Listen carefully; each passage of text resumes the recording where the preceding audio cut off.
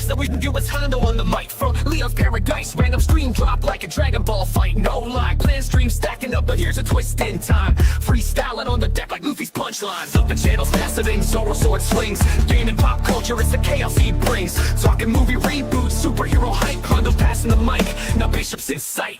Cutting glitch clean, frame by frame, I align. Laying bass lines heavy, keep the rhythm divine. Dropping 5 videos, can't keep up with the pace. Pass the mic back, Leo's leading the chase. Off the rails, no script, just a freestyle ride. Nerdcore king, let the randomness collide. Playing the knob, Leo's got the flow to entice. It's words of paradise, the chaos comes to life.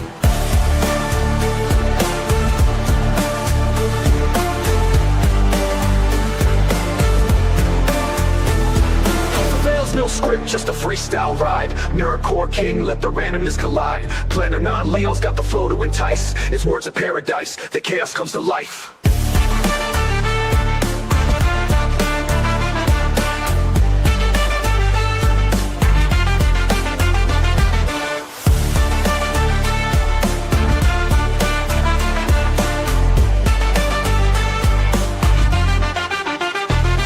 Off the rails, no script, just a freestyle ride. Nerdcore king, let the randomness collide. Planning on, Leo's got the flow to entice. It's words of paradise, the chaos comes to life.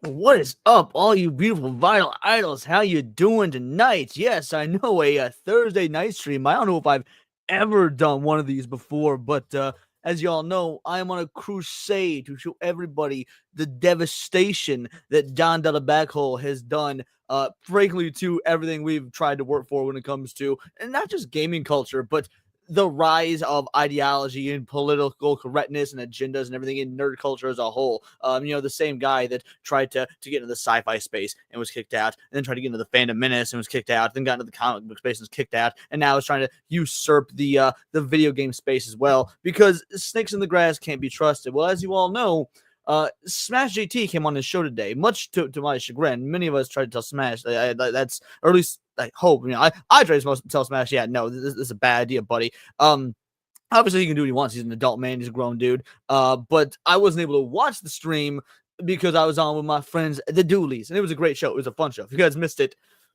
it was fun. It was funny. It was just some shenanigans and chicanery. That being said, I heard it didn't go well for my boy. I heard it didn't go well for Smash at all, and so I figured, yeah, we should EFAP this together, because I'd love to get your guys' thoughts, your insight as well, because I cannot probably be unbiased in this. I'm coming in with an agenda, with a bias. The agenda, of course, being to completely and utterly eviscerate JDA, but also see where Smash screwed up and at least give my points of view on some of the things that from what I've heard he was bad in the corner on, or maybe I'm wrong. Maybe people have been saying that he got crushed and he didn't. Maybe he did well. It's not the word on the street, but so Smash, if you watch this, just know that I love you. You're my bro. I will defend you. By the same token, this might be one of those do better center moments. Before we get into it, let's go ahead. First of all, pre-stream legend in the house, my man Jake Martin dropping his super sticker out the gate. What was it? Yeah, we got ourselves a little gamepad with the sunglasses, my man. Well, you got your own dedicated clip. Let's go ahead and get the Big Ship and Jake clip out there. You know what? You just made the list. Oh no! Oh, here we go. Excellent. Before we go ahead and get into the actual video itself, let's go ahead and say hi to all y'all who are here. Cinnamon Stalker was the first to show up. One is the loneliest number. Oh, he arrived. I didn't know if you were going to make it. So, yes, I would guess I won't be EFAPing this alone. Everybody say what up to 8-Bit Eric. Eric, tell the people who you are and what you do. What's up, man? How's it going?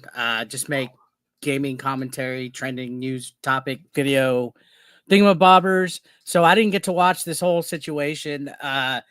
To be honest, and I guess we can go into it later, or I'll give you my take. Or you know what? I'll just do it.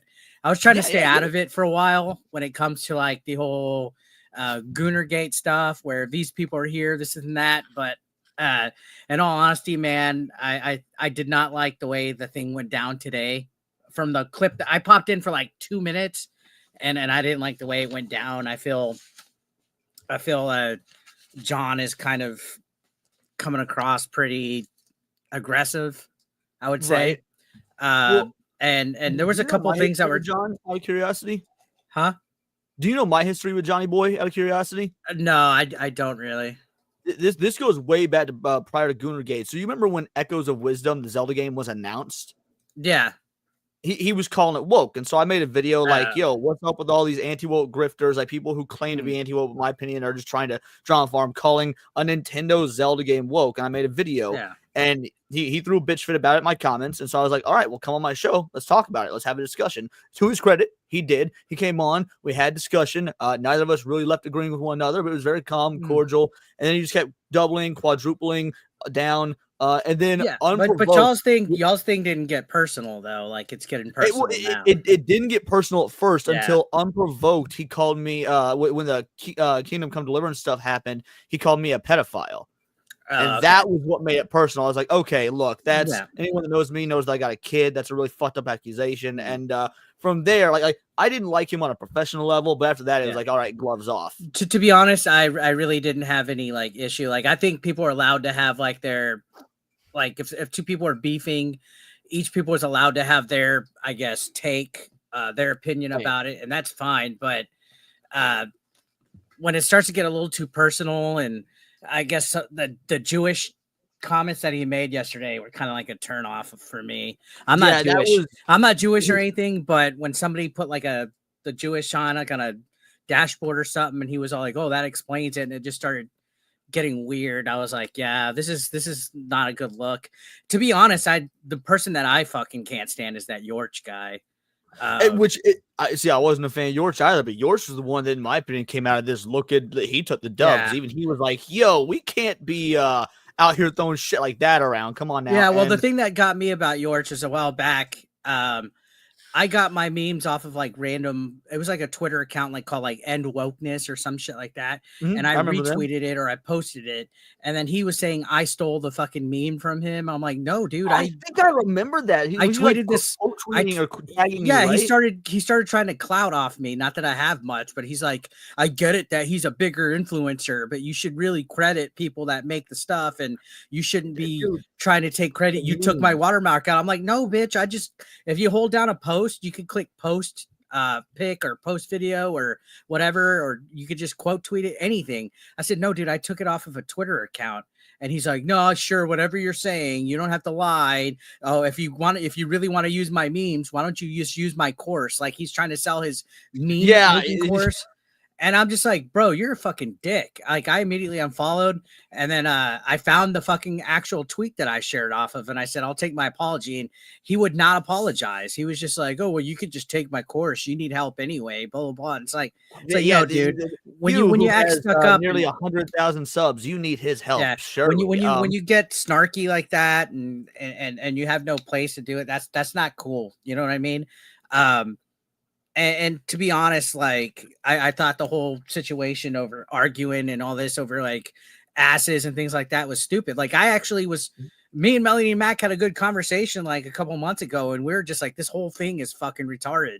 And I was like, I don't like the way these guys are handling it. And we were in agreement. She's like, yeah, I might not want the same things in my games, but some of these people, even on the side of no gooning, were taking it too far. I'm not going to name names of what she said about anything. Right. No, of course. Well, we're going to definitely get into it because I watched the first 15 minutes of this, then had to be on another stream, and nothing had really happened in the first 15 minutes. So we're going to get into it. Before we do, let's say hey to, so we got Cinevere Stalker. How you doing, Cinevere? Of course, Jake Martin. Thank you so much. Grifter Fist is in the house. How you doing, Grifter Fist? Terrace House Guy. I almost did Idle Fist tonight, Terrace House Guy, for this stream. But I thought, no, I'm going to take this one semi-seriously. So maybe we'll do Idle Fist on another. Yeah, I did a video yesterday about like Nintendo Switch, and somebody's like, why are you wasting your time talking about all this stuff? Why don't you talk about JDA and this? And I'm like, bro, I'll talk about whatever I want, to be honest. Like all the constant, like, I'm not trying to sound like a fucking snowflake or a grifter or somebody that was like just faking the funk, but after a while, just all the negativity about like woke and anti-woke, it does. It was like, now that I'm just talking about whatever I want, like today I was talking shit about Xbox raising their prices. I'm having fun. It's like, it's great, Yeah, I don't get into drama unless one or two things. Unless they come after my boys, or they come after you, Hypno Smash, something like that. It's like, okay, I'm gonna throw my hat in the ring because like I'm gonna defend my buddies. Or if I just find it fucking fun or funny. Like there's times, like for example, I had the Razorfist stuff, for example. I had no dog in that fight because like when it all happened several months ago, I didn't cover it. I knew shit with it because I don't like to do, like drama tubing and whatnot. But then when he released like a 20-minute manifesto yesterday, it's like, okay, this could be fun. Like, let's see what's going down. And it was fun. It cost me like 20 subs, but let me tell you, worth it because it was fun. Piranha about how you doing, you beautiful bitch. Appreciate you being here. Bio Boosted Squirrel. I feel like it's been a minute since I've seen you, Bio Boosted Squirrel. Cinnamon Fish is here. How you doing, Cinnamon Fish? Thank you so much. Who else we got? I know we already said hey to CFH90. How you doing, you beautiful bastard? Appreciate you showing up as well. Dark Excess is in the house. Mav Fair lurking and working tonight. You love to see it. Well, by all means, I hope I can give you some entertainment. Alice in Blunderland. Yes, perfect timing indeed. Alice Smith. We got Dose Alice here tonight. Roman of the Empire, how you doing, you beautiful bastard? Have you recovered from Vegas? I hope, because you went hard. Emperor Goodwin, Leon's like a moth to John Delarose Flame. Yo, this shit's fun, bro. It's fun. Paul is here. God damn, this intro's so fucking fire. Yes, thank Bishop, my man, for that. Bishop put together a great intro. Nerdigans, yo, how you doing? Hell chat, we did know it was a trap, but you know what? Sometimes people fall for that shit. Diz the chair stream. How you doing, Diz? Originally Diz the Jizz, the voice protagonist, my man with a plan. So many Serranos. Countdown until JDA joins the chat. I've been waiting. I've been wondering. Let anyone let me know when he does. It's gonna be great. Yeah, beyond that, several of you guys, Dementia Sweets is here. Thank you so much, Dementia Sweets. And I'm gonna go ahead. We're just gonna get into it. If I missed anybody, we got Ghost 101 here. Thank you so much, Ghost. I will get to you as soon as we can, but we're just gonna get right into it. Now, I'm not entirely sure. What up, Sketch? How you doing, brother? Where this stuff starts, but I think this was a good place to begin because someone brought up a membership chat. And again, I'm going to eat that pretty much the majority of this. There's a membership chat that said, "Glad to see you guys bury the hatchet." So I would imagine. By the way, real quick, if I suddenly drop out, it's because there's a thunderstorm. Just a heads up. Oh no, bomb! Yeah, I do. Yeah. I work IT. I work IT for a national and let me tell you, the weather's been fucking my real job. It's been rough. Yeah. So yeah, I understand. Yeah, I know where you're at, and 100%. All right, let's do it, guys. Let's see what they have to say. Grab some super chats here because we got a few lined up. North Scout, glad to see you guys carrying the hatchet. Me too. I think we have a lot more in common than we don't have in common. So I think this whole thing's been really silly, and mostly it's just a product of text online and the way kind of Twitter works. Out the gate, I'm going to already say that this is bullshit. When you say this is the product of how text online works, when you post inflammatory shit, when you spend all your time saying that people like Smash or Hypnotic or myself are wokies in disguise, that's not a miscommunication. That's an accusation. Mm-hmm. Like, I don't know if he says shit like that to you or whatnot, but this isn't. It's like if I say, "Hey," ? And someone could take that as like, "Hey," or like I get, but you got full-on sentences attacking someone's character. That's not miscommunication. Well, I'll be honest. Every single interaction I've had with John has been good. I haven't had a negative one with him. I just didn't like what I saw yesterday going on Twitter with the Jewish stuff. Right. It was Yorch that I had the most. Even just the other day, Yorch said some bullshit to I forgot who it was, to somebody, and he mentioned me in it. I'm like, I haven't even thought of this guy in forever, and he's still. Also, it's worth noting that this third guy, according to Smash didn't know would be there. He thought it was going to be a one-on-one conversation, so that also adds to the ambush factor. Yeah, more than anything else. Who's the third dude? I mean, some guy that was kicked off of YouTube for being like too conservative or whatnot. That's what he was saying earlier in the video. I'd never. It'll show his name when the super chat gets removed. Do you have that same impression, Smash, for the most part? I mean, yes and no. I think a lot can be lost in translation, but at the same time, there are certain tweets out there that I would question. But yeah. Okay. See, man, I love. Here's the problem.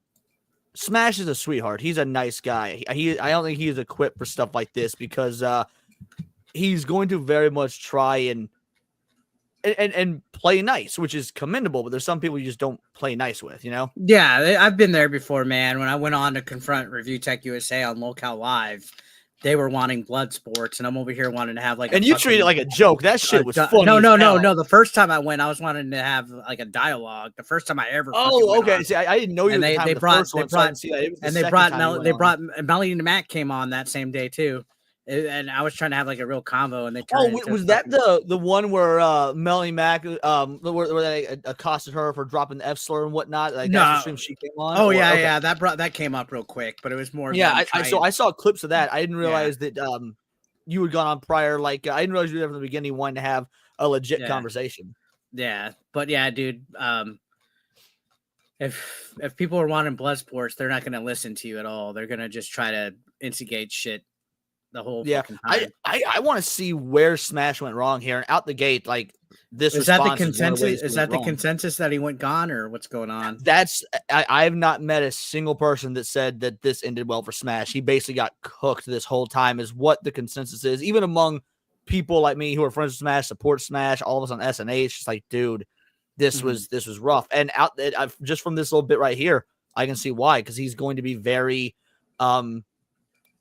cordial, for lack of a better word. Yeah. The collector says, appreciate you guys clearing the air and Did you say well, or was that here on the? That was there. Okay. discussing things as men. God bless. God bless you too, brother. Thank you. Matt I just want says, to point out that I was not at all involved in this Twitter war. because you're banned from Twitter, Vox. I mean, it's not, you're banned from YouTube, banned from Twitter, and so you don't have any problems with anybody. It seems to solve maybe that's the answer. I'm a man of peace. I'm a man of peace. Actually, but if you don't mind, I would like to bring it up. We don't have to address it now, but I would like to at least, and Smash, do we call you Smash? What is the correct way to address you? Oh, whatever. Yeah. Okay. Well, I just want to make sure I'm getting the right person here. You know, it's always a pain when we've got John Trent and John Della Rose on. So anyhow, but you know, I would like to ask a question about because I don't know you and I don't know anything about what was going on, but what was going on with Razorfist? What objection did you have with Razorfist? I work with him. I publish his stuff, and I was just a little. Oh, well, this is going to be interesting. So are you familiar with the Smash Razorfist controversy at all? And if so, what's your take on it? A little bit. I don't know too much. In all honesty, it just looked like Smash was reacting to a Kino Casino video. I don't think That's Smash, it. That is it. Smash directly came out with it. He was just reacting to somebody else's video. Again, I've never had a bad.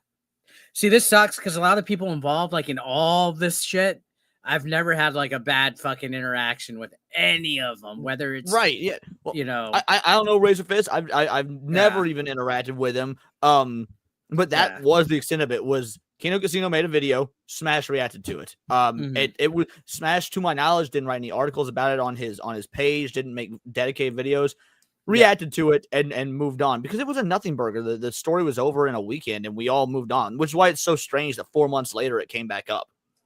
Well, I mean, I will say, to play devil's advocate, I've had false allegations placed against me in the past, like that of that nature, and it's not fun. It definitely fucking sucks, you know. Oh no, I agree with that. Like, I don't think anyone, or I don't know about anyone.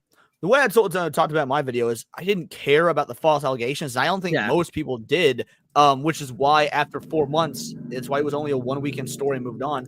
I think most people were upset with Razorfist because of the Melanie Matt Goonergate situation. Well, I don't even remember the original situation coming out. I just found out about it seeing the thing on Twitter that he posted. You know, I didn't even know about, like, you know what I mean? Like, I wasn't there when it actively happened. I just now know about it because Razorfist posted. And that was the weird part, is he didn't have to say anything. It was a dead story, but that's a stream for a different time. Or frankly not, because it's, again, even now it's a nothing burger. So I made the one video and I'm done with it. A little bit taken aback by I read the Fandom Pulse article and I was like, wait, what's going on? And if you don't mind, I'm not, this is not a gotcha thing. If you'd just rather not discuss it, that's absolutely fine. But I just, as long as I have the opportunity, I wanted to ask you what was up, what was going on. That's fine. It's kind of like a pretty loaded question. If you don't know anything about it, I don't know how much time do you have. No, we all know Razorfist. This chat, like, we're very good friends with Razorfist. Is what really is what it comes down to. So on our end, what we saw from I don't even know how you call the split. Do you call the faction split like Goonergate? Is that really where we should label it? I don't even know how to label it. But I guess that's probably the most accurate way to label it. I do not believe him for a moment when he says I don't know how to label it. Like that was when people split out the gate. I mean, excellent. We have another party member to join us here. To be honest, though, he's saying that he doesn't. He's banned off of everything, so maybe he. No, John Delarose said he didn't know what to label. I thought it was, and I think you were one of the main. John definitely knows participants in creating this faction split. Which, to be fair, I'm biased. I don't like John. I haven't for a long time, so I didn't really ever want him associated with what we were trying to do with Gamergate. Anyway, but that being said, for him to say he doesn't know what to label it is out the gate disingenuous. But before we go further, Sammy, my man, tell the people who you are and what you do. Are you familiar with what's going on? Do you even know why you're here? I as soon as I saw what you described in the chat, I was like, I'll hang out for a little bit of dipshittery and give you on the spot of what my opinion is. But yeah, you can find me at Sammy 3Pete on YouTube. I got a couple of shows, and every Tuesday I do a show with that guy up there. What's up, dude? So, how you been? Sammy, Eric, have you guys ever met before? Yeah, we've been on a couple of these shows. I think with you a while back. I was making fun of Sonic people, and there was like a. That's right. Okay. Yeah. I was really drunk for that stream. Yeah. All right, let's keep it going. Yeah. So, but there seemed to be a split, really, at the holistic look at this, where that group seemed to get really, really mad at the, I'd say, more right wing creators in the space, and try to be. Would you guys characterize yourselves as like centrist? I'm not sure where you are politically. I don't follow that politically. Here's the funny thing. I don't think politics really matter in the gaming space. I don't want politics in the gaming space. I think that's where the divide comes in, though. So I don't know if this is really the Razorfist question to answer, but you're answering like a question. It's fine. Now, right now, I think that's a totally fair and justifiable answer from Smash. I mean, whether you guys disagree, do either of you two feel differently? That politics don't matter, or what? Like, that politics don't matter, at least in the context of the gaming space. That we don't want them there. Is specifically what he said. It depends, man. Like, if it's done in a way that's obviously to push like an ideology or an agenda, I don't like that. But if there is some form of politics in a game, I don't know, because all politics is propaganda at the end of the day. But like, let me break this down further then, because I'm going to assume what Smash means, and you guys can tell me if you think I'm right and go from there. Let's say you've got a game like or not even just a game. Let's talk about Star Wars. Star Wars is, look at the original trilogy, the sequel trilogy, or the prequel trilogy. I mean, those are political, but they're in-universe politics that are timeless. They don't correlate to real-world shit. 100%. So when Smash says no politics in gaming, that is what I assume he means is left or right, doesn't matter. No agenda-driven real-world shit. If you're going to have politics, keep it in-universe game world. Yeah, like absolutely. But also by the same token, if there's like a satire game that, let's say, like I had a friend that made a game like Contra where you play as Donald Trump and you're killing like monsters and shit like that, and shooting like it was like a fun satirical over the top. Like I could accept that. You know what I mean? Yeah, I would accept that. I mean, again, if it's a very obvious joke, then 100%. That though is very different than politics. And like, let's say, the Dragon Age game where they made it all about, oh, look at me, I'm non-binary, and that was like a crux of the game. And while I don't want crap like top surgery stuff, I'm not in the realm of where people can't choose to do that. But that doesn't mean that it's immune from me saying, hey, I don't like this shit. You know what I mean? Yeah, my stance is take to it with like tact. If you can take to it with tact and nuance, and it's not shoehorned in there. Like you said, Veilguard was a pretty good example of that, where it was like she just started explaining her pronouns right at the dinner table, like no one asked. It was like if somehow it came up wherever in its organic and you don't feel like you're being preached to, I have no problem with it. In world politics, that's great. If you want to make something a reflection of the real world that we have, that's a great way to get other people to relate to it. But I'm doing this for the entertainment. I'm doing this because this is something I enjoy. Don't make it something I don't enjoy. Well, and just to add to that, when I say no politics in gaming, I also specifically mean coming from, like, let's say that I'm a creator, I'm going to make a game.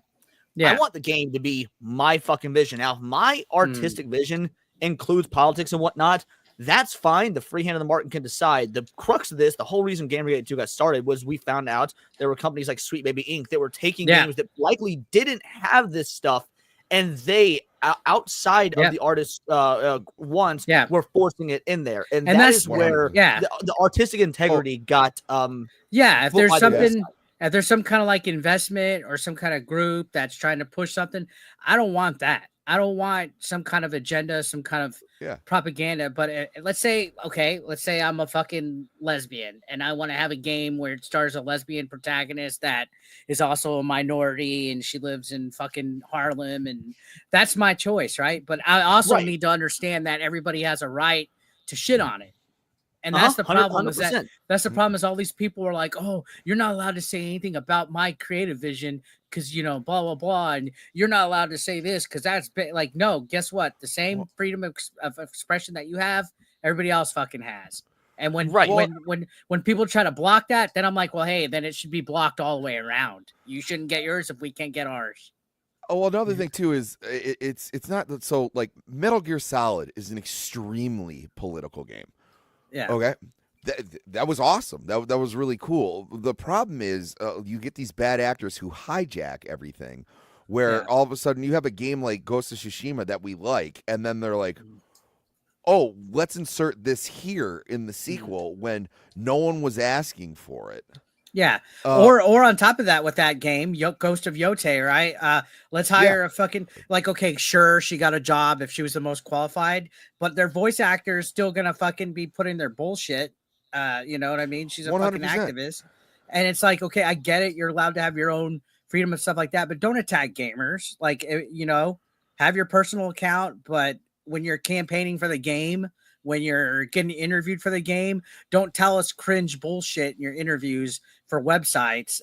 Like the creative director for Star Wars Outlaws was like, Han Solo was my favorite character in Star Wars, but I could never relate because I'm a girl and he's a male. You know what I mean? Why do you need? That's a great example, Eric, because I've told people frequently that I actually, when it comes to A New Hope, just the original Star Wars film, I identify more with the character of Leia than Luke. I always have. Leia is, she's a fast-talking, charismatic politician who sort of is bitchy and whatnot. And, like, I'll be real, I always sort of related more to Leia than Luke. Now that changes as the show goes on, but Luke is a whiny little bitch in the first film, and I'll be real, I didn't relate to that. I related to the presence of Leia. I can already tell you when Ghost of Yotei comes out and they start doing like the press and all that Erica Ishii, that voice actress, she's gonna insert her politics into all the fucking all of her interviews, just like the Intergalactic voice actress.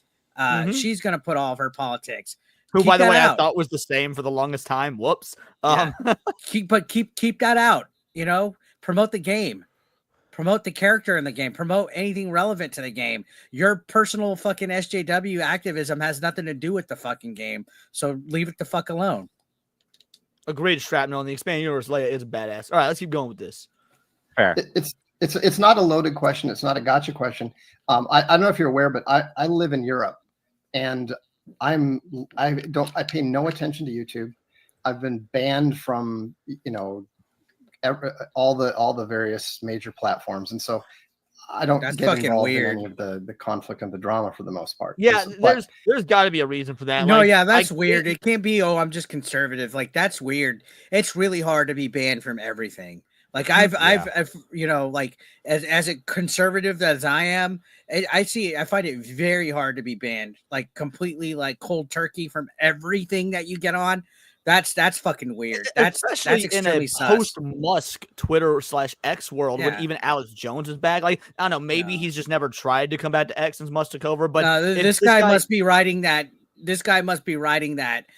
Minorities need to fucking get lynched and shit. Like he must be saying fucked up shit if he's right. fucking banned. That's my takeaway as well. I have to agree with that. Statistically, yeah, Amber says, I live in Europe, which definitely has nothing to do with trying to avoid criminal charges in the U.S. God damn. I mean, that's amazing. Yeah, I don't buy this for a second that he's just wholly innocent here. But again, I don't know the guys. This is just an assumption. I mean, he is kind of in an evil villain, old-timey library. I did read the Fandom Pulse article, and I did talk to Razorfist, like, briefly, just to say, hey, I read it. We don't care.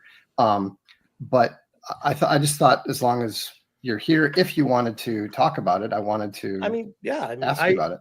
I react to a lot of videos on my channel. I put out almost on average a video a day. That was a live stream that I stream every single night. Mm-hmm. I mean, honestly, I kind of think it's silly because I'm like this. I don't know what makes him so special and so different to take such exception to someone covering a story, which is what I do every single night and giving my thoughts on it.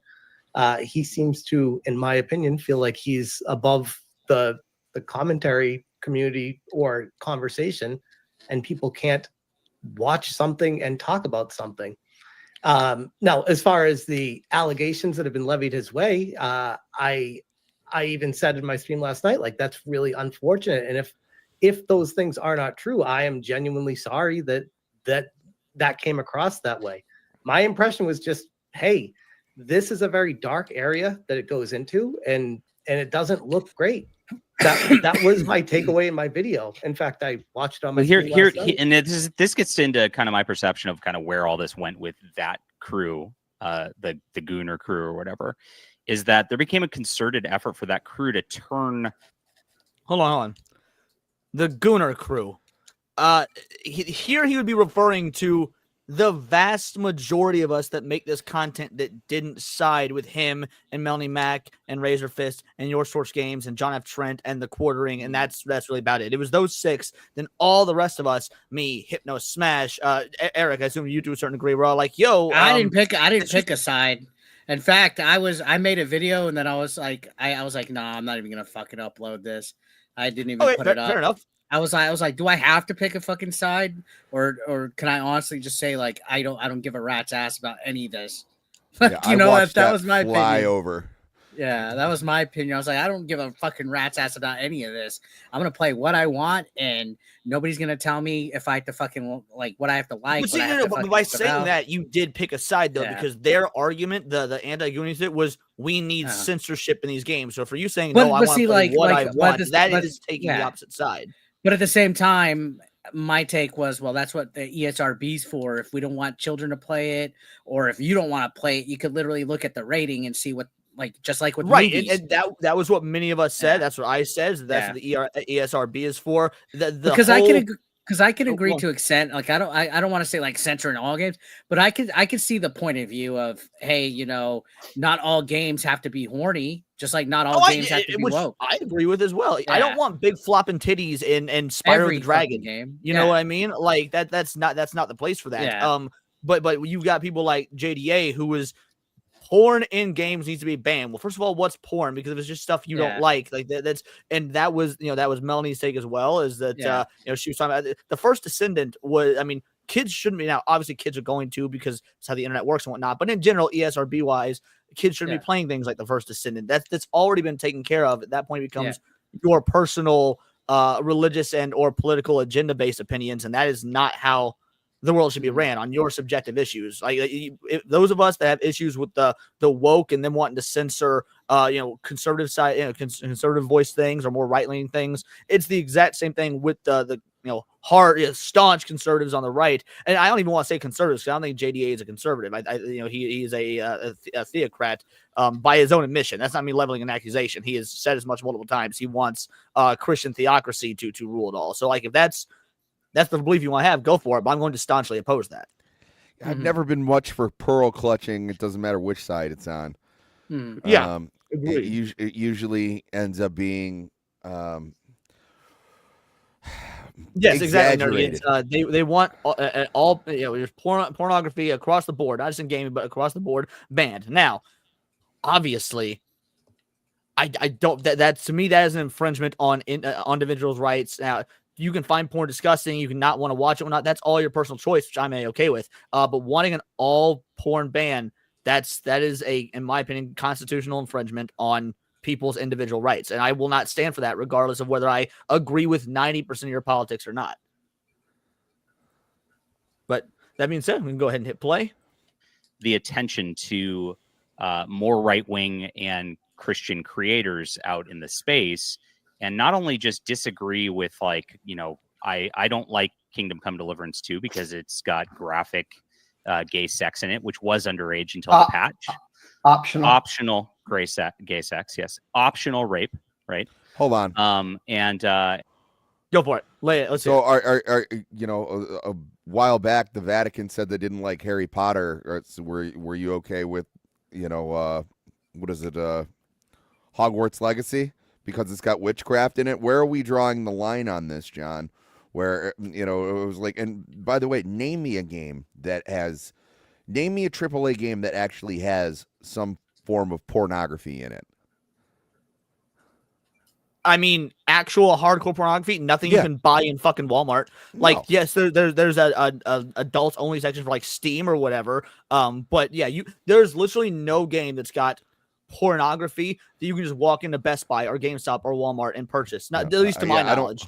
I don't recall buying Leisure Suit Aloy. Like that didn't happen. So, and when he's sitting here, when he's talking about, you know, the graphic gay sex, underage gay sex, that has been disproven time and time again. There's always been a question mark next to the character's age. It is a fictionalized version of a person that was real who may have been around that age. Like, again, this, at the end of the day, it is fiction. You cannot call it graphic gay rape in fiction. I'm sorry, that's not going to fly with me. That is, again, you trying to force you strong arm your beliefs on other individuals when, at least in my opinion, there's no logistical sense behind these beliefs to begin with. And this is a clear ambush of Smash AT, because at this point Smash AT is going to have to either say, well, no, I'm okay with graphic gay rape, or he's going to have to take John Del Rosa's side. This is a damned if you do, damned if you don't situation. I had to see Trent and JDA are still pushing this lie. Yeah, I know. Man, it's sounding like the UN. Yeah, I would buy Leisure Suit Leon. Wait, what did that mean? Or what did I just say? Well, I appreciate that. Thank you, Veronica. And so I was like, I don't want to play gay stuff ever. And for some reason that spiraled and snowballed into people personally attacking me. No. Again, he's being disingenuous here. If he just said, I don't want to play it, fine. Don't play it. That's your choice as an individual. You are calling for the banning of it. That's a very different conversation. He is maintaining this lie to this day. I don't know if either of you guys have opinions on that, but that's my read on it, is that if it was just his personal choice, fine, go for it. But that's not what this is. He called for a ban of this game. Yeah. Sammy, you good? I was kissing my wife goodnight. Oh, okay. Excellent. See? Based. He attacking my, going and looking into my family and shit. Oh, sorry, I thought it was you, Sammy. My bad. It's very weird. And that's exactly the same sort of thing with Razorfist here. I feel like Razorfist has some thoughts on some video games, and instead of staying on the topic of what is the important thing about the video games, these guys went full scorched earth and said, we're just going to just bring up every dirty accusation, whether it seems true or not. And like, don't equivocate on this. It's bullshit. I will say that though, real quick. Like, I'm going to say this right here. Yeah, go for it. I will say that it is kind of like, I'm not trying to fucking. Okay, it is fucked up where just because somebody has a difference of opinion on a video game, you try to bring up fucking false allegations on them. That's bullshit. Like whoever did that, whoever brought up all that crap, that is bullshit.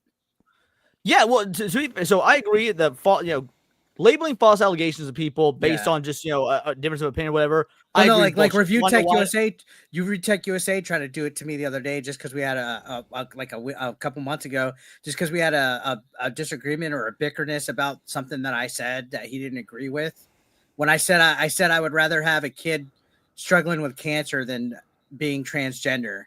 You know what I mean? And he's like, that's a terrible take. I agree. So then he brought up false allegations that were like 4 years old that were against me. Like that's bullshit. However, this is still JDA being a disingenuous douche canoe because when he says this, this is the same dude that labeled the false accusation at me of literally calling me a pedophile publicly. But now, with that said, I'm not going to say Smash was the one making the accusations. I'm not going to say that. I was saying it's bullshit for John Della Backhole to this was it's not okay for false accusations even though we disagree. You're right. I agree it's not. So why did you call me a fucking pedophile? Oh, right, because rules for thee but not for me. That's the way he looks at the world. That was the only time I intervened in all of that. When it was like when he said that, I was like, what a dipshit thing to say. Because it gets nothing done. You're not attacking the argument, you're attacking the person, and it's just so low-handed. It's such a stupid tactic. And you're doing exactly what you say you don't like the other side does. So it's it is truly hypocritical. If again, had he never lobbied those accusations at me, I could absolutely talk about how I might not like you, but I'm going to attack your arguments, not you as a person. He attacked Smash as a person. He attacked Hypno as a person. He attacked me as a person. So you don't get to sit. And he used false allegations against me for sure. I don't know if he did Hypno or Smash. He used false allegations against me for sure. So you do not get to have this hypocrisy and have anybody take you seriously. In my opinion, you're a fucking rat. There's no reason to give it credence. That's fair, but I just disagree with the premise of that, because the reason why I think it actually has merit and value is because of the standpoint that he was taking. And then going into, seeing a potential dark person and things that are, at least on the surface, fairly sketchy, and then contrast that with the image he's trying to portray as a holier than thou online. I feel like it was important to provide context to be like, it's almost like if those charges were true, then obviously you would have a very strong case to criticize hypocrisy and so forth. Yeah, but as the job is the journalist to commentate first, though, and this is where Fandom Pulse really excels. Is you look up and oh my fucking god, really? This is where Fandom Pulse excels. You're gonna plug your own shitty fucking propaganda website when you're trying to have a conversation about. See, this is why I can't. Here's the dealio: Smash has infinitely more subs, infinitely more followers, infinitely more success than John Delarose does, and they were at least cordial to one another for a long time.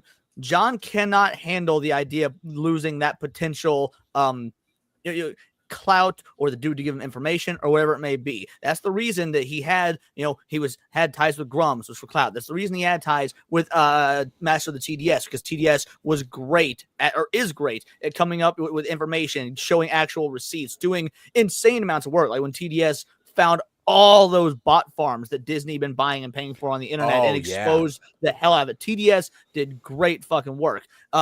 John needs that for basically his own purposes, for his own articles. He doesn't care about Smash as a person, doesn't care about TDS as a person. It is purely a who can I use and how can I use them to get what I want scenario. And you can tell because he just brought up his shitty website.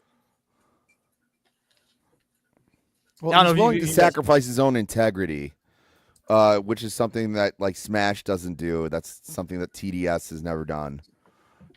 For sure. It was like where we just said, there's things that he does that are quite hypocritical, and then to use something in the middle of an argument to like plug yourself, like there's a time and a place for that on the stream. It's either like during your intro or at the or if someone asks you a question about it, that he feels like he's trying to I guess capitalize on someone like Smash's audience, and like it looks bad and it looks flagrant and people are gonna see that. Like it's very transparent. If Fandom Pulse is such a great website with such integrity, why did Hypno quit using them? Why do I not use them anymore? Why do a few other people that I'm not going to name, because I don't know if they publicly acknowledge they don't use them anymore, stop using them? Why did, to my knowledge, Smash stop using them? Maybe because they're not. Maybe because they do not have the integrity they claim to have.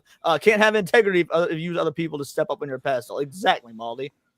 And you do the research before coming out with a hot take on it and just being like, it might be true. If it's true, this is really bad. But Smash didn't do that, by the way. Smash just reacted to a video like all of us do. Them dogpiling on Smash for a Razorfist video from months ago there was a one-time thing where he just reacted to a video and him saying, if this is true, this would be bad. This is, again, they've got him. He's being far too nice in this instance. Because that's just trying to gossip about somebody. And that doesn't do any good for the movement. It doesn't do any good for anything. I feel like providing that's kind of what I've seen here, right? And also providing additional context to people so that they understand the full story of what the information we have available. I don't want to hold things back or hide things from people. If this is something I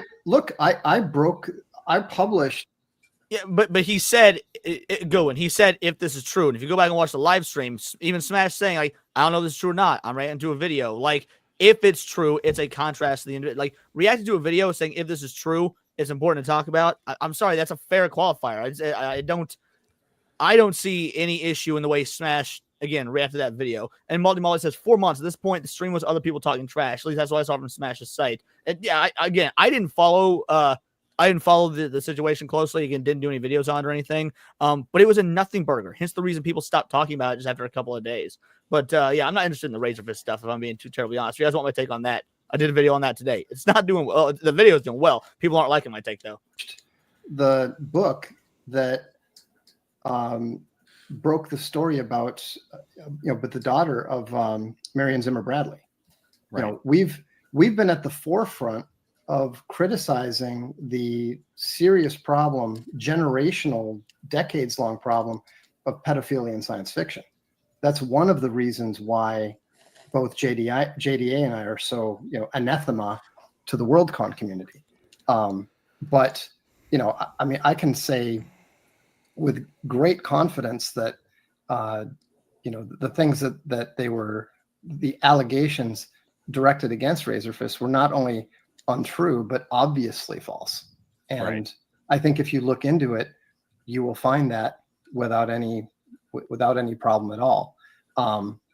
And so I don't think that there's anything that was the pattern I think we took exception to. And so this started to build up and it was January, February. What the algorithm, and that's why I was setting that up. The algorithms kind of cooled off. We were all kind of getting a little stressed because of that. On top of it, there's not a lot of stories out there. And so it seemed like this kind of crew got together and decided to just go after people personally. And there's no reason to do that. Sammy, Eric, do you think there was a crew that got together to go after people personally? Honest question, because if you guys have thought, then by all means, but I disagree with that assessment. I didn't. No, I don't think there was one that actually did it per se. I could see how somebody might feel like they're being singled out, and why is everybody all of a sudden fucking talking about me? But it's not like you weren't posting stuff on Twitter that was starting to be like, what's this guy fucking smoking on? Because they were doing it too. They were going after, if you want to say it in the sense he's trying to do it, he was tweeting about Smash, he was tweeting about Hypno, he was tweeting about whoever, right? So he doesn't want people tweeting about him, but he was tweeting about other people. Yeah, no, it's the glass houses deal. Yeah. I mean, if you're gonna put yourself out there and make yourself part of, if him and Professor Moriarty down there want to make themselves part of the conversation, then that you're gonna have to deal with the consequences. I've said shit online that people disagree with, and then like you turn your phone on the next day and you're like, holy shit, I got 117 alerts. Yeah. It was like, oh gee, I wonder what situation you could be referring to, Piano Man. I wouldn't so much say consequences though. I would just say, like, if you're going to be saying people who want this in their games don't have any kind of, what was the word? A modicum of decency was one of the words. I think that wasn't him. I think that was Dread Roberts. It's so funny you brought that up, because that's what I think that was referring to right here. Oh, well, I remember all the meetings we, the Gooner crew, had constantly leading up to this, just waiting for Dread Roberts to say something off kilter that we passed on and others followed. I think that was Dread Roberts that said it, and then they're like, "Oh yeah, these guys and all these guys are fake anti-woke." So you're saying your opinion and stuff, and when people respond, it goes both ways. I wouldn't say consequences, but I'd say if you're starting the conversation, you need other people going to join it. Well, I didn't mean it like consequences. Yeah, but I'm saying you're throwing your opinion out in a public forum. Yeah. people are going to respond accordingly. Yeah, exactly. I couldn't agree more. Also, Hypno, what up, brother, man? Sorry about the stream. Now, with that said, I also stream find it weird. With that said, I find it weird that a guy that's like literally banned everywhere, according to him, is even in on this conversation. Well, he's in on this conversation so they can ambush Smash. Yeah. What I'm saying is, yeah, it's a 2v1, but like, I would have just been like, bro, you're not even online. Like, who the fuck are you? You know what I mean? Yeah, we missed your carrier pigeons. Yeah, I also find it strange that they're really, like, I get it. I don't know how close their relationship with Razor is or whatever's going on. This box guy is supposedly Razor's editor, is what he claims. Or his okay, because I was gonna say it's kind of strange that they're. I get it, sticking up for your boy and stuff, but I feel they're kind of a champion, like you know what I mean, like almost like not. I don't want to say white knighting, but you're playing defense force for somebody that's another grown man that could do it himself.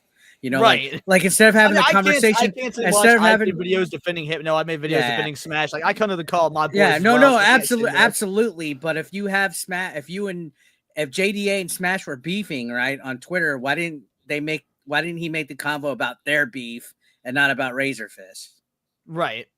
You know, like I would have been like, hey, dude, what's going on? We're having an exchange on Twitter. Let's talk about this. But instead, they're making it about Razorfist. You know what I mean? Yeah, like, it's kind of weird. The Smash stuff at all. It's all been about the Razorfist shit, which again was a nothing burger.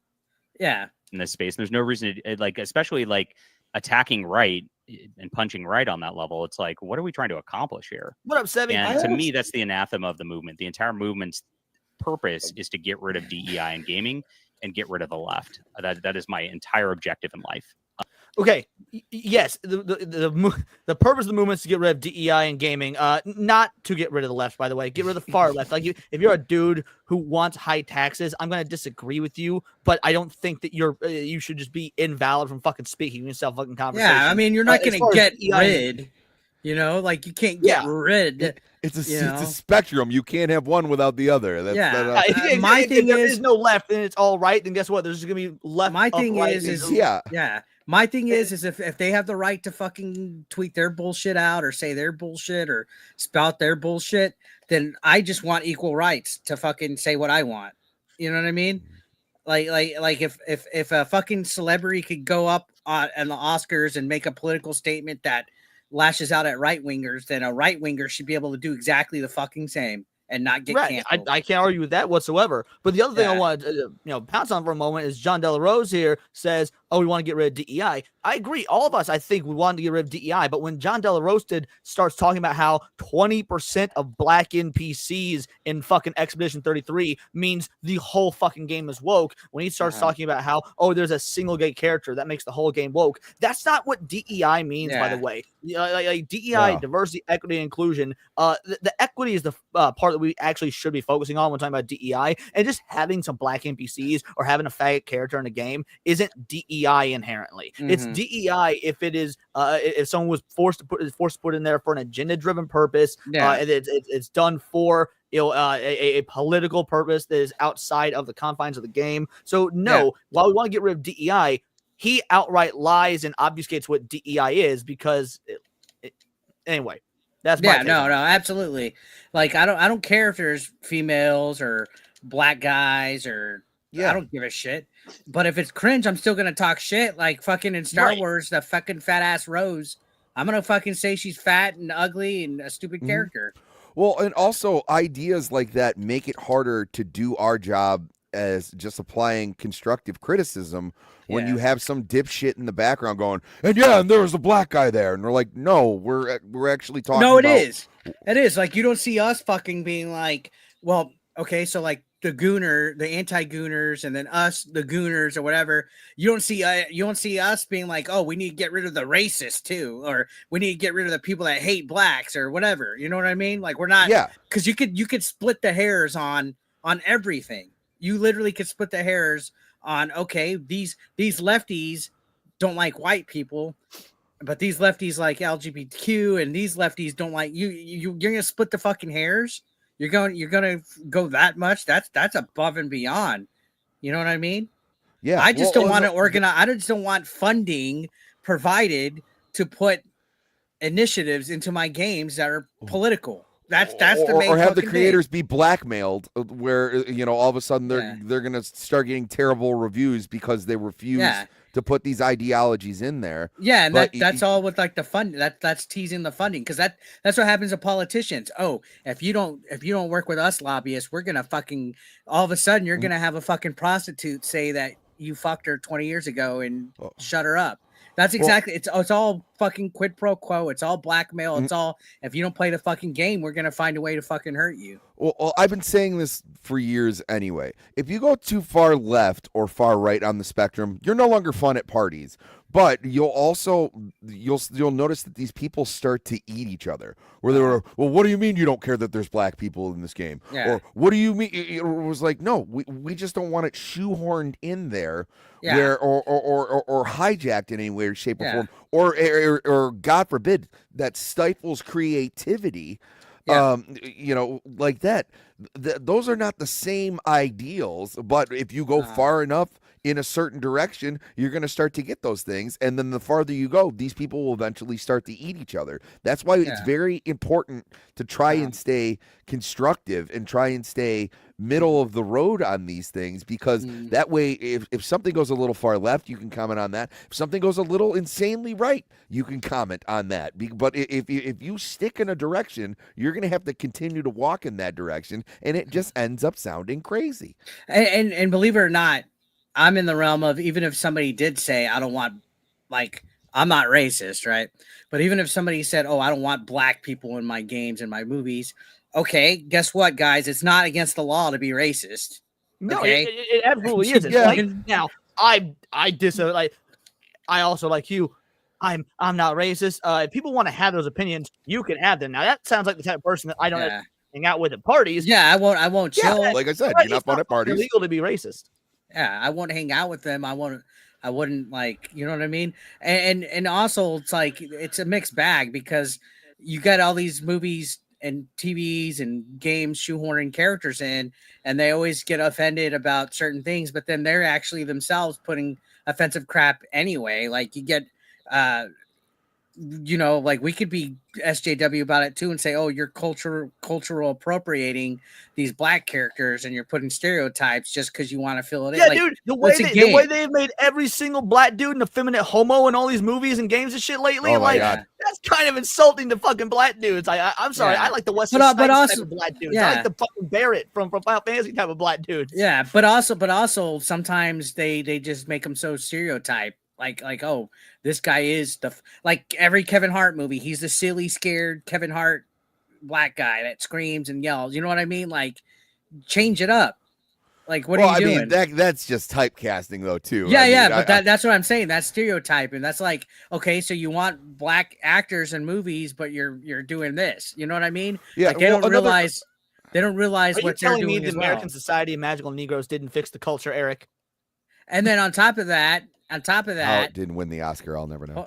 Well, on top of that, you got to think, like, there was rumor that the girl that was the voice actress of South of Midnight got fired because she wasn't black enough. Yes, like, yes. What is that? The black actress in South of Midnight got fired because she did not sound black enough. So isn't that kind of racist? Actual fucking racism. Yeah, they just did it for the live action Moana, where they're like, oh, she's not dark skinned enough to play this character. And I was like, you just cast a black girl as Ariel, the Little Mermaid.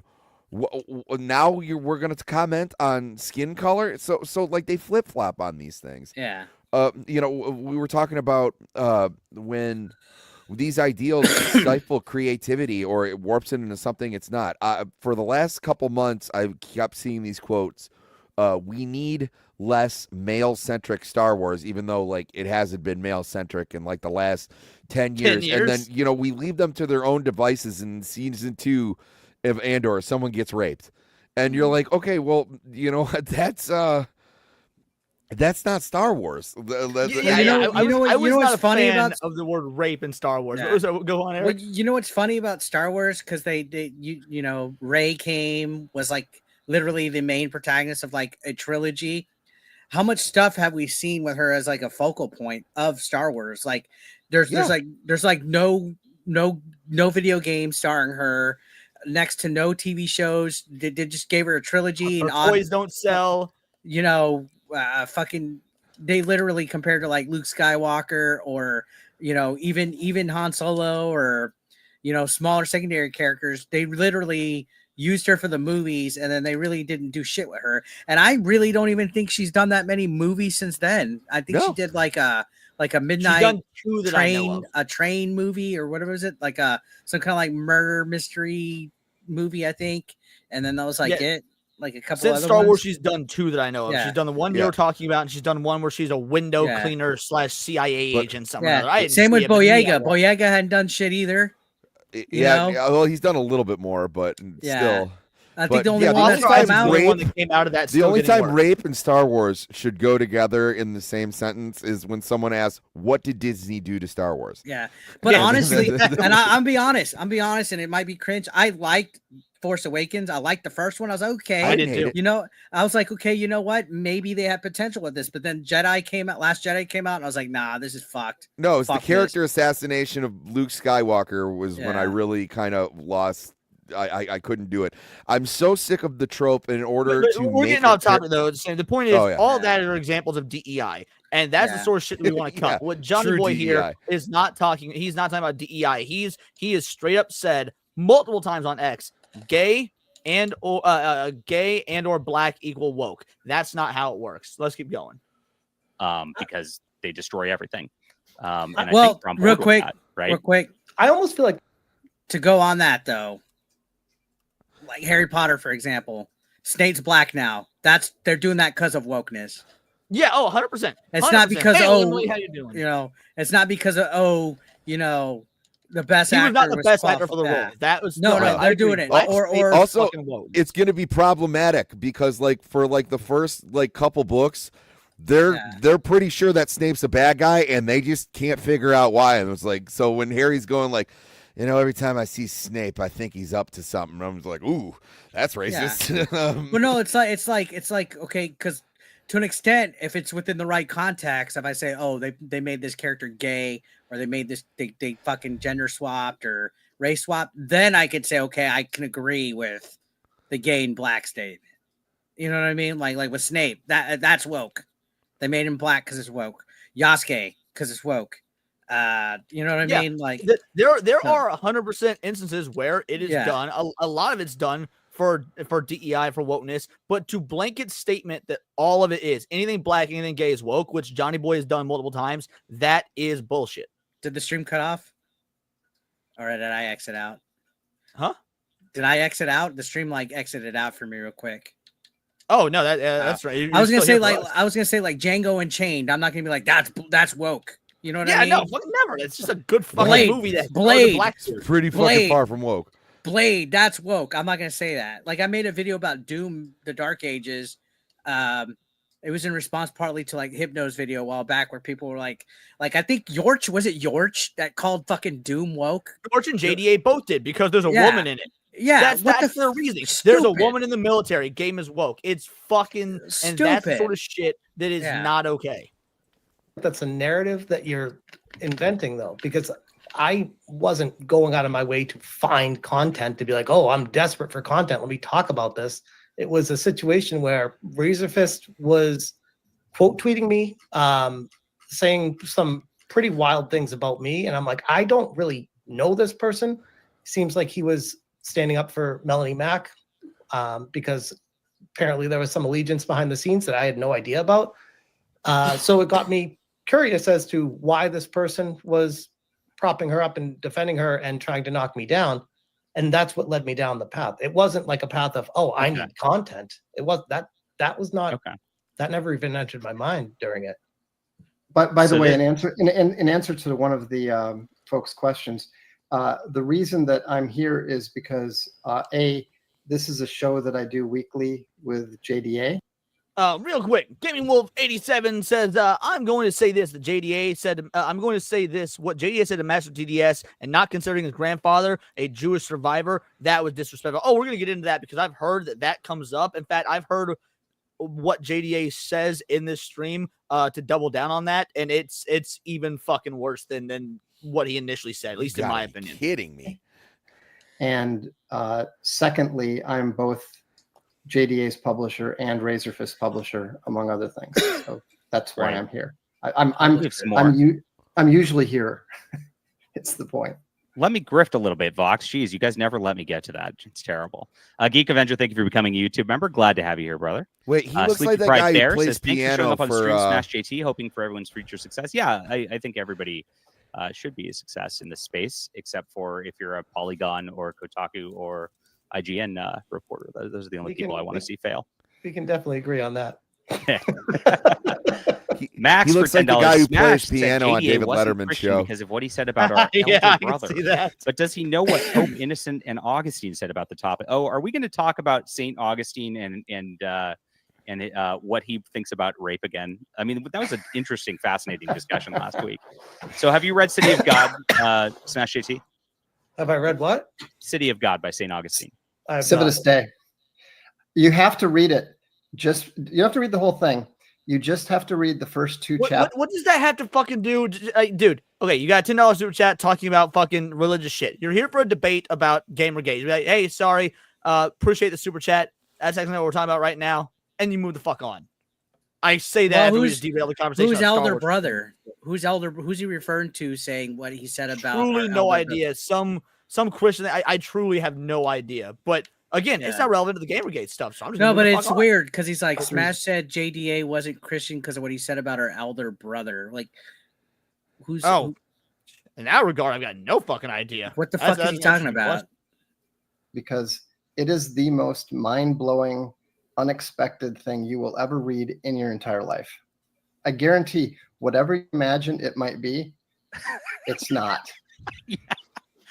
Excellent. It's a work that everybody should read, to be honest. We ended up with this discussion last week about I don't even know how it came up. Well, we talked about it in the context of Star Wars rape, because they put rape. It came up. It came up because of that. So anyhow, don't miss the opportunity if you ever want to have your mind blown.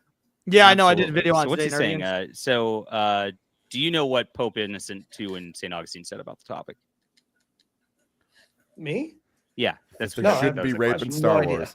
Okay, so no. You have to remember, I don't live in your guys' world. This is not my approach to anything. So if this is what you push, congratulations. But that's not. Or if this is what you believe in, I mean, sorry. All right. No, push. We're getting spicy now. What you may not realize, but I'm one of the world's biggest leather book publishers. I think he repeated push. I thought he said hush. Like, did he say hush? Hold on, we'll go back. No, rewind it. He told him hush. That's kind of gay. No, push. We what you may not realize, push. But he said push. I thought he was telling him hush. Like, don't talk shit to me, hush. And so we publish all kinds of classic, stuff from Aristotle. And I will Plato see about bringing that up in a bit. Since that to be so kind, Nerdians. A beautiful history of the Byzantine Empire. Like, so we're very this is a very well read chat that likes to get into detail. Very well read. See, that's kind of passive. I think that's where our time out. That's kind of passive aggressive. Like, our chat's very implying that Smash's chat is not well read. Yeah, that's kind of like shit Mercante does. I'll say.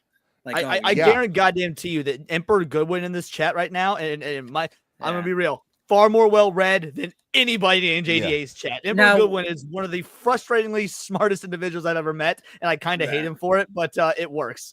With that said, I think there was always rape in Star Wars. It's just it hadn't been in the context of what we've seen with Andor. Technically, you could say the girls that were chained up at Jabba's palace were held under their will. Very true. When he's pulling her to him and then she refuses, so he opens the trap door. He was basically trying to rape her there. They call her slave Leia. Yeah. Right. So, but again, it's the context in which it's done in Star Wars that was so fun. Because even as our good buddy Angry Badger pointed out in a great video he did, they've had rape in the Star Wars comics, but they don't use the word. It's done in as respectful a way as you can do, quote unquote rape. So screw that. I think Vader should have been pillaging all the fucking planets and shit and taking people's wives and fucking just tearing them apart. He's got no balls. He's a robot. I was gonna say I don't think Vader had a dick anymore. Vader should have been fucking pillaging and conquering so, women. Nerdigans, I pulled up what you were referring to. So I saw this tweet from Master TDS. John Delarose is unapologetic. He says that me being Jewish and the grandson, this is going to come up later in the stream, mind you. Grandson of the Holocaust survivor doesn't matter because he went through his own Holocaust. And I should have empathy for him instead. You're not a victim, JDA. You're an embarrassment. So Yorch, by the way, word on the grapevine is Yorch quit fandom post today. He says, terrible. I apologize. I saw some bullshit where he was. I saw some bullshit where he's like, "Guys, it's time to get back to gaming or something." I fuck George. I'm never fucking being cool with him ever. No, I'm not gonna ask you to be cool with him at all. But he says, "Terrible. I apologize to the gaming community at large for a period of time when I thought John was a force for good for conservatives." Whoa! Now He still talks like a fucking Dragon Ball fucking villain, dude. I apologize to the gaming community for a period of time when I thought he was a force for good. Like, it's like, you sound like Cartman doing Dragon Ball. Bro, fucking talk normal. Who says force for good? Now I understand Dr. Jordan Peterson's words about I'm sorry, I don't know this word. I'll be real. Pharisaical, like Pharisees, I guess. Yeah, I don't fucking know. Okay, yeah, Pharisaical figures. Conservatives conserve. We don't destroy. Lesson learned. How quickly you abandon all conviction or principles when someone dares not kiss Jewish ass. Jesus fucking Christ. American Night, do cosplaying as a fucking. God damn it! You know what? Where's that at? Link me to that in the private chat. Yeah, I'll send this to you. Absolutely. I'm gonna fucking. Last time I checked my Roman Catholic Bible. How far up your own ass do you have to be where you can't say maybe maybe the Holocaust was bad?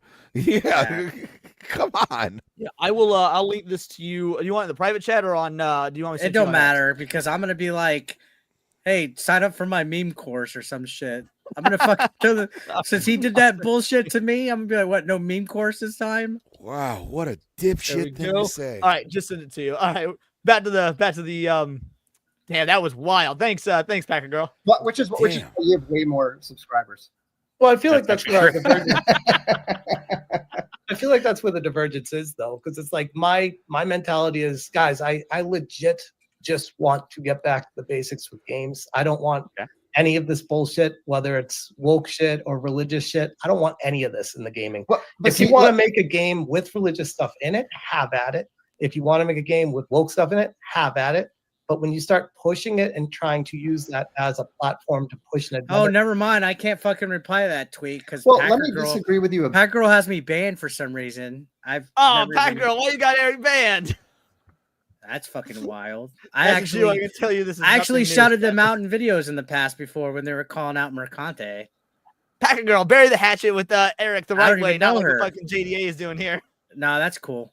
That's cool. It means over the top pious. I appreciate you, Molly Kyle. Thank you. See, I have a well-read chat too, JDA, you fucking bitch. Yeah. I have plenty of leather-bound books. In fact, this goes back to a discussion that I had with the guys at Funcom. She says I did. I got brought in to fix Age of Conan back when it was starting to flag. And one of the things that I suggested, I'm going to just go to Yorch personally is and fucking write it.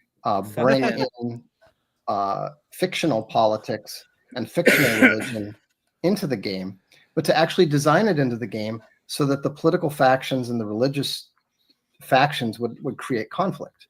And I had a whole mechanism for it and that sort of thing. And the CEO really wanted to do it, but he got outvoted by the board because they were basically terrified that somebody somewhere would get offended. You're unbanned. And it was kind of bad because really he just posted like a section of Warhammer offer and then fading away. It was like, no, they didn't want to do it. So I personally think it would be fine if people want to put stuff in, regardless of what it is, and whether they advocate for that or whether they use it as a proper game mechanism or whatever, doesn't really matter. The fundamental problem is when you're basically trying to sneak it in.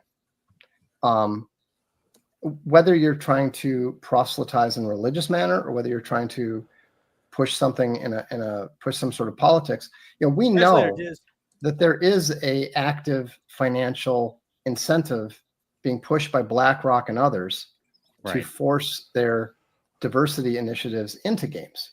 And we learned that Embracer Group definitely had a hand in this with. Yeah, but nobody's denying that. And I'm sorry, I'm so pissed off that this is what they're trying to claim, like, oh, this is what we're all fighting. This is what they're fighting against.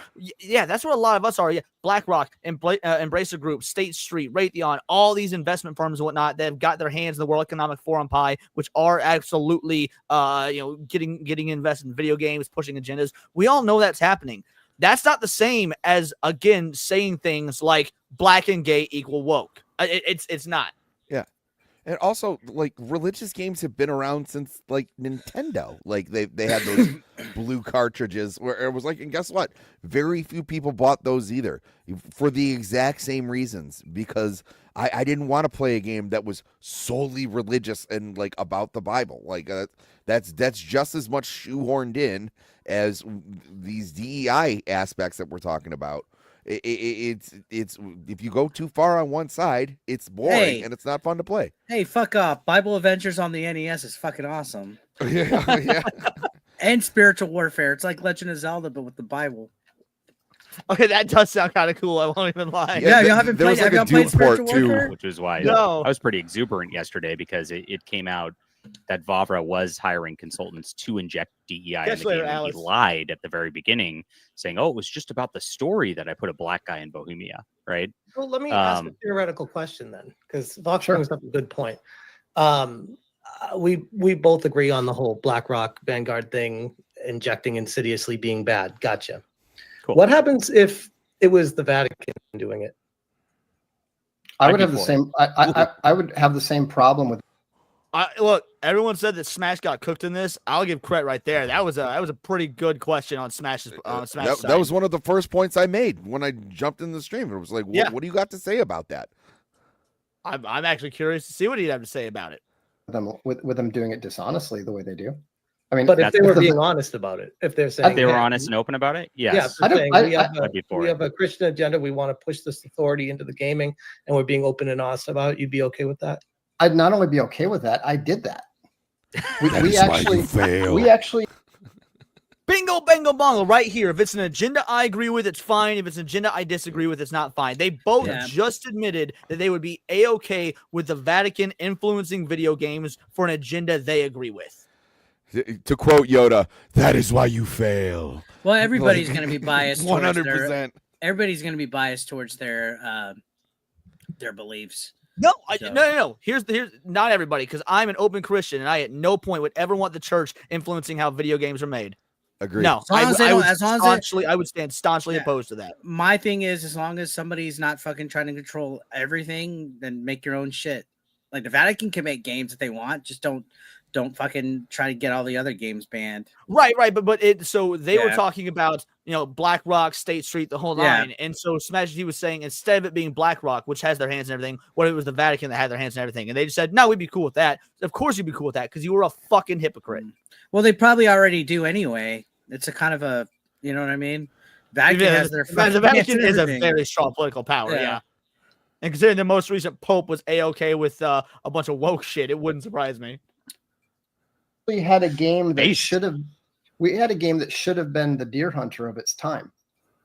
We did a game called The War in Heaven, which is nowhere nearly as bad as people like to pretend it is. I mean, it wasn't great, but it was decent. And it's in the very, very early stages of the first true 3D stuff, right after Quake. Walmart was talking to the guys who did Deer Hunter. They were based in Minnesota, where I was at the time. And they came to us and they said, hey, the Deer Hunter game has been fantastic. It's done really well. Can you give us a game that would be a openly Christian game, and we would sell it in the religious section, not in the game section? And we said, sure. And in fact, the funny thing is I'd been pushing them to do a World War II game, but they wouldn't do it. They wouldn't let me do it. Which was getting off hypotheticals, can you name one AAA game that has an overtly Christian agenda that is like out there and wrecks some AAA game because it was just so over the top preachy, or even any AAA game that has a Christian agenda? Can you name one? Not off the top of my head. I mean, I'm sure that I can't name any either, and the answer to that is fucking good. I don't want agendas in my games. Christian, guess what? We can't find one with porn in it either. Yeah, you're right. They told me to give you a hard time, so I guess bend over. Thanks, Paul. Appreciate you, buddy. Yes, you're right, Nergans. He does not play games. He said on my live stream he only plays Nintendo games. I'll at least grant him that maybe he plays Nintendo games. There's one Yeah. on this, but not And the so top of my so that's head. the thing. Like they John, don't. Not they triple, really not don't triple, exist. not AAA. They There's don't none. exist. That And, was and that so was this the is only. all just a hypothetical. And this is the thing. This hypothetical. Well, I think the censorship, hypothetical is whatever, important to is understand. kind of bullshit. Like, and so I'm talking No, about no, no, reality, from- which is the no, but- left. No, is no, doing but he was this, at, and they, but he, they no, he was thought asking a question. he's he was banned asking from a question, YouTube. though. I'm banned from Patreon. You're getting you know if you try to show up at C2E2, How do you they'll fucking probably get ban you, banned smash from you, dude. Like, Patreon? and it's because the left Being controls too all this right stuff. wing, Like, I mean, according so to them. we're dealing with the Yo, reality. Senator Stalker I mean, coming it's great in to- hot. And 5 new Words of Paradise Vital Idol members. Make sure y'all join the Discord. Thank you very much. You not need to do what you did. It means the world to me. And you know what? Pretty soon we're going to be dancing on the grave of JDA's career. So I'll give you this one.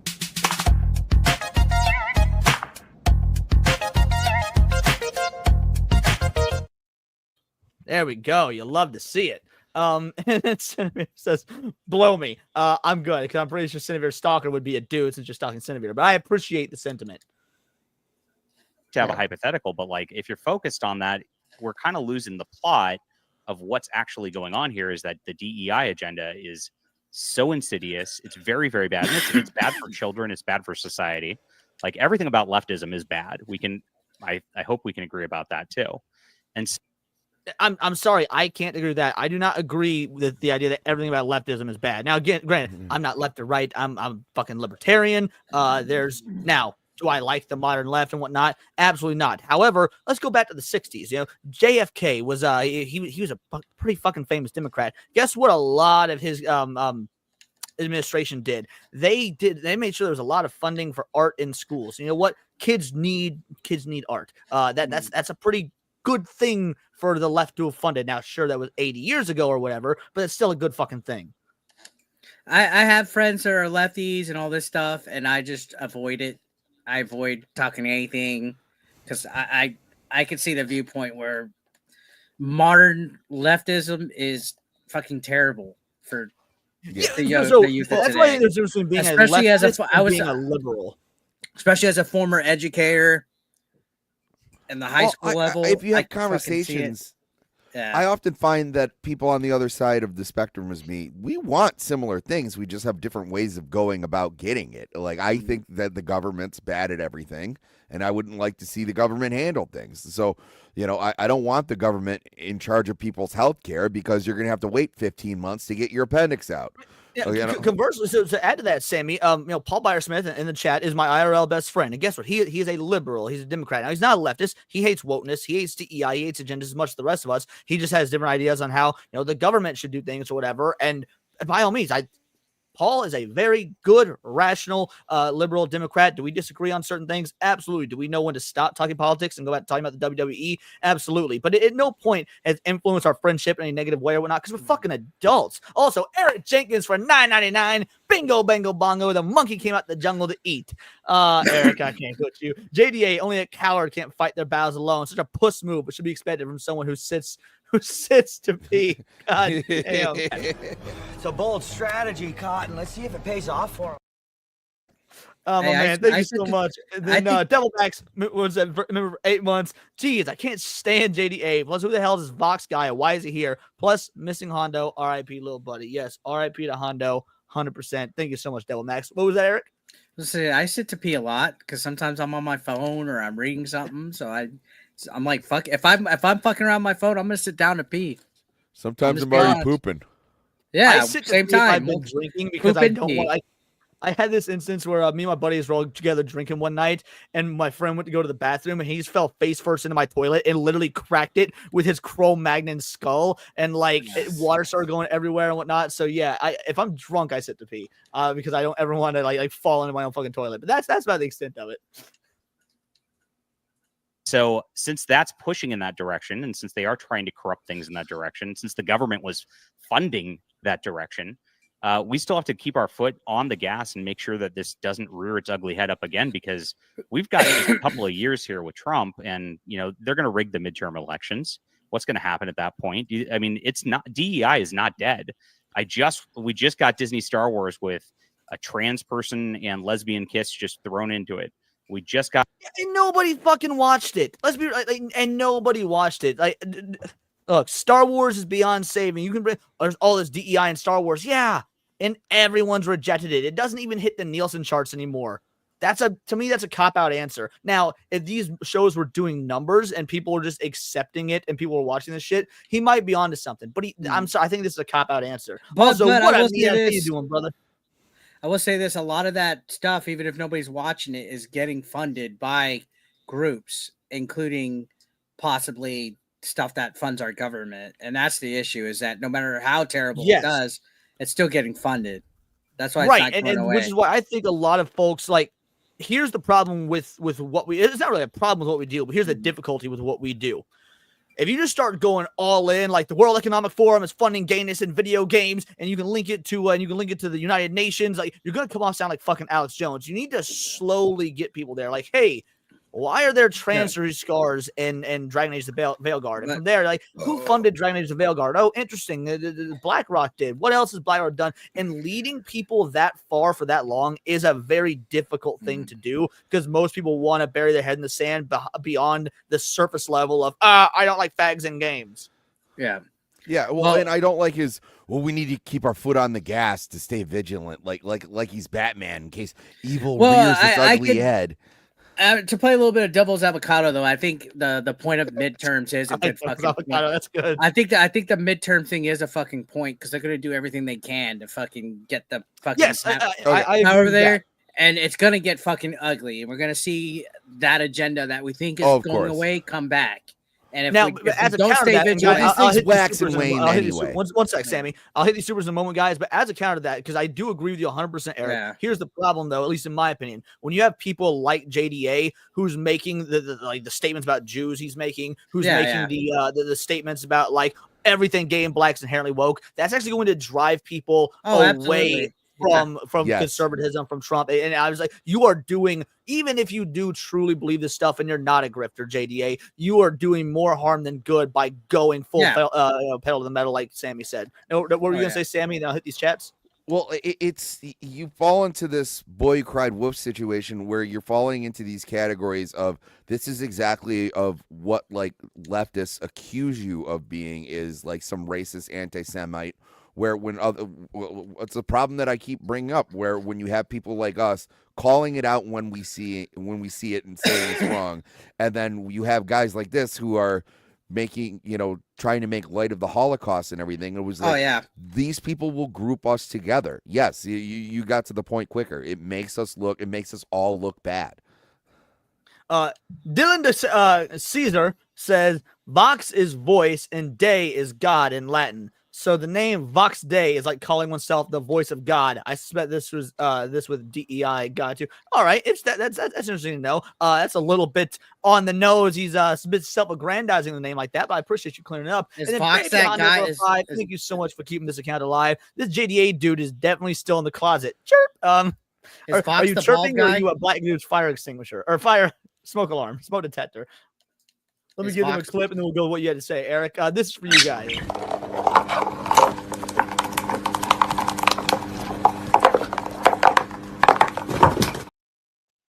All right, what were you going to say, Eric? I was going to say, is Vox the bald guy? Yeah, Vox is the bald guy. Okay. This whole time I didn't know what the fuck his name was. Yeah, Vox Day. Yo, Emily, how you doing? It's been a minute, girly. Glad to see that you're still with us. Black Captain America. We just got Rachel Zegler replacement Snow White. All this stuff is still happening and nothing's changed on that level. Now people are burned. Every example he just gave was Disney. It was from one company. It's from the one company with the deepest pockets. We've seen so many other companies start to pull away from this shit because they've run out of money. They know it's not sustainable. So if you want to attack Disney, by all means attack Disney. Disney's still all in on DEI. They're still all in on woke. But a lot of companies are pulling back because they can't afford it anymore. So don't use these three different examples and pretend these are three radical examples when they're all done by the same company. That's my take on it, at least. I don't know if you disagree, Eric, or if you got thoughts on that. Disney owns almost everything anyway, so it's kind of like, Yeah. you know, I don't know. I think they're all in on it. I remember when I lived in California, there was a movie being made by, I forget what studio it was, and they still had Disney production trucks there, even though Disney didn't own the studio. So they all worked together. Really? Yeah. Well, that is worrisome. I will agree with that. They used my apartment to film. Actually, I think it was Once Upon a Time in Hollywood with that just came out a few years ago. They were filming a scene. They're filming a scene. They used all of Hollywood Boulevard. They used my apartment that I had at the time, and there was Buena Vista Pictures. There was Disney trucks. There was trucks from like every studio, Paramount. They were all there working on the movie. That's insane. I mean, I knew Disney had a pull, but I didn't know they had that much. That's crazy. Yeah, out of it because they're just like, I just want to play my freaking Oblivion. Please leave me alone. And it's like, well, you know, type 1, type 2 is there, and they did that to remove male and female. Well, so all this stuff is still objectively happening and ruining games right now. It's just maybe there's a mindset shift about it, just because it's like there's a point where we're like, okay, we're going to tolerate this much of it. Okay, let me pose this: is there a mindset shift? Are we going to tolerate this much of it? And is there a problem with Oblivion, Eric? Have you played Oblivion yet? Are you going to? Yeah, I actually beat it. It took me 4 days. I beat it. Nice. I liked it. I did make a video on my thoughts on the body type 1 and 2. I don't like that shit. I think it's pretty fucking cringe that they're doing it. I gave my thoughts on it. Some people were like, "What are you crying about?" I'm like, "Dude, I'm just giving my opinion on it. It's absolutely to not offend anybody." Right. It's absolutely not. Well, now, my thing is, though, this whole conversation, while it is a good conversation between them two, they should have really, I wish they would have dove more into the Twitter shit. You know what I mean? Like, well, I'm hoping they get back to that because, there's the mudslinging and whatnot. Now, as far as the body type 1 and 2 shit, I'm going to say the same thing now that I've been saying for ages. Yes, I'm with you. I don't like that. I think it's cringe. I think it's annoying. That being said, I also think in, culture war battles like this, you need to pick your battle. And if that's like the one quote unquote woke thing in the whole game, compare Oblivion to something like Dustborn. Dustborn was worth going over. We could say, yo, it's annoying, but all the rest of it's good. It's a faithful remake. They respect the fans. It is not worth making a mountain out of a molehill on this one thing that people are mostly objectively loving. Because then you just come off, you look obsessed, you look like an ass, you look, just basically pick your battles, because you can't make everything a battle. If you do, it's going to sour people, and that's the more people you sour, that's more people that are leaving when you were trying to spread a message. Yeah, I could agree with that. And yes, you can mod out body type 1 and 2. That being said, while I love the fact that you can do that, the studios should be having that shit the default from the beginning, male and fucking female, 100%. If you're a troon gal, a man LARPing as a lady, wouldn't you rather be called a woman than be called body type A, B, 1, 2? I've made that same argument multiple times. Having male and female, if you're a fucking tranny, you could just choose the opposite one. Like, you would think that's what they would want, but again, what's funny is you're still saying there's only 2 genders, though, even if you just say body type 1 or 2. Like, you're still saying there's just 2 genders.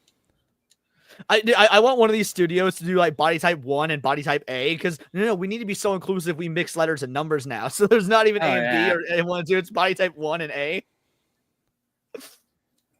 But not this much of it. Is that? I think that's kind of the problem, though. Is like, what are we going to tolerate? I think we need to define what it is, and I feel like that's where the divergence is. What do you define as DEI? Do you define it as if Kingdom Come Deliverance 2? No. I don't want like a game. I want like if there's a black person in the game, does that automatically make a game woke to you? No, I would say no. Okay, if there's that's what he said about. That's what he said about. Yep. Yeah, that's what he said about Expedition 33. No, I was agreeing. I said that's not how you act. That's not the way they. And you're both right, Eric. That's what he said. That's what we said about Expedition 33. That's what he said on X. He said it in a comment under one of my videos. He said anything gay or black is woke. So either he's lying when he says that, or he's lying right now. But either way, one of those is a fucking lie. Mm-hmm. Woman in the game, does that automatically make the game woke to you? No. Okay. Do you want Then smash, motherfucker. Okay, this is where I'm gonna have a big criticism of Smash. Then ask him why he said that. Ask him why he has said multiple times black and gay mean woke, because he's clearly fucking lying in one of those instances. So call him on it, Smash. Yeah, that would have been a great time to show up with receipts. Minimized when it comes to gaming, or do you have concerns over the usage of either of those? Or LGBTQ, does that automatically make it woke? LGBTQ automatically makes it woke if it's presented in a positive light. You know what? At least he's honest about his thoughts on that, but he's still fucking wrong. No. LGBTQ does not, at least for me, automatically mean woke if it's presented in a positive light. You guys are free to give your thoughts on that, though.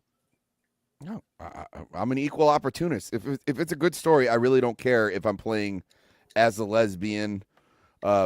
I don't think personally I would like to play as like queer, non-binary. That would just kind of take me out of the story, because like those people are kind of very vocal about those things, and even in real life. But you know what? I'm still gonna go. If the story was good, I don't think I don't think I would give that big of a shit. There's times where I go, I don't like that, but like. That's my personal preference. That doesn't mean it's a bad game. That doesn't mean it's a bad story. Yeah. I mean, like, I didn't like the fucking, let's help the high school gay guys in Spider-Man 2 fucking go to prom. I didn't like it. Was the rest of the game good? Woke. That was woke, not because it's gay, because it's very obviously forced. It's an agenda. There's a political message behind doing it. That was not, that wouldn't have been there organically. And I thought tagging buildings as the deaf girlfriend was much more egregious than I honestly didn't give a shit if those two gay guys went to prom or not. It was like, I hope they had a good time. I hope they bought each other a corsage. But yeah, also, I don't want to have to, if I want to avoid that shit, I shouldn't have to be able to do that shit to 100% the game. Because there are people. I agree with that. Yes, I would say. Okay. Because that's a moral. That's a moral thing. I'm trying to think. But see, he says that's a moral thing. Whether something is morally opposed to you or not doesn't make something DEI. DEI is a business model. Business doesn't give a shit about morals, at least in my opinion. Mm-hmm.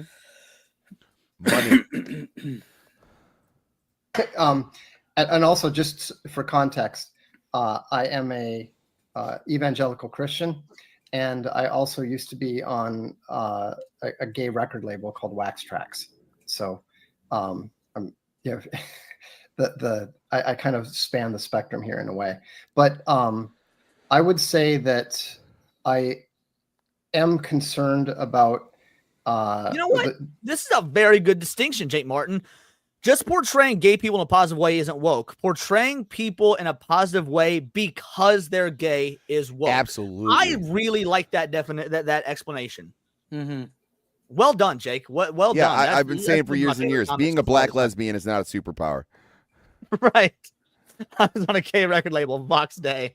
Answer the first. You posed like 4 questions here in a row. The one I was thinking about was when you're talking about, are you concerned about minimizing them?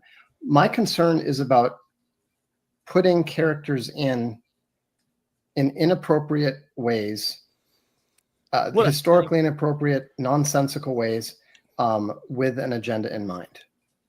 So that, to me, putting for somebody that's all about the white race, and there's something at the end of this, or probably what we close out on as a tweet he made, but JDA doesn't have white kids. For someone who wants to uphold the white race so much, which he talks about all the time, making games white again, he has a post saying that doesn't have white. I'm just saying it's a little fucking strange. He really fixates on whiteness.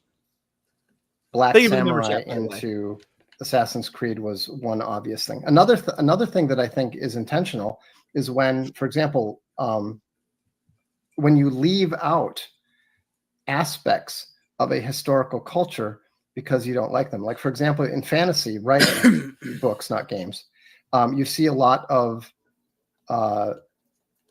systems that don't make sense, societies that don't make sense, because they're fundamentally medieval Christian societies, only they leave the most important medieval institution, the Catholic Church, out of it.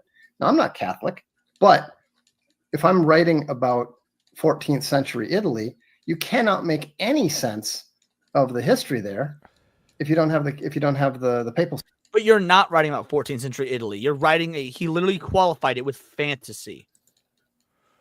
Yeah, but I was going to say I do agree with that. I have a huge problem with people writing history through like the lens of 2025, where like, oh, we don't want to. Oh no, I agree with that 100%. But like his qualifier was that in the context of fantasy, talking about books, if you're writing a fantasy that takes place in 1400s Italy, you can't write it without the Catholic Church. Well, yeah, you can if you have the qualifier fantasy, because it is a fictional work. It is not real. Now, if you're writing a historical fiction, let's say, but no, even then, actually, you can still do it. Let's say Wolfenstein. Wolfenstein is a historical alternate fiction where that changes. What if we never won World War II? What if the Nazis? Yeah, I was going to say Man on High Castle. Man, the High Tower. Is it High Castle? High Tower. It's High Tower. Yeah, Man, the High Tower. Or again, there's plenty of history. Fucking Assassin's Creed, before it got all faggy and shit, still was historical fiction. Like, oh, this is so retarded. States. You don't have the Catholic Church. Now, would you have the Crusaders have a mission where they root out an anti-Semite gathering in that state? That's absurd. Oh, yes, and that's what DEI is, right? Because it doesn't belong there, right?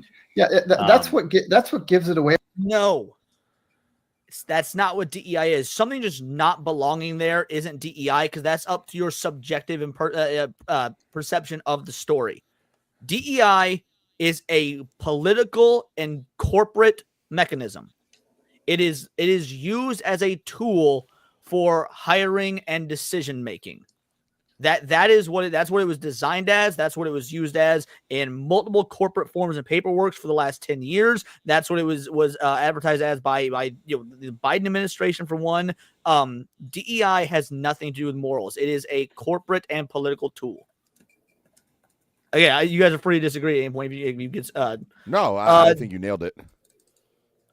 Kalika Gamer, if you're a member, then yeah, you are a member. Perfect. There's a link on my community tab to join the Discord. If it's expired, I will update it after this stream. Every time, and right. if you look at the convergence, yes, he's mixing DEI convergence concept that I wrote about in SJWs Always Lie, but I didn't invent it. John Stuart Mill invented it. And he talked about how all organizations and institutions and people must be made to converge to the same perspective. And that's what you're seeing with DEI. DEI is just another name for social justice. And the reason that it has to be opposed by everyone. No. DEI is not another name for social justice, because you can have you can have social justice without DEI, but you cannot have DEI without social justice.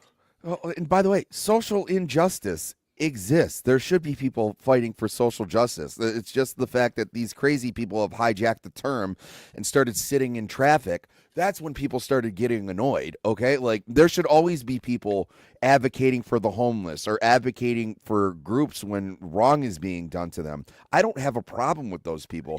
I have a problem with veterans. Advocating for homeless veterans would be a social justice. Yes, okay, but also you don't get to dress up in black bloc and make yourself a pest just every single time you don't like anybody. Yeah.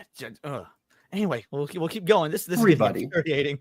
Regardless of what your religion is, what your race is, what your sexual orientation is because it is going to completely destroy anything that does not completely submit to it. Completely agree, Hook. That's part of its own self-definition. And that's what we're seeing with these games, because if you don't play along with the DEI and stuff, you're not going to get the coverage, you're not going to get the investment, et cetera, et cetera. Now that whole system is breaking down because, of course, it's all propped up by government money that's siphoned, through USAID and everything else. But this system, and Paulie, no, it's not just the Frankfurt School and Theodor Adorno. That's 150 years later than what was being described there. But it's all the same thing, and you're not going to get away from it by just saying, "Well, I'm going to be neutral." Jargon. You can try. I respect it. but it's not going to work. Pause it again? They will not tolerate you. Anytime you want me to pause it, let me know. Yeah, another thing that they're doing too is they're trying to look and like use words that I don't think that they use when they like pseudo-intellectualism. Pseudo-intellectualism 100%. And I think the only reason that they're doing it is because they think they have Smash in a corner. And they're trying to, which, by the way, Smash doesn't give a shit what type of words you use. It's just, it just coming across as so disingenuous, and I'm getting frustrated to a point where I'm sweating a little bit. Yeah, it's also, I agree with Cyberchud. The point of DEI is applying intersectionalist conspiracy theory to the business world, making it have equity. Yes, I agree. You're right. I feel like we've been banned and blacklisted long enough in these industries, like where we've seen that these people, like if we just say, hey, I'm going to keep my politics out of my books, which, you know, when I first met Vox Day, I was there, and I had a contract to write a game adaptation. It's called Star Realms, and it's an app game that's a card game sort of deal. And I wrote the novelization of that book, and so I had a contract with mainstream publishing in that. What happened was on that fateful night in 2016, I put on a Trump hat. I took a picture on Facebook and I said, we won, because we won. And after that point, I started getting night letters from these people in the industry saying, we've seen your behavior and it's not good. Publishing is a small world and this kind of thing will not be tolerated. Now, I of course agree that he at no point should have been blacklisted if that was the reasoning. If the reason was he put on a fucking Trump hat, then no. As much as I don't like JDA, as much as I want his career to fucking honestly burn to the ground, I'm not even gonna front. I do not agree with the fact that if that's truly what happened, now that I would have to take his word for it, and he is a known fucking liar. But just stating for the record, that is also wrong. Yeah, no, that's wrong. But I mean, there are instances too, like Leon, I tell you all the time, like if I shared like my political beliefs with certain people downtown, I would never get a show down in Detroit again. Maybe if you have these opportunities, unfortunately, in the atmosphere we live in, it's not a good idea to do that. Do I think you should be able to do whatever you want? No, but you need to be smart enough to recognize that, unfortunately, if you wear that red hat, certain people of a certain political persuasion aren't going to want to work with you. So how many homos out there couldn't have gotten jobs in the 70s if they acknowledged they were fucking homos? Absolutely. Now I would like for all of that to go away. Give fucking homos their jobs as long as they're not screwing each other on shift. Give people who support Trump jobs as long as they're not talking to employees about how great Trump is. As long as they're doing their job well. As long as they're doing their job well. Yeah, but that's not how it works, man. Only the left is only allowed to say fucking shit political at work and give their takes. Because I've been there. I've literally have had job discrimination where, the second they find out that you voted Republican, you're blacklisted or you get 100%. Yeah, I remember one time again. I was working in California, and oh man, Trump's a psycho. He's a piece of shit. He needs to fucking get arrested. Blah, blah, blah, blah. This guy's a joke. And then I was like, hey guys, you don't mind if we don't talk politics? Oh, why? Blah, blah, blah. I'm like, well, because not everybody agrees with what you guys are saying. You know what I mean? Like, you guys are, God forbid, would you guys feel the same if I said that about Obama right now? You know what I mean? And then it's like, it's just awkward. Like, don't bring it. If not everybody could say their own piece, don't bring it up. You know what I mean? I agree with that completely. Yep, I agree. There's also this workplace courtesy. You're around lots of different people. There is a certain courtesy to the workplace. Now, obviously, there's people have taken that to an extreme, and most of the time, the vast majority of the time, the extreme is only on one side. Like you can't say faggot, absolutely, but I guarantee you can call your white employee a cracker and it'd be a-okay. You won't go to HR. Like, yes, that shit needs to be fucking knocked off. There's only one side that seems to weaponize it, right? Where so like I've been on plenty of like all guy work crews. A lot of them had very similar political ideologies. If we ever found out that you felt politically on the same way or didn't feel the same way, we would give you shit about it. We call you homo, whatever. Like that doesn't, as long as you were doing the work, like we didn't care. You were chopping wood with the rest of us. It was, when the shoes why the police academy worried me so much when I was in the police academy was that it was when Trump was running, so he hadn't been elected yet. I was in the police academy in 2015. That's what it was, the Trump-Hillary run-up, and everyone except for 2 people in the class were Trump supporters, myself included. But the way that I was going to say they, frankly we, because I was part of it too, ostracize the 2 people that were pro-Clinton was like, it was scary. It was friends like, oh, this is a fucking hive mind. Like, dude isn't even allowed to sit with us at lunch and shit like that. One of the reasons that I didn't last long as a cop, now it was also because I was very fucking bad at it, but that's the point is, it was a hive mind, and that sort of thing was like, you telling me that we can't allow diversity of thought here. That's scary. Yep. You got me there, DB. What would DB say? To be fair, Sammy, most likely including one from my editor of that book, Jennifer Brozak, who's actually up for the Hugo Award this year because she was a good person. She works with Catalyst Game Labs and the BattleTech adaptations. For those who are BattleTech, I know I've got a lot of BattleTech fans in the chat.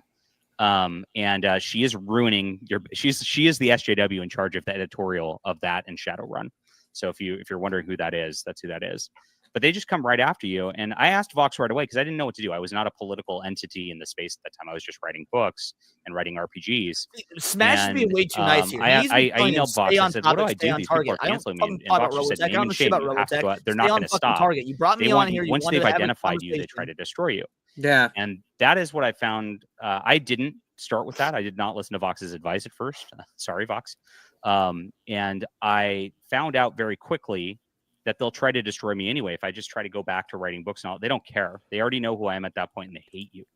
And the left does this, and they are in control of every cultural apparatus. And so we're from a perspective where they've blacklisted us. They've lied about us. I've actually won a libel lawsuit against them. That I fought the World Science Fiction Convention for libel. Really? Was it JDA versus the left? So that was the lawsuit. I'm legally not racist, Smash. It's amazing. So don't call me that on your streams. But so when you responded so to this is where we're at in the perspective. We know you can't equivocate. Johnny boy, shut the fuck up. You brought Smash on. Smash trying to ask a question. Shut the fuck up and let him ask his goddamn question. You've been jacking your jaw for anyway. And just go, we don't want politics and stuff. Because if you have your side doing that, the other side's trying to destroy you with their politics, you lose. That's just, it's a very obvious proposition. Like as a game proposition, as a game theory, if you have one side fighting with their all, like it's their religion, you have one side, we just don't want to fight. We just want to have fun. What's going to happen with that battle? So when you responded to Will of the Fans, when he said, what does woke mean? And you said, it means black and gay. Finally. What did you mean by that? Thank you. I meant, this is all in the context of Kingdom Come Deliverance too. Right? No, it was not the context Kingdom Come Deliverance too, because we weren't talking about that at the time. He is lying through his goddamn teeth. And so all you guys went out and said that game was not woke. Right? So they inserted that, because it was not Daniel Vavra specifically. Yes, specifically. But just for that game, this is in context of just that game. Woke is no, Will of the Fans has a different thing. I can speak in a couple levels at the same time. Will of the Fans is a big Doctor Who fan. And Doctor Who has been, and that's how I know him, and that's how I became friends with him before he decided to go off the rails.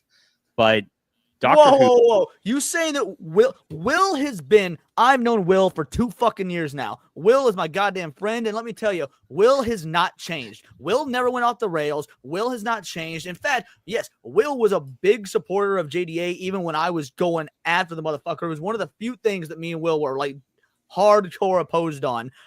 Will didn't go off the rails. He saw Johnny Boy for what he was, and he's like, I can't do it anymore. Like I have tried, and I can't. I've tried to be cordial. I've tried to have conversations. I've tried to say, man, you're going too hard. It's going to hurt the movement, the whole nine. And so, no, Will has not changed. Johnny Boy just exposed who he really is. So him throwing Will under the fucking bus when Will's not even on the fucking stream. I assume Will was in the chat and put something out there and he's responding to it. But even so, fuck you for going after Will, who has been one of the, if not most consistent members of SNH and his takes and his thoughts on wokeness, the whole nine. And frankly, Will is further right than I am, which is crazy for a Brit. That's goddamn. Oh, he's doing like the this British revisionist bullshit. Black and gay. Yes, say you say he's pulling revisionist bullshit. He's doing this revisionist bullshit where he's backpedaling on things that he openly caught flack for, where he's saying, "Oh no, I was talking about that in the context in this," and it was like, no, like we have receipts of what you said. That's not true, but it's on his show, it's on his platform. Like dude, Smash looks so tired right here because it was like he's not. I can't blame him. No, I don't blame him either. But I'm saying like it's exhausting to just watch him do what he's doing right now because the guy's just totally coming out in bad faith. Hey, Laughing White, if you're trolling about swearing, that's funny. If you're being serious, go fuck yourself, bitch. It's just throwing that out there. And Will of the Fans has his entire channel dedicated to hating the woke Doctor Who. The reason he hates it is because that's not what Will's entire channel is about. Again, you're miscategorizing. Fuck this guy. Turned Doctor Who from a white masculine male to a black gay male to promote that DEI agenda.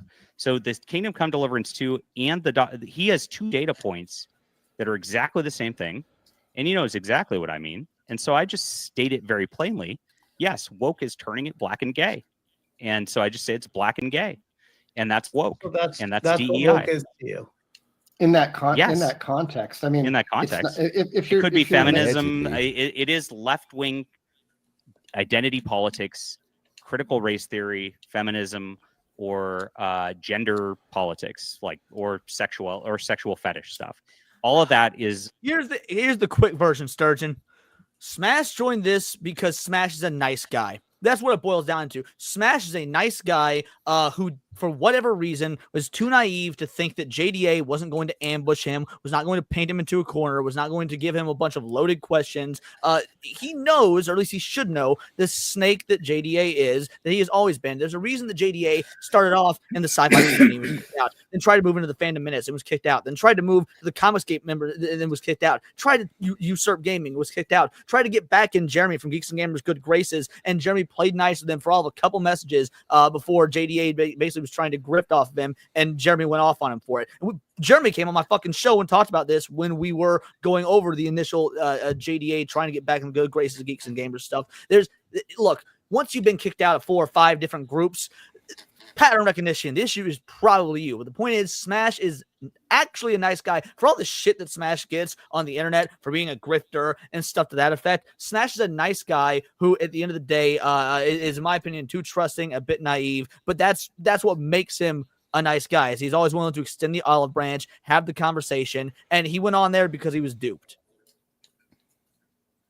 The blanket of what woke means, correct? So the battle you're fighting is, if it's not religious, is okay, or well, it depends on the religion. So it depends on the religion. Yeah, I'm not your religion. Your religion is okay. Well, yeah, my religion is obviously okay, and the religion of some of my Mexican ancestors is not okay. You know, I do not believe in tolerating or advocating human sacrifice, or the Carthaginian religion. I don't. Or the Muslim, female circumcisions. That's evil. So what about it deforms a woman and destroys? What about what, Sammy? I said, what about flogging yourself or like dancing around with snakes? Like, there's no dumb shit that Christianity. I'm just saying it's such a disingenuous. Yeah, you want to talk about? I'm Irish. Oh, you know what? I disavow what the Druids did thousands of years. Go fuck yourself. Nah, Boudica was a bad bitch, bro. Boudica was a bad bitch. See, historical reference, Johnny boy. We're learned too. So we're not okay with that. But again, woke is a bullshit term. Woke was a term that was invented in order to replace social justice, because social justice was kind of giving away the story too much. And so no. Eric, where did the term woke come from in your opinion? Like, what do you think woke was?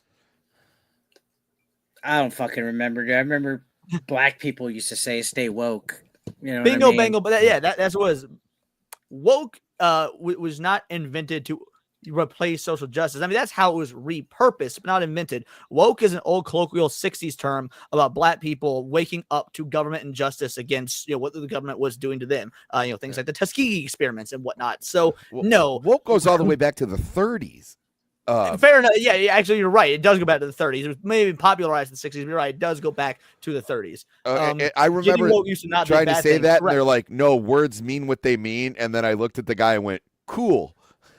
Well, and also, like, gay used to mean happy. Gay doesn't mean happy anymore, but gay used to mean happy. Woke used to mean something different. It has been repurposed, but it is a very old term that is used for a myriad of different things that is used now. But to say it was invented as this, that's not the case. As soon as, people tend to forget that social justice warrior was originally not a term of opprobrium. It was a self-chosen term. They really believed that they were warriors for social justice. Through all the memeing and so forth, and all the rhetoric, that completely changed. And then once social justice and SJW became seen as insults and seen as in fact, do you want to know the ironic thing about woke? The ironic thing about the term woke is if we were to use the original colloquial term for it, being aware of government injustices, we are actually the woke ones because we're the ones talking about what the government is doing in games and how the government is keeping us in class warfare and trying to force a race war when there doesn't need to be one. We are actually OG woke, which is the fucking irony of all of this. Well, I don't want to give him credit, but Charlie Manson was right. They want helter skelter. Well, another thing too.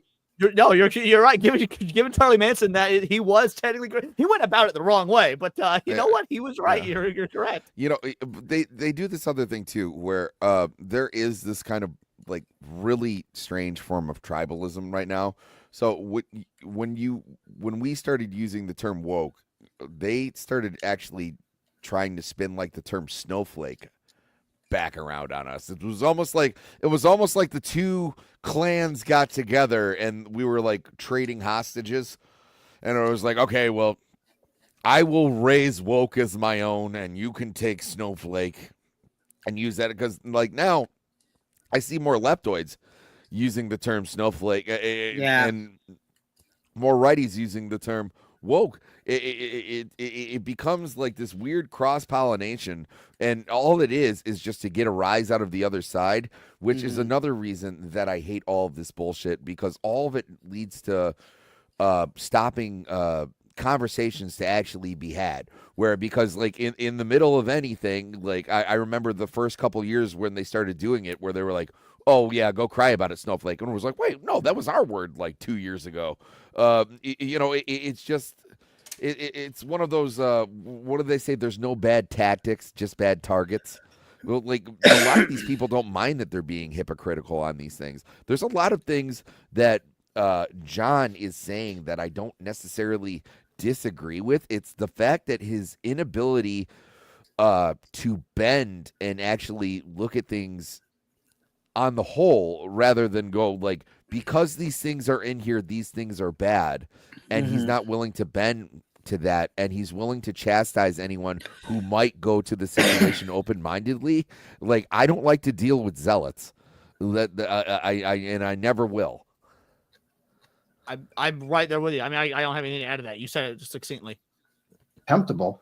Then suddenly it switched to woke, and now of course you're seeing that they're trying to invent the term the woke right, which is absolute nonsense, because there is no social justice right. Right, the right opposes it. There absolutely is a social justice right. What are you talking about? Yeah, like anybody on the right, again, that is advocating for the help of veterans is advocating for a form of social justice. Yeah, we don't want the government to do it, dipshit. That's why we donate to charity. Okay, like you imbecile. No, Hook. There is absolutely a woke right. People like Johnny Boy are on the woke right because they want certain things banned. Like, he wants porn banned. He wants the government to come in and like legally ban porn the world over. Now, you can agree that you don't think porn is a good thing, but the moment you are calling for government action, for more government power, that is using the same mentality as the woke. So yes, the woke right does exist, and Johnny Boy here is chief among them.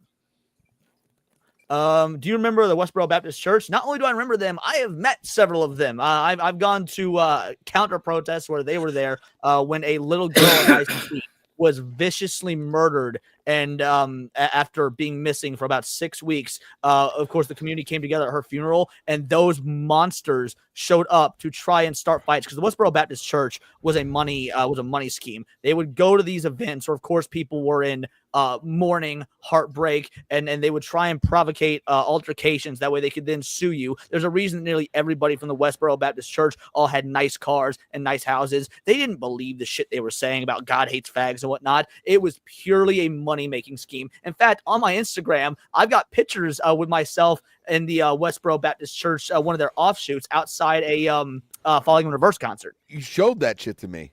Yeah. Porn has been legal for less time than my dad was alive. Good. That's fine, because that gives freedom of choice. Freedom of choice is what matters in a society that should be founded upon but it's freedom. been around since people have been painting on I'm walls. a libertarian. People do what they want to do so long as it's not infringe upon the rights of others. And whether or not you're jerking off in your room by yourself does not infringe on my rights. Now, once you start jerking off in front of a school, hey, we got some problem. That's affecting the rights of others. But again, people can do that with or without porn. So that's not good. You can talk about whether porn is a net negative for society, and I can agree with you that morally it's a net negative for society. I draw the line at letting big daddy government come in and tell us what to do or what not to do. You can believe that there's no woke right. I'm going to disagree with you. But you know what? That's the great thing about this channel, freedom of thought, because we can disagree. I'm not going to ban you for disagreeing or nothing like that. So yes, I think there's a woke right. You don't. But guess what? Freedom of thought. That's what this channel is founded upon, unlike JDA, who does not want freedom of thought. Correct. Yeah. Yeah. So, and that's why terms are so important. And that's why it's so important to, and Smash, I think you're correct to go ahead and call people like JDA and myself out and say, what exactly do you mean? You know, I have no problem with being specific, and I don't think anyone should. Yeah, I don't have a problem with that either. When I had the problem, it's when you go like kind of the high school girl gossip, where you're just like, and you go on stream and then you start repeating and regurgitating comments that are. When I go on stream, it's gossip. Matt Fair coming to that 5-banger, becoming a new member, a new vital idol up in this bitch. Make sure you join the Discord. If the link is expired, I will update it after the stream. And you know what? We've had we haven't had enough Irwin this stream. So Mav, this is for you. I'd fuck one of the robot dogs. If it was a Lucario, that would also apply to JDA. I think fucking Eric just rage quit. I like my protagonist black, female, and naked. All right, let's keep going. Because listen, you know better when you make these personal attacks. It's reading your tweets. Okay. It's reading your tweets or explaining why you're lying about things. What have I ever lied? Finally, they're getting into this shit. Okay, bingo, bango, bongo. We're about to get into some good shit. So JDA has accused Smash of gossip streaming, and Sammy, would you say that reading his tweets is gossip streaming? No, I'm saying that's coming with receipts, and that's what I'm saying. Now Eric, we're getting back into the tweet stuff. Shit that you want to hear. Getting into the tweet stuff. Look at his face. Look at the shift change right here, because now he can't do the backpedaling bullshit he's been doing. How far are we into the stream? Well, we're a ways fucking in. Okay, where he would go, oh, what did you mean by this? Where he could go, he had the ability to say, oh, no, I said this because it pertains to this. No, dipshit. We said it because you fucking tweeted it. What do you have to say about this? This is what Smash should have been doing the entire time. My boy Tebow coming in saying, I'm just going to throw this out here and go back to Expedition 33. By the way, Tebow used to write for JDA. He knows the individual very well. So I would go ahead and take his word for at least some of this stuff. I trust Tebow. He's a great dude. I'm going to say this here and go back to Expedition 33 because I can't stand JDA's voice. JDA has had gossip streams about EVS, Smash, other writers, comic creators, etc. Eric, in case you missed it, John Delarose just accused Smash of basically doing gossip streams, and Smash responded with, I'm just reading your tweets and giving my opinion. So that's where the conversation's at. We're about to go ahead and hit play. Unless you have something you want to say on that first. Oh, gone. When you went on stream, you called me a liar and said that he said that this game is gay. He's okay with it being gay. He watched. You just said this now. You said it's totally fine with you if people make woke games, which means it's totally fine. And you had said this to John Trent too. You're totally fine with people making transgender games. You said I watched the Kingdom Come Deliverance 2 gay scene, and that I was all for it. That was your impression. I have the tweet of that. The tweet is separate from what you referenced. You said I watched. No, a tweet is separate from the video. The tweet is saying the game itself is not gay. It's a gay optional sex scene in it that you do not need to do. Me watching optional, the video. We're back to optional gay sex is not woke. Okay. Gotcha. No. That's not. That's video. Not optional gay sex is not woke. I was just saying this is crazy. Like I don't want Come on. This gay sex is woke. What'd you say, Sammy? Optional gay sex is not woke. Okay, if you have the ability, like we just talked about with like Spider-Man 2, if I have the ability to complete the game without doing the gay sex, that's not woke. That's just allowing another group of people to enjoy the game. And my take, hold on real quick. My take is I think it's fucking woke, whether it's optional or not. If it's in the fucking game, it's woke, just like it was woke. Well, I'm somewhere in between you two. Pause. That was kind of gay, but no. Is that if the gay shit was not there prior to some sort of outside force, like a consultation company coming in and forcing it in there, that would make it like if there was no gay scene, the consultation company comes in, says put a gay scene in here, optional or not, put a gay scene in here. But by default, then it's woke. But if the creators want to throw a fucking gay scene in there because he's like, hey, I want to get my players choices, I don't think that is inherently woke. No, well, I was going at more, and Jake Martin said optional is the operative word here, right? Mm-hmm. So if you have a game where obviously if you're a certain persuasion, you're going to make certain decisions, and it rewards you in that way, but you can also beat the game in a completely heterosexual way, then they have a gay option. Like I don't care about the gay option. Don't make it mandatory. And if it was shoehorned in there, then absolutely it's woke. But I'm saying just to have something that might pander to gay players who might want to play the game themselves and make gay decisions, I don't think that's inherently woke because it's not something that's necessary to complete the game. Yeah, I completely agree with you in that regard. And if Eric doesn't, by the way, that's fine. No, I think the fact that it's in there at all, that's fine. My opinion, I think it's fucking cringe and woke. I know we've only met each other a couple times, but you're a Nazi and you're dead to me. And yes, Nerding is correct. There is no evidence the SBI work with it. I was just talking about in generalities. If a consultation company comes in, forces a gay thing in your game, optional or not, then yes, at that point it does become woke. Old school BioWare when it was good. Yeah, didn't they let you be a fucking homo in like nice? Yeah, I'm pretty sure they did. I like I said, is that the path I would choose as a gamer? No.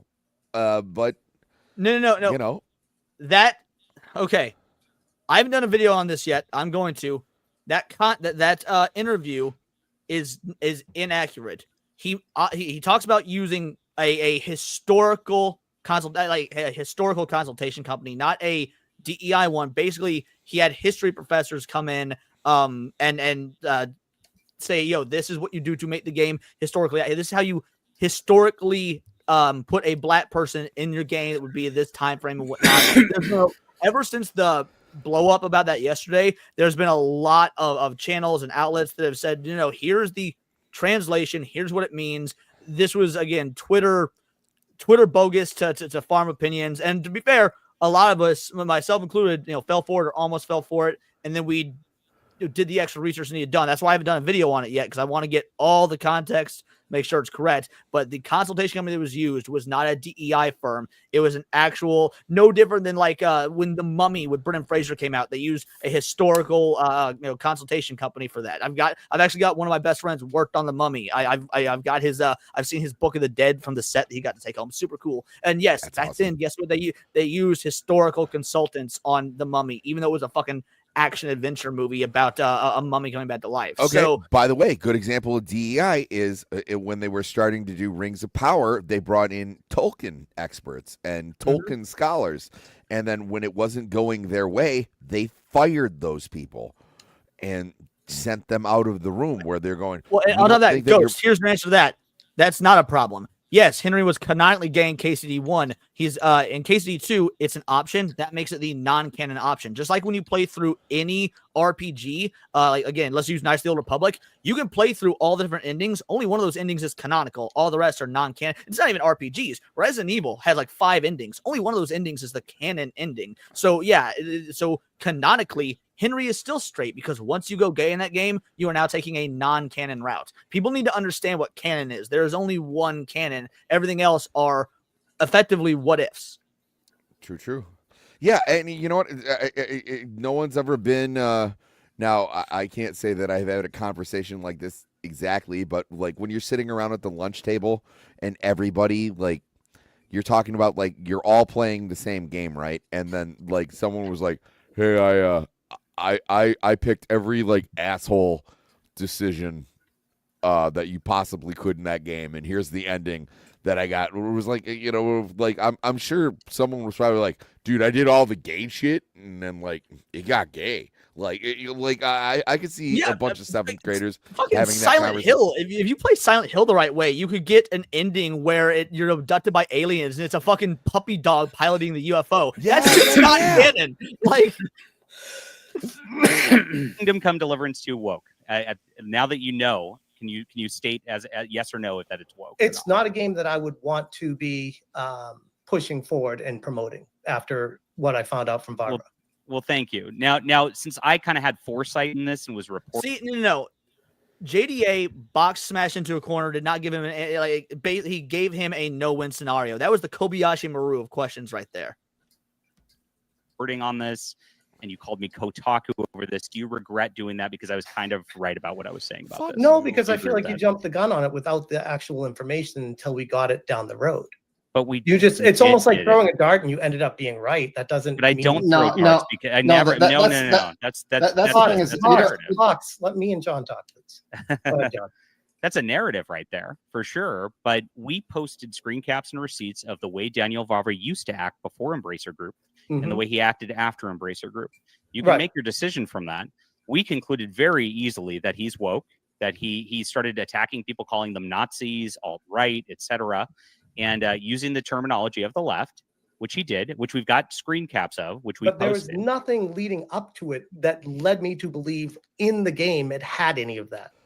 But he said before the game came out that he put a black person into Bohemia after he has another post saying there are no black people in Bohemia, and that's why I didn't put it there. You have the right to feel that way about it. I'm not saying you can't feel that way. I'm just saying that until the more information came out about it that made it official, like, okay, there we go. Now for me. So we had different lines. But there's a big different thing, right? But you called me Kotaku, meaning I made something up and totally lied about it. That's a very different thing than. No. He can call you Kotaku, meaning a lot of different things. To be fair, Kotaku puts spins on things because Kotaku has an agenda. JDA is objectively right-wing. He says right-wing things. He has a right-wing agenda. Just like Kotaku, Phantom Pulse has an agenda. Guess what? Kotaku and Phantom Pulse can both be right about certain subjects. You know, one might be right about one thing, one might be right about the other. But at the end of the day, nobody's 100% correct all the time. And they both have agendas. So yes, JDA is very much a Kotaku. And yeah, Nerdigan says because you're John Del Mercante. Okay, anyone thoughts on that before we go on? Well, I like saying, you know, I'm sorry. He's making a comparison here, and then he's never mind. It's very disingenuous how he's handling the situation. Where he's, well, what did you mean by this? And it was like, obviously, unless you're retarded, you don't understand the comparison that I'm actually making. But you're holding me to the words that I actually posted because either you don't understand the nuance that I was using, or you just don't want to acknowledge it. Yeah. Likely. Okay, well, I don't agree with your conclusion. If you would have said that, we wouldn't be having this discussion. We'd probably actually just be friendly and John Hypnotic, and thered be no problem. But you went all in trying to call me. Yes, you would. Let me bring up. Look, there was an objective here to destroy me over that. Absolutely. No. If there's anything I'm gonna bring up that I'm very frustrated about, is something that transpired yesterday, and it'd be remiss of me not to talk about this. And I'm sure you knew I was going to bring this up. So, sure. What do you have anything to say to the biggest mistake he's made so far, Serranos, is not pushing back enough, basically letting JDA railroad the conversation, not bringing strong debate points to counteract what he's saying. He's basically letting JDA walk all over him with a few minor exceptions where he questioned him. And then after the question, he starts to back off and let JDA have his time again. So at no point, basically Smash is player 2 in this. And granted, it's JDA's stream, but Smash is not being aggressive. He's not debating very well. It is pretty rough for Smash so far. That's another thing too. I can't imagine having someone on my channel to have a discussion and treating them in this fashion, where you're like, oh, we're gonna have a conversation. No, this is my channel. Tag teaming in a buddy. If I were to tag team you into like a conversation like this, I would tag team you in here to keep as a neutral, as a moderator, party. 100%. And all they're doing is they're just ganging up on him when he starts getting the high ground, or like an upper hand, and then anything he says is moot at that point, because they're either going to interrupt him or they're going to double team him. You guys can use devil's advocate. I do devil's advocate as a moderator. How you approach the situation and talking about Nazis rounding up Jews, talking to a Jewish person that has been impacted by that in their lives, and how that might been impacted by that in his life. There are literally no Nazis alive who have ever bothered him, because there are no Nazis. There's no national. How do you know he's not related to a Holocaust survivor? Oh my gosh, for real! We are all survivors. Smash JT. We are all survivors. So. Yeah, see, this is the part that Master the TDS was quote tweeting. Okay, first of all, Master TDS' grandfather was a Holocaust survivor. Just throwing that out there, and that sort of thing. Yeah, that's a pretty impactful. None of us living today, to my knowledge, have dealt with some sort of ramifications of what Jews went through in the 40s. I could be wrong. You guys let me know if you did. But Sammy, you live in Detroit, so I know it's like World War II. But you were never thrown into a camp, to my knowledge. No, but you know what? There actually are neo-Nazis groups who walk around, and let me tell you something. They're not going to sit around and discuss policy with you. Right. Yeah, this is... Oh, man. I've only heard about this. I've not seen this yet. So you have no empathy for him on that? I have empathy. I'm just a survivor of my Holocaust, so you should have empathy for me. Yeah, there's no... Hold on a sec. I'm gonna... Let's just do something real. Holocaust definition: destruction or slaughter on a mass scale. Just what is his Holocaust? Because the definition is destruction or slaughter on a mass scale.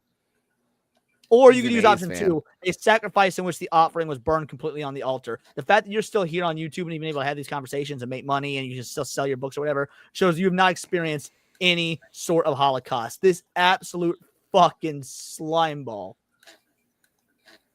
The shouts go on. Yeah, what up, Psychotic? How you doing, bud? That was also, he has a very Spanish name. If the Mexican is Aztec, he's had a Holocaust. As dude needs, I think, before he speaks. Yeah, I agree. That was cringy as fuck. Yeah, I don't know what the fuck he's trying to say with that. Let's see if he expounds upon that thought. Jesus, you don't have any remorse for what you said about that to him? No, because I didn't attack him. I wasn't rude to him. I just said, hey, you very clearly are choosing sides and pretending you're not choosing sides. And it's very obvious with the way that you're handling things. And I take exception to that. And I didn't call him names. But he wouldn't take exception to that if TDS took his side. He's only taking exception because TDS didn't. Like, it chose the other side, whatever that may be. Oh, my God. I was not rude to him.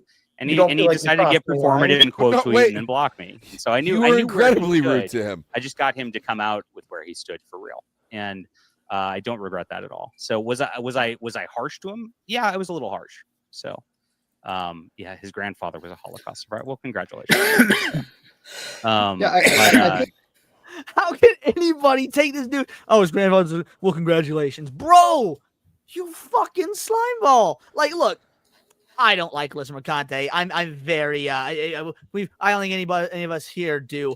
I wouldn't be so dismissive of her grandfather though if he was a fucking Holocaust survivor. There's some lines you just don't cross. Oh my God, that's Again, he wouldn't be saying any of this if TDS took his side instead. I followed TDS and never saw him talking about JDA's drama. Oh, he did all the time. All the time, Serrano, 100%. Hook, he's laying traps or is a trap. I think that people have I think a lot of people have a tough time. In fact, I debated this in the New York Post about 10 years ago. The Holocaust is now farther away than the Boxer Rebellion was at the time of World War II. Nobody under a certain age cares anymore. And I understand that some people do, but most people don't. And especially as the world becomes less and less Eurocentric, expecting the Chinese to care about a couple million people being killed in Europe when they killed 50 million of their own people much more. To be fair, the Chinese would probably care about the Pol Pot rebellion. Like, I would expect the Chinese to care about that, considering Pol Pot literally, like you said, murdered 50 million of their own fucking people. Okay, another thing too. Regime, Pol Pot regime. Another thing too. My wife and I during the COVID lockdowns, we made the decision not to get the vaccine. Never once did I refer to that as my own personal Tuskegee experiments. Okay, like shut the fuck up. Like, you can't, just because you're making decisions doesn't mean it correlates to like every like political event or historical event. Like that's You're right. Sorry, really... Pol Pot was Cambodia. Khmer Rouge. Yeah, thank you. I flipped the two. My bad. Thank you. Sorry. Continue, Sammy. No, I'm just saying that is not only an irresponsible thing to say. That doesn't seem like a very well-read thing to say. The reason, real quick, the reason this matters, Serranos, is because yesterday, JDA called TDS effectively a Nazi sympathizer. So to call somebody, like, again, I'm all for jokes, you can sling mud and whatnot, but to call somebody whose grandfather was actually in the Holocaust, to call them a Nazi sympathizer, like, that is just outright scumbaggery. Recently is just not it's not the rhetorical club that it used to be with the baby boomers. And I think when he called me an anti-Semite on his video this morning, which is hilarious, I gained followers because people are just like, oh, if he's doing this, because there's actual Nazis really, like, on Twitter who probably love what you fucking say. Not about gaining. He did this last time too. When I did KDC2 and I was pointing out the black person in KDC2, you went, John's a racist. You literally called me racist. Yeah, I do believe, based off of your tweets, wow. I believe you're a racist. I believe you're an anti-Semite. You know what? Good on Smash for actually having the balls to say it on his show. That's fair enough. I'll say it with him. John's a fucking racist. Oh, yeah, I've said it on so many shows and streams at this point. I do believe that John Del Rose is a racist. Yes, I 100% do. His poor kids. And I hate using that word because it's been so watered down it means nothing, but I do believe that is I know, but his poor little non-white kids. Well, I just don't understand the strategy. I just don't understand the strategy right now. I'm not of Smash or JDA or both. JDAs. Yeah, well, I think his strategy is to try and lead Smash into a gotcha. I'm not sure how he's going to pull that off yet. Although he has done it once so far. He's gotten Smash in a KCD. I'm okay with gay sex gotcha. Yeah. But that's it. Based off of your own. Holy tweets. crap, Jeff! Really? Come on, Yes. just stop acting like that. That's the whole problem. If you knock that kind of thing off about me, about Razorfist, it's like everybody who seems to be a right-wing creator in this content and stuck to the video games. Of your own actions. These are your own tweets. Because I don't care. I don't hold a value that anything. racism is a sacred cow that I should care about. And that's the thing. That's what the left wants. They want us all to be bowing to this racism nonsense so that they can have a little. No, it's common decency. It's human respect for another person. I'm not talking about controlling people. So wait, is Johnny Boy here just pretty much saying yes, I am racist? Is that because that's how that comes off? I mean, I think what he's trying to say is that the left wants us to be scared about saying our opinion and our takes because if they don't like it, we're labeled as bigots and racist. I can see that's what he's trying to say. You know, like and that's what he's trying to say. Fair enough, because that would make more sense. He's not trying to say like, oh, it's okay to be racist. Which, again, like I said, I don't like racism, but it's not illegal. You know? Okay, no, what he's trying to say is, I've done this thing. The left is using this boy who cried wolf thing where they keep throwing the word racism out.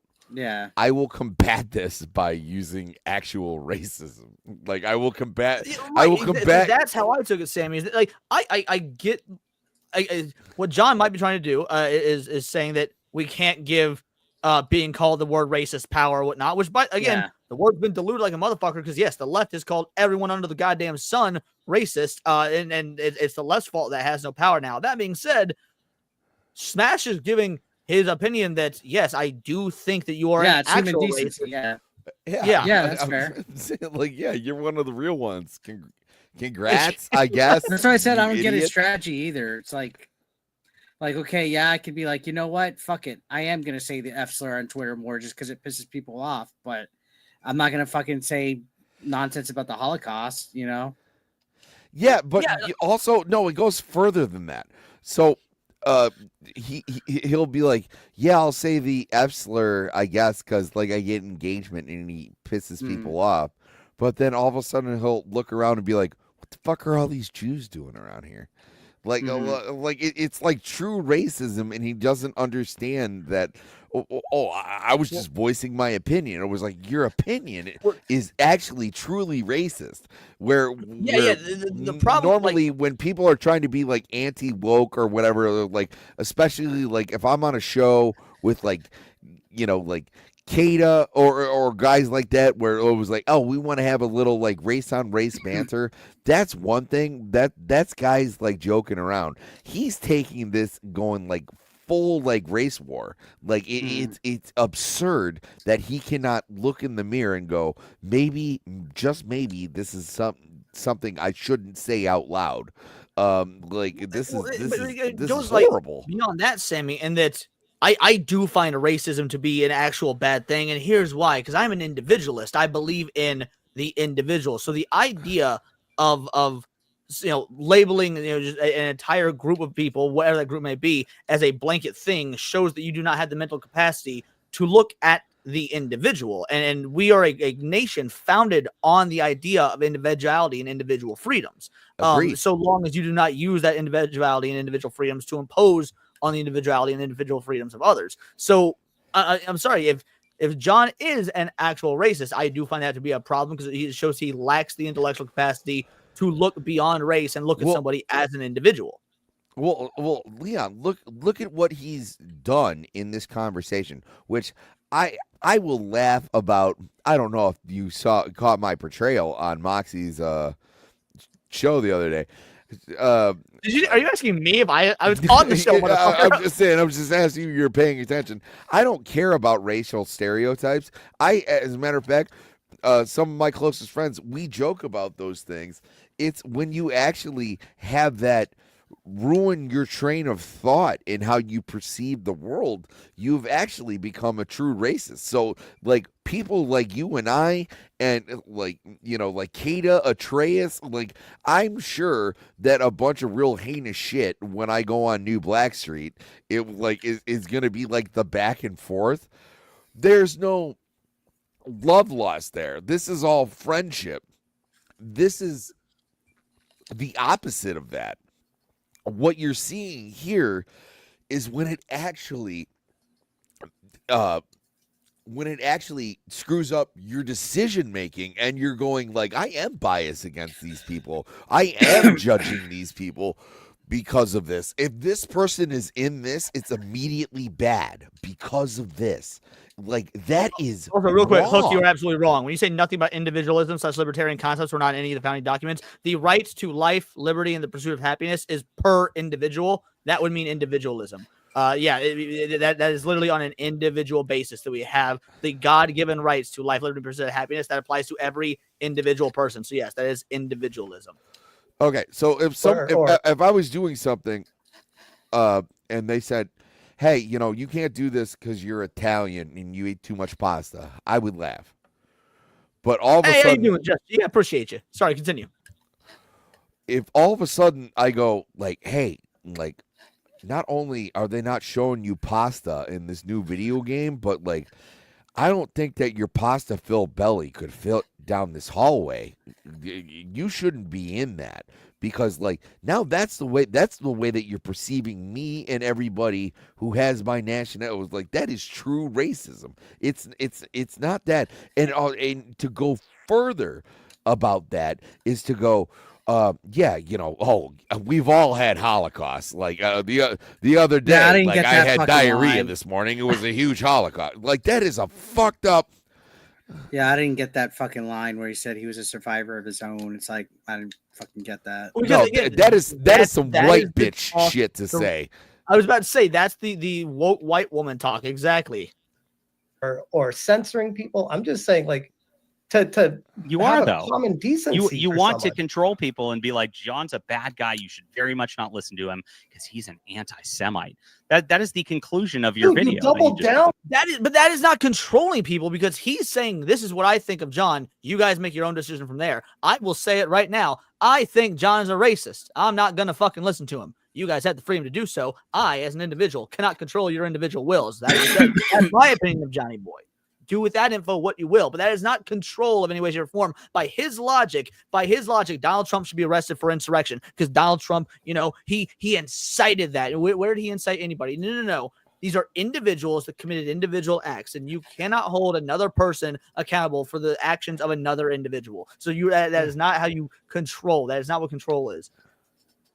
On your message to Master TDS when I gave you the opportunity to talk about it here. What message to him? My message to him is like, he hangs out with some bad people who are obviously leftists, who like to use the racist anti-Semite crap just like everybody else, and are doing the same thing to right-wing creators that Kotaku's done to right-wing creators.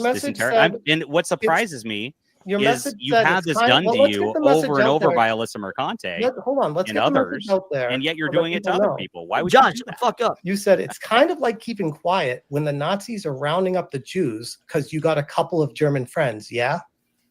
Yes. To a Jewish person. You don't. Yes. You don't have any like, maybe I shouldn't have said that. That's probably not the right thing to say to that person. You don't have any. I would say it's harsh, but it doesn't. It's not out there. No, like why should I held that as a sacred cow? I'm not allowed to talk about. I mean, that's ridiculous. He's not saying you shouldn't be allowed to talk about it. He's saying you should have had the common decency not to stoop to that level. I mean, that's how I am taking what Smash is saying. Yeah, 100%. Also, there's better ways to say that, shithead. Like you're using big buzzwords. That also, by the way, the left uses this all the time. The left compares so many things to the Holocaust. So, like, I remember when AOC got up and said climate change is, like our World War II, and I was like, I don't think it is. Like, yeah. AOC still would though, like facing the pillow, but still would. I think freedom of association is important, and having the right unchecked would necessarily allow people to be racist, and that's how people want to operate. I think that's fine. But John's attitude and constigation is repulsive, which makes him someone I would not want to associate with. I agree implicitly with literally everything you said, Serranos, 100%. Yep. People absolutely have the right to be racist, 100%. And if you want to live your life that way, go for it. Because again, as someone who believes in the freedom of the individual, if you want to be a racist, I do not think there should be any sort of laws to stop you. Hell, I don't even agree with hate crime laws. Like, it is already illegal to fucking murder somebody. I don't think murdering somebody because they're black should warrant an extra charge. Murder's already fucking illegal. Like, I disagree with the concept of hate crime laws. Murder is implicitly a hate crime. You hated that person enough to kill them. That's pretty fair, Sammy. To be respectful of someone, I guess. Okay. Like, that's like saying, like, why should I be respectful to you?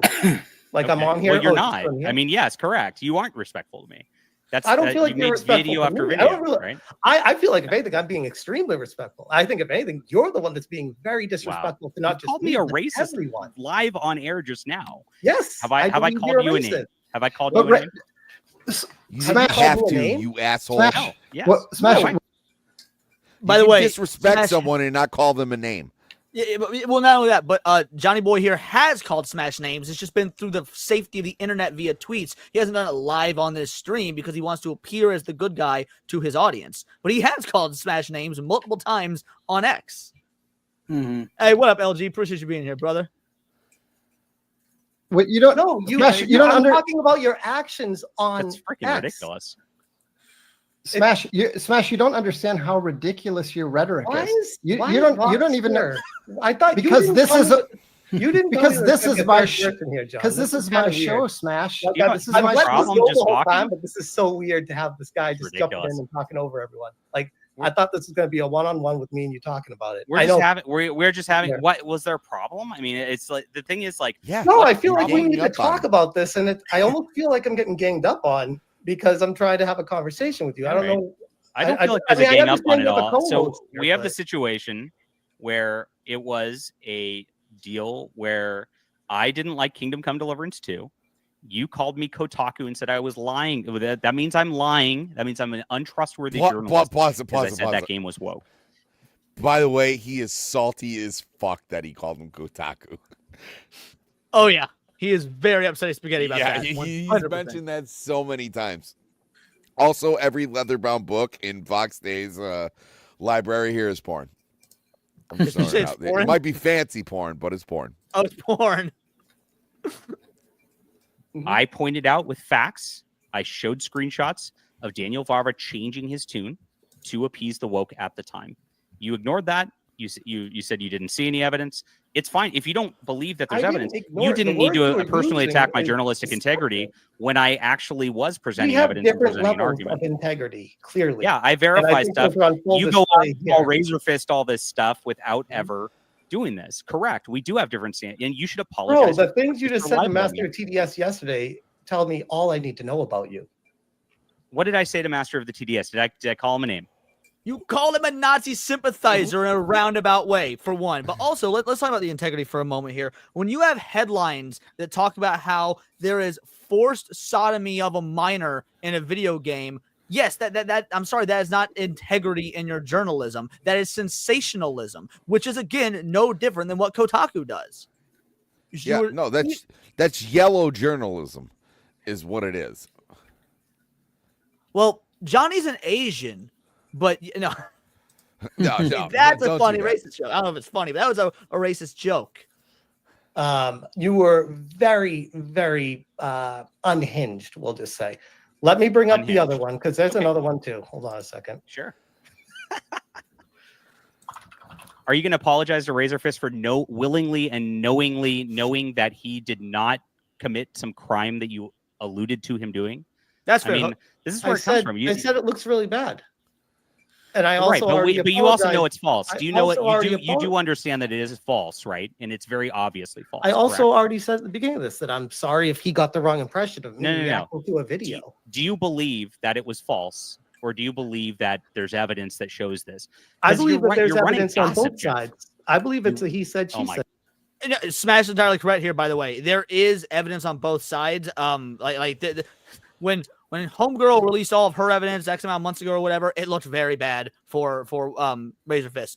Razorfist came out with his side, didn't include any of her evidence or disprove it. He just gave his side and what he says claims is true. So no, there is evidence on both sides. Now, again, I'd be leaning towards Razorfist is probably at least being honest that the girl wasn't a minor. Again, I don't know for sure, but that being said, that doesn't Smash saying I don't know. There's evidence on both sides is a completely fair take to have. That situation. Really? I don't know who to believe with it. Honestly, this is the whole problem. You equivocate on all this stuff. We present evidence. You say it's not woke because it's popular. So now that it's popular, you say, "Oh, well, now we know." Hold on, you were just throwing darts. I was not throwing darts. I did the research. I'm not, and I did a lot of work and research. Come on, man. So his ex had evidence. He had evidence. It is a he said, she said. Just because you're friends with them doesn't make him right. That's my point. That's an actual journalist would look at it like that. You have a very biased perspective right now where you're like, oh, it's Razorfist. Look, he provided all this evidence. Your biased perspective is to attack Christian conservative creators. I mean, that's what you've been doing Your constantly. biased perspective is to attack Jewish people. Really? Yeah. God damn. Yeah. So hold on. I asked this question earlier. Because you have no idea who we work with. Are you Jewish? Why does it matter if I'm Jewish? Can you answer? Why does it matter? Can you because answer? Because you brought it up. Because you brought it up. I'm bringing up Master the TDS. No, and what you said. You to him. brought it up. You called me an anti-Semite in a video earlier today. So you are Jewish. Yes. Are you Jewish? You said you kept quiet these days leading Jeff, up to why can't these come on, questions. dude? If you can't It's answer kinda if you're like you Jewish or quiet. not, what is wrong? I can answer. I am not Jewish. It's not that hard. Like, Dude, you this answer is whether not you're the Jewish or not. gotcha you think it is. Yeah, I again, I am not Jewish. Smash being weird. Jewish doesn't alter the fact that if that John has gone after another Jewish creator. So I'm sorry, I Yeah. don't have to be black. If a white guy says I hate them darkies, I don't have to be black to be like, that guy hates darkies. I can kind of understand it just by seeing and observing. Yeah. Yeah, but now he's like, currently you might be a darkie. If you don't want to answer this question. Yeah, I do think Smash was right to ask why does it matter. He wasn't talking about himself. He was talking about TDS. Okay, thank you. Why does did it you matter do if that, I'm Ben? Jewish or not? Like I'm just I'm curious. so confused by why people keep asking me if I'm Jewish or not, because I'm looking at the things you say and I'm just like, Because you're calling people anti-Semites and ranting about the Holocaust. It's just kind of weird. Like, nobody cares. Dude, You say you don't think just saying denied the Holocaust. What up, Bishop? How you doing, brother? Wait, did he deny the Holocaust? During he didn't deny it, but he said I would say he minimized it. Yeah, he minimized it for sure. but he said nobody cares about it anymore. yeah. He didn't. He Yeah, didn't that's what I deny said, it. minimized. Yeah, he didn't deny the Holocaust. One of JT's I'm wife's sorry. That family was is out. Jewish That and was out lately of a converted Catholic. visceral reaction. Yes. to someone who is Jewish, keeping quiet when the Nazis rounding up the Jews because you got a couple German friends is not. Yes, You think Hope that's is totally correct. normal It's to say a that? trap. JDA Well, is trapping so for emotional yeah, I response. was saying that I'm there's a lady named Gina Carano, you might remember, who said that Republicans are being treated like the Jews were in Nazi Germany, and she got fired over this. I was using that exact same tactic. my God. Because I'm getting attacked. I kind of feel like a Jew. Jesus Christ. To talk about the persecution of Gina Carano, who was openly just nothing Gina Carano said that would have offended the Jewish people.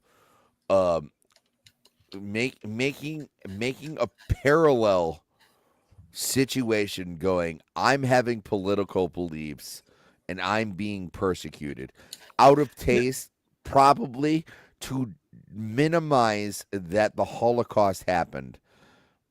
And also, then go real quick, like, that's not exactly what happened. Gina didn't say Republicans are being treated like Jews. What Gina said was that Nazism didn't come out of nowhere. It was a slow build, and let's not let political affiliations, she didn't specify Republicans, very fair. Let the past repeat itself. Gina Okay, was actually also- very tactful in what she Yes. said. Now we can all imply, understand that she was implying Republicans. But that being I said, mean, she was these far are- more tactful than that.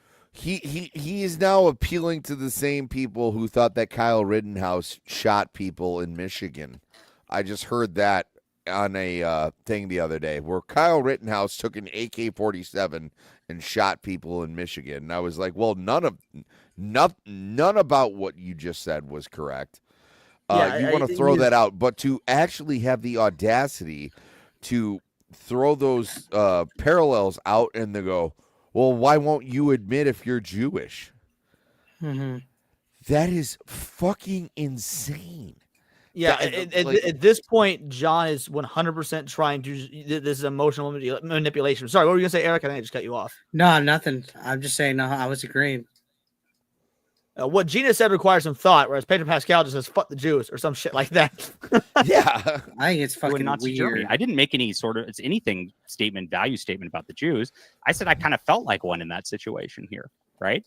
And so that's what You Gina didn't Carano say that said. at Disney all. fired her over it. You literally did the same thing and literally went and tried to cancel me and called me an anti-Semite over the exact same thing Gina Carano went with Disney, the evilest corporation ever, and you did the exact same narrative.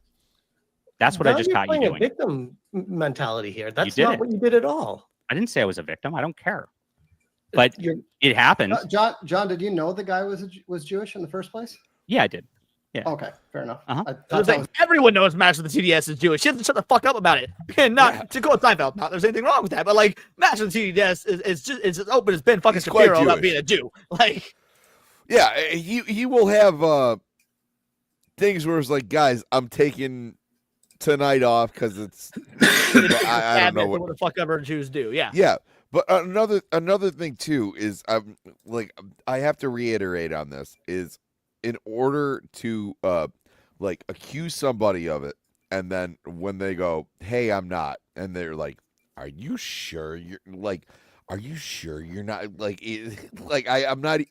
It sounds odd to say it, like, are you sure you're not Jewish? Like, would that affect his argument? I could even in today's political climate, like with everything going on in Gaza, everything going on, there are plenty of reasons for like Israel, Palestine, reasons that people might take sides and stuff. We've obviously seen which side takes which, but it's beyond that. It's not like, oh, you're not in it for Palestine. He's like, are you sure you're not a fucking Jew? Like it is beyond. I want to know what your politics on this. It is just actual racism. I'm being asked to pull up the tweet in question. So yes, it started off with this. By the way, I did a video on this today, so I'm just gonna give a quick run through of it because I need them views. You guys will watch the video after. Master 2DS said to a tweet to Hypnotic, "You cannot escape real Hypnotic. You will submit to the glory of chair stream. All hail Hypno Chair. Hypno Chair is made by Crimson Blitz Art. Good on him for crediting the artist." Then where'd it go? John came in. It had nothing to do with John wasn't in this conversation. It was just a joke between TDS and Hypno. John comes in and says, man, Hypno took such a huge L this last day after going full leftist cancel pig on me and Fandom Pulse. He was exposed as a total hypocrite and simp for DEI. That's why everyone's switching to Fandom Pulse, who calls it right with real news. Yeah. And then Master DDS says, I've kept quiet because I have friends on both sides. I thought I made that clear over and over, but apparently not. I don't want to be a part of this. I don't care who's right or wrong. Stop dragging me into it. My stance cannot be clearer. If you value what I bring to the table, you will respect my decision on this. And then John Delarose said, you kept quiet while these guys let a cancel mob and won't stop. These are toxic, evil trolls who are pushing LGBTQ propaganda and trying to damage right-wing creators. It's kind of like keeping quiet when the Nazis are rounding up the Jews because you've got a couple of German friends, yeah? And then everyone went in on him. Like fucking Josiah Rises went in on him. Even Yorch Torch Gaming fucking quit Fandom Pulse over this. Okay, so yeah, there's the context. There's more post. to it, but if you want the additional context, watch my video. My only context on that post was I saw that. Thank God I didn't scroll down because I saw he was the next comment on that, and like I don't like to read what he says anymore because it genuinely just pisses me off. And I was like, oh, you know what? If I didn't already have the most comfortable chair in streaming, I might buy a Hypnotic chair just to help my boy out. Like that was my thought, and then I left it alone. I can't believe that it escalated to that, and the fact that he let it escalate to that is fucking deplorable. As far as why are people crapping on Hypno, it's just Johnny Boy crapping on Hypno. The TDS is joking with the buddies and whatnot. We're in group chats together and whatnot. So it's just John, and Johnny's upset at Yeti because Hypno doesn't go full right wing Christian zealot with him. You're welcome, Michael D3. Yeah, George torched the bridge over this, which is pretty similar to what my thumbnail said. So good on you, Serranos. Let's keep going.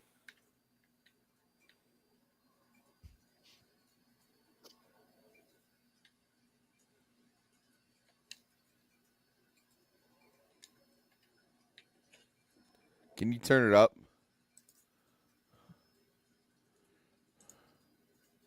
It's muted. Yeah, I'm not. I don't hear it, Leon. Yeah, I'm sorry, buddy. Can you even hear us? Any audio? No. Was it? It was all. We can't hear anything. Oh, you can't hear anything? What happened? Let me. What about now? No. Nope. Can you hear that? No. Why is there no audio? I've got audio. What happened? Interesting. Let me pull up just out of curiosity. Just a different. Oh my God, it's BlackRock. Yeah. All right. So we're just gonna do this real quick. Tell me if you guys can hear this. Well, it's muted, but now. No. Nope. No audio? You guys had no audio for that? What the fuck happened? Give me a moment here. I wonder how did the just stop the screen share. What about now? Oh, It depends. Yeah. Yeah, I got it. You can hear it now? Mm-hmm. Yeah, Okay, could perfect. you rewind it like 20 seconds? Yeah, will do. As much as I and Jeff, it's like I try to ask you something, you can't direct. Notice you're like, does inserting a black person into a game, does that make it woke? And it's like, well, it depends on the context, right? What about LGBT? And I say yes, that makes it woke. I can answer these things right away because I don't even have to think about them because I have nothing to hide. But every time I ask you a question, it's like, well, it depends. It's like, God damn it. So Johnny Boy here is getting upset that Smash is thinking about the answers to the questions. I was going to say, now we're going to argue about how he answers his question.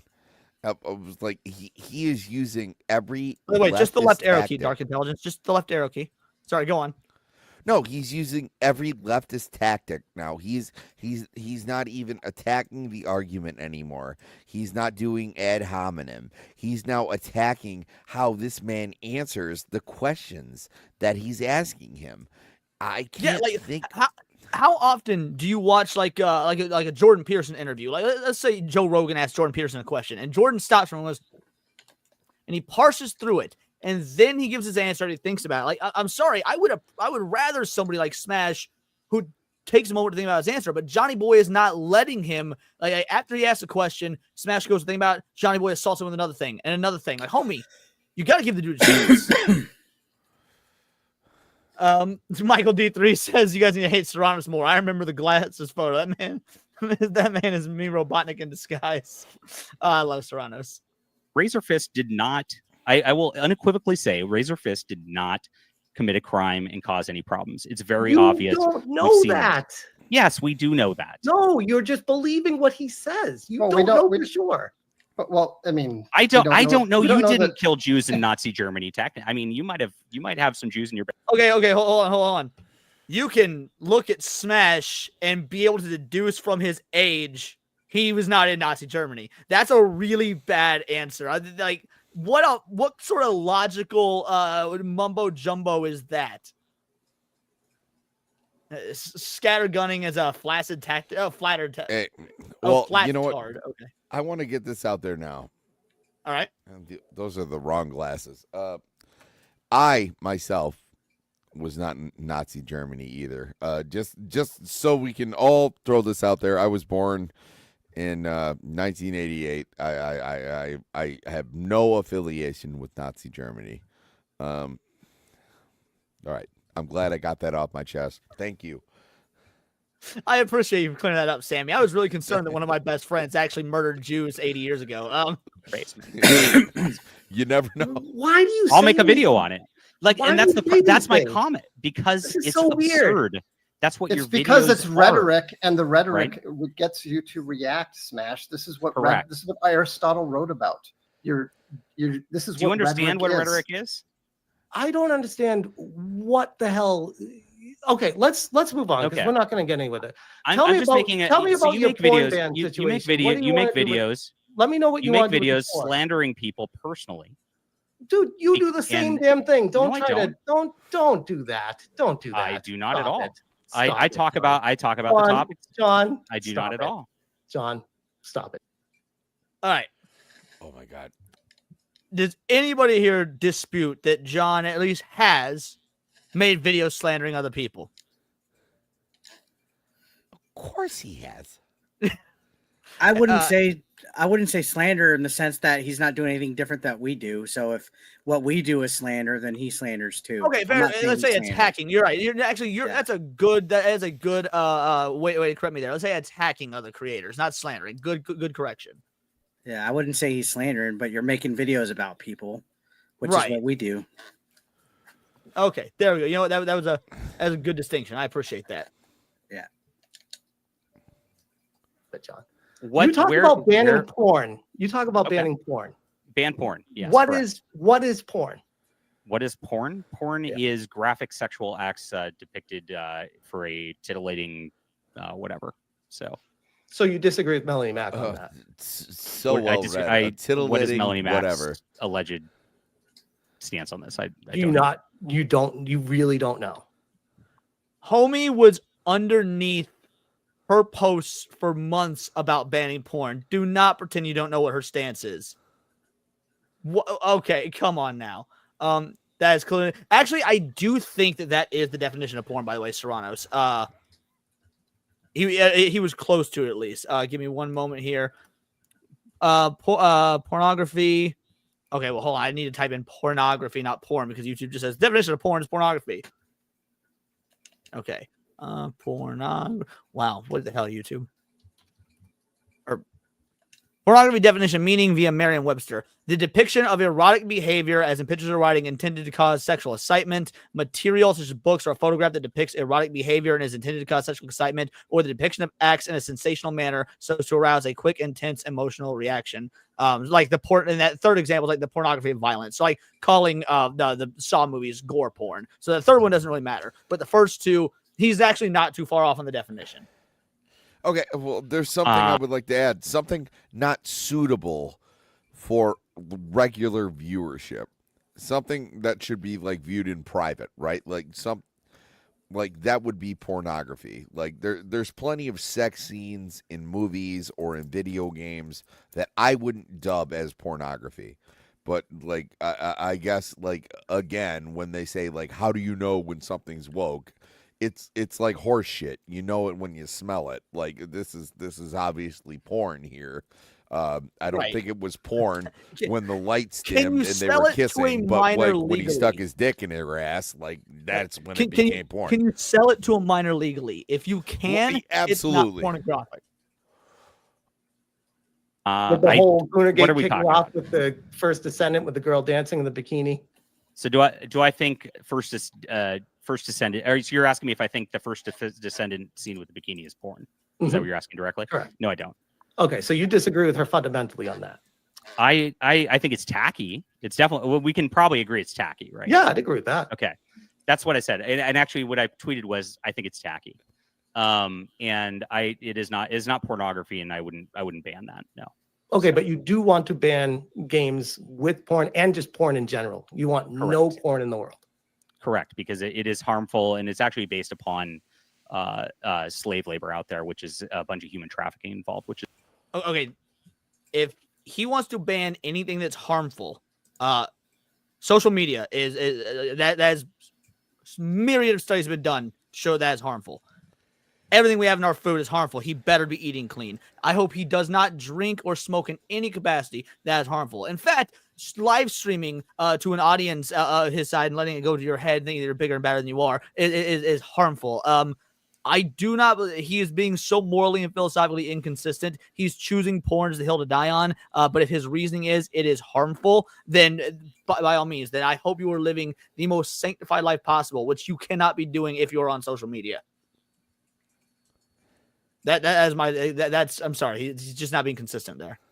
I mean, I could argue a lot of jobs are based on slave labor, but yeah, and I think Trump will fix it. Don't worry, we're trying to work on that with tariffs. So.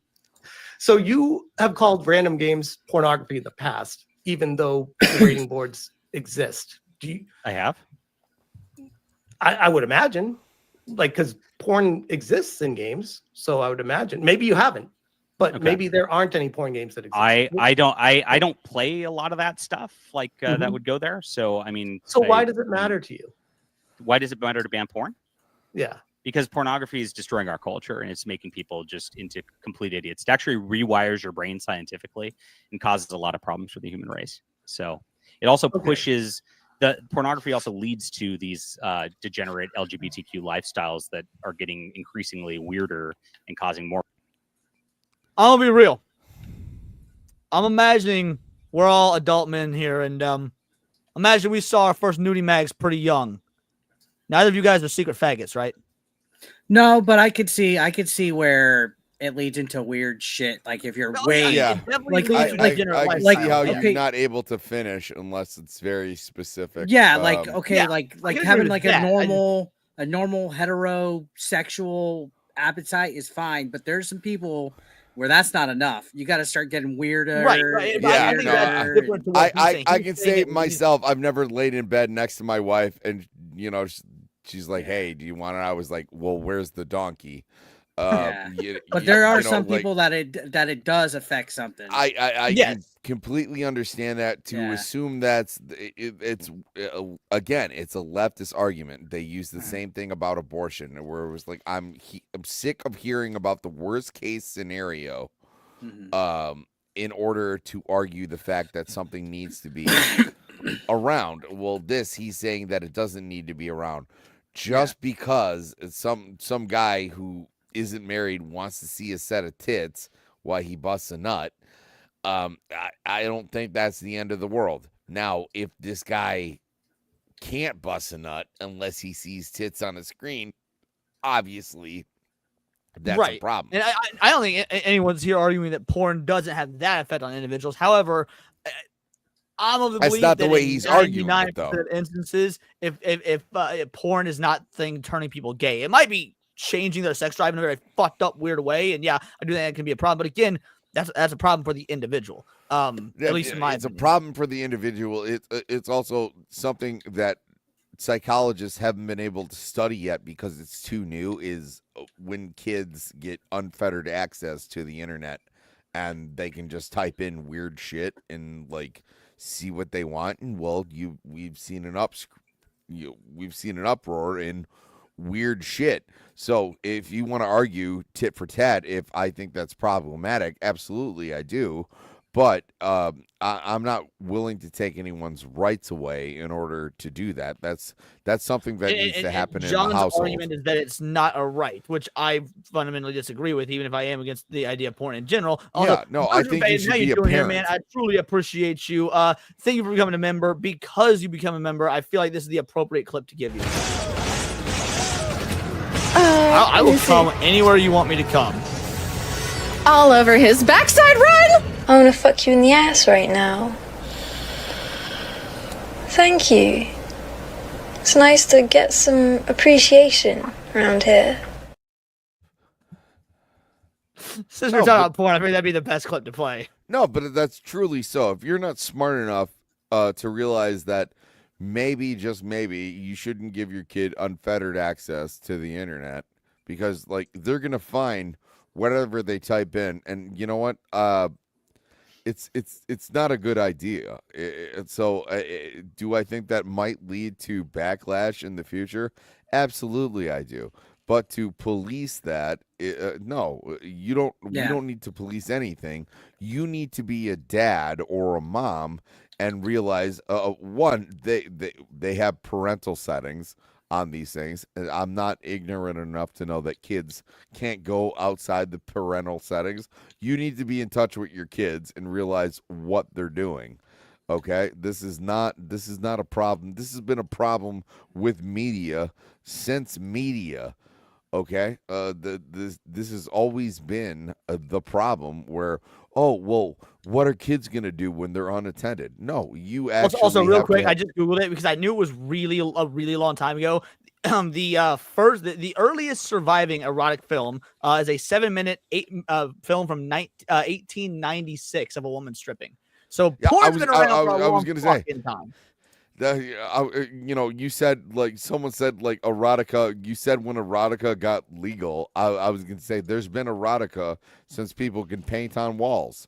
Okay, Yeah, that's true. Okay, it might have been a stick figure with boobies, but it doesn't matter. But I would like to think that the smart caveman was like, no, don't look at this part of the wall. You can't.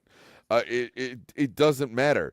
You control what your kids see, whether you think it does. And you know what? If I caught my kid looking at weird shit and I didn't know how to like deal with it, I would cancel my internet service and only have it on my phone until like I got it figured out. Therapist early. But we're getting off topic here. More problems for society, and it all stems from porn. So I would fundamentally disagree with that. I'd agree with the premise of that, but I don't think it stems from porn. Okay. Well, that's what I believe. So, and you could see that with the proliferation of pornography, though, there is a correlation, though, isn't there? That these things have correlation does not imply causation. That's absolutely proliferated crazier and crazier and crazier. Also, I mean, Lucifer and Morrowind coming in hot with a member of 3 months says it's about extreme censorship. It's always been about that. It doesn't matter who's doing it. Stop it. Agreed wholeheartedly. Thank you, Lucifer Morningwood. There's Morrowind. You could say that about just because of the modern era, there's a connection to this. It's I have not done a scientific. Well, what's the hallmark of the modern era that was proliferate? It was pornography, right? I mean, over the years, there's been whorehouses. There's been sexually promiscuous women throughout the ages.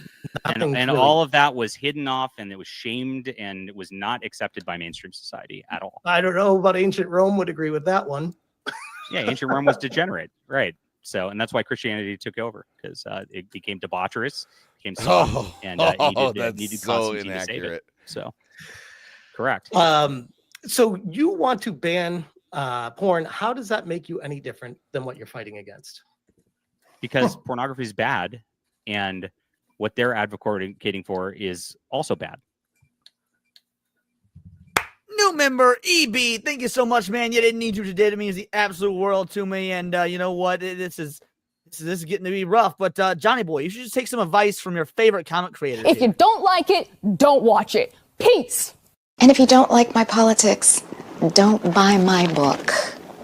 Problem solved. Plenty of games out there for you to buy. If you don't like this, don't buy. I feel like that's the very obvious answer that Johnny boy missed. So I advocate for good. That's the difference. But do you understand? Do you understand? It's really just two sides of the same coin when you're looking to ban things. Because... No, that's a lie. Banning things is a tool. How it's used is stop it right now. And so, would you let's hear it out. Like banning the knees on your channel is a bad thing because that was misuse of the tool. Banning, let's say, remember that guy who like went on was it Geeks and Gamers or Friday Night Tights and drop trow and all that, banning that kind of thing so that guy doesn't get on there is a good thing, right? Because that's disruptive and causes a problem for their show, and it's disgusting, right? So that's I guess the difference right there. I guess right, pretty simple. I guess that's fair. That makes a good point. I like how whenever Smash gets the upper hand, they revert to, well, that's my belief. Yeah, that's 100% the tactic he's been using, which is funny because when Smash said that's my belief about John De La Rose being a racist, John flipped his fucking lid. You can't have that belief. That's harmful to me. I could definitely meet you halfway and say there are certain things that have no place in society for sure. He said banning things is a tool. Mm-hmm. How did prohibition go? How in any way, shape, or form, when you tell people they can't have something, they go out of their way. Not only does it become, we find illegal ways to get that. We actually find Sammy, prohibition was almost 100 years ago. Here's a better example. Modern leftist cities that ban guns. Guess what? People have gone out of their way to find out how to get guns, and only the bad guys have them, and they kill a lot of fucking innocent people with them. Like, yes. But I think the difference is you have to go. Yeah, I'm sorry. It's really fucking early your time. Tell the people who you are, what you do, where they can find you, the whole nine. I'm Sammy 3Pete. You can find me as Sammy 3Pete on Twitter, on YouTube. And either way, if you don't want to look at that, you can just find me every Tuesday. Tinfoil Haters. That's our show. We talk about things that people don't want to talk about, where you might get disappeared talking about. We've had a couple of guests that just showed up missing. But by all means, just check me out on Twitter. If not, yes, I will say 100% Smash won this entire interaction. And I will, Slayer, like dude. you guys on in the chat, but I can't. I can no longer be on camera. I have to. Pretend. He's got wifely duties, or husbandly duties. Boys, I catch you gotta later, do Sammy. Thanks for dishes coming and by, shit. man. Gotta I go. I appreciate gotta it. go. I have See you later, to man. leave. Yeah, I got like another maybe like 20 minutes. No, that's cool. I'm gonna see this motherfucker out because we've gone this far. But yeah, that's by all means. But no worries. When you start pushing the line, people start having different opinions as to what is okay and what's not. And I think right now that's where society has come to a crossroads where it's like, what's okay, what's not. And I feel like we've gotten to a good middle ground overall. And the direction that I hear coming Our from culture's you, like the worst it's ever been. That's why your channel's big, because the culture's in such a shitty state that you talked about how bad that leftist culture was, and you blew up because of that. We're not in a middle happy state right now. It's quite the opposite. We are just hanging on by a bare thread. And that's why we're fighting the culture war. That's why Grums is doing what he's doing. That's why we all have had to do this since Gamergate, because society collapsed to such a level. I'm specifically relating to porn is what I'm talking about. See, the thing is, man, is they should have addressed their fighting with each other. Like, it keeps going away instead of just directing, why are you acting like this towards me? Why are you saying this towards me? Now it's going to the topic of what is porn. You know what I mean? Yeah, well, JDA, by my estimation, fundamentally believes that his way of looking at things through his Christ-centric, right-leaning lens is the only way to get what we're all trying to do across and smash this. Like, I won't lie, them against each other shit needs. I don't even know that it needs to be squashed, because I think that it's actually good that they're diametrically opposed to one another, because Smash comes off as a more libertarian-minded. I want to talk about the issues, how to fix the issues. JDA basically says that your way of doing it's not good enough, and it's like. This is so frustrating because I feel like JDA has been trapping Smash at every corner. It's I agree. Grums. It's this is so painful, and I wanted Smash to do better, but you can't separate all that. It's all not that bad in my opinion. All societal elements are connected. So just taking one thing in a vacuum doesn't really matter. It just matters what the context is for society, right? To be whether it's good or bad. It's like this. A dictatorship. Is a dictatorship inherently bad? The answer is no. A benevolent, good dictator. No, the answer is yes. There's no such thing in human nature as a benevolent dictatorship. That is like saying real communism has never been tried. Give me one example of a real dictatorship, a benevolent dictatorship that's existed throughout history. It has never been done. A dictatorship is inherently bad. Like my good friend Nayib Bukele in El Salvador is a good thing, and he made El Salvador great again, made it into a beautiful place. A bad dictator, who's an example of a bad dictator, Mao. Mao, who slaughters his own people, is a bad thing. It's not dictatorship that's a bad thing. It's just the context of who it is and what's being done with that tool, right? Agreed. That's exactly what we have. Power corrupts. So you don't have an issue with like clothing on someone. It's more just the act of sex is what you call porn. For nudity it depends, because obviously there's a lot of great Renaissance art that is just the human form and presenting beauty, and is not meant and designed for somebody to just fap to or whatever, right? It's kind of a different thing.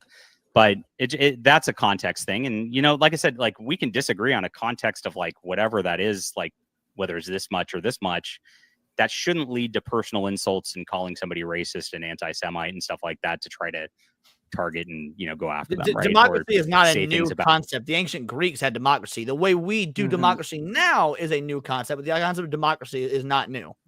Make up, the bullshit you guys are spreading, that he's a gay furry because I called somebody a gay furry, and that's the case, but you let your chat proliferate it and you don't correct them, right? And you're careful about not saying it yourself now. I mean, the way that you phrase things is very careful these days, but you do like to propagate them the same way. And that's been my exception. That's where it's like, okay, this is personal and it's ugly. Throwback and why? Because like I said, KDC2 was woke, and it is woke. What's the problem here, right? So there shouldn't be a problem. And that's been my whole assertion the entire time. There really shouldn't have been a problem, and I still don't understand why you've got one. So I don't know. I will explain why there's a problem, and hopefully Smash says the correct thing here. There's a problem because John De La Rose will accuse anybody that does not fit his every single barometer of what he believes as being a woke leftist. He has accused me of being a woke leftist. He's accused Smash of being a woke leftist. He's accused Hypno of being a woke leftist because we disagree with him on certain points. Basically, he wants everyone to march in lockstep, and if you disagree, he will excise you from the community, which is exactly the same thing that the woke lefties do. Mm-hmm. That is the problem, and he was trying to turn the tables on that now. That's not the case. If you just knock it off, I'm totally cool. I want to help you fight Kotaku. I want to help you fight if you the new stop Velvet saying Polygon. stupid shit online, I'll knock it off too. But I can't get behind you What? if I see you writing stuff that's just I don't agree with. I'm going to call it out too.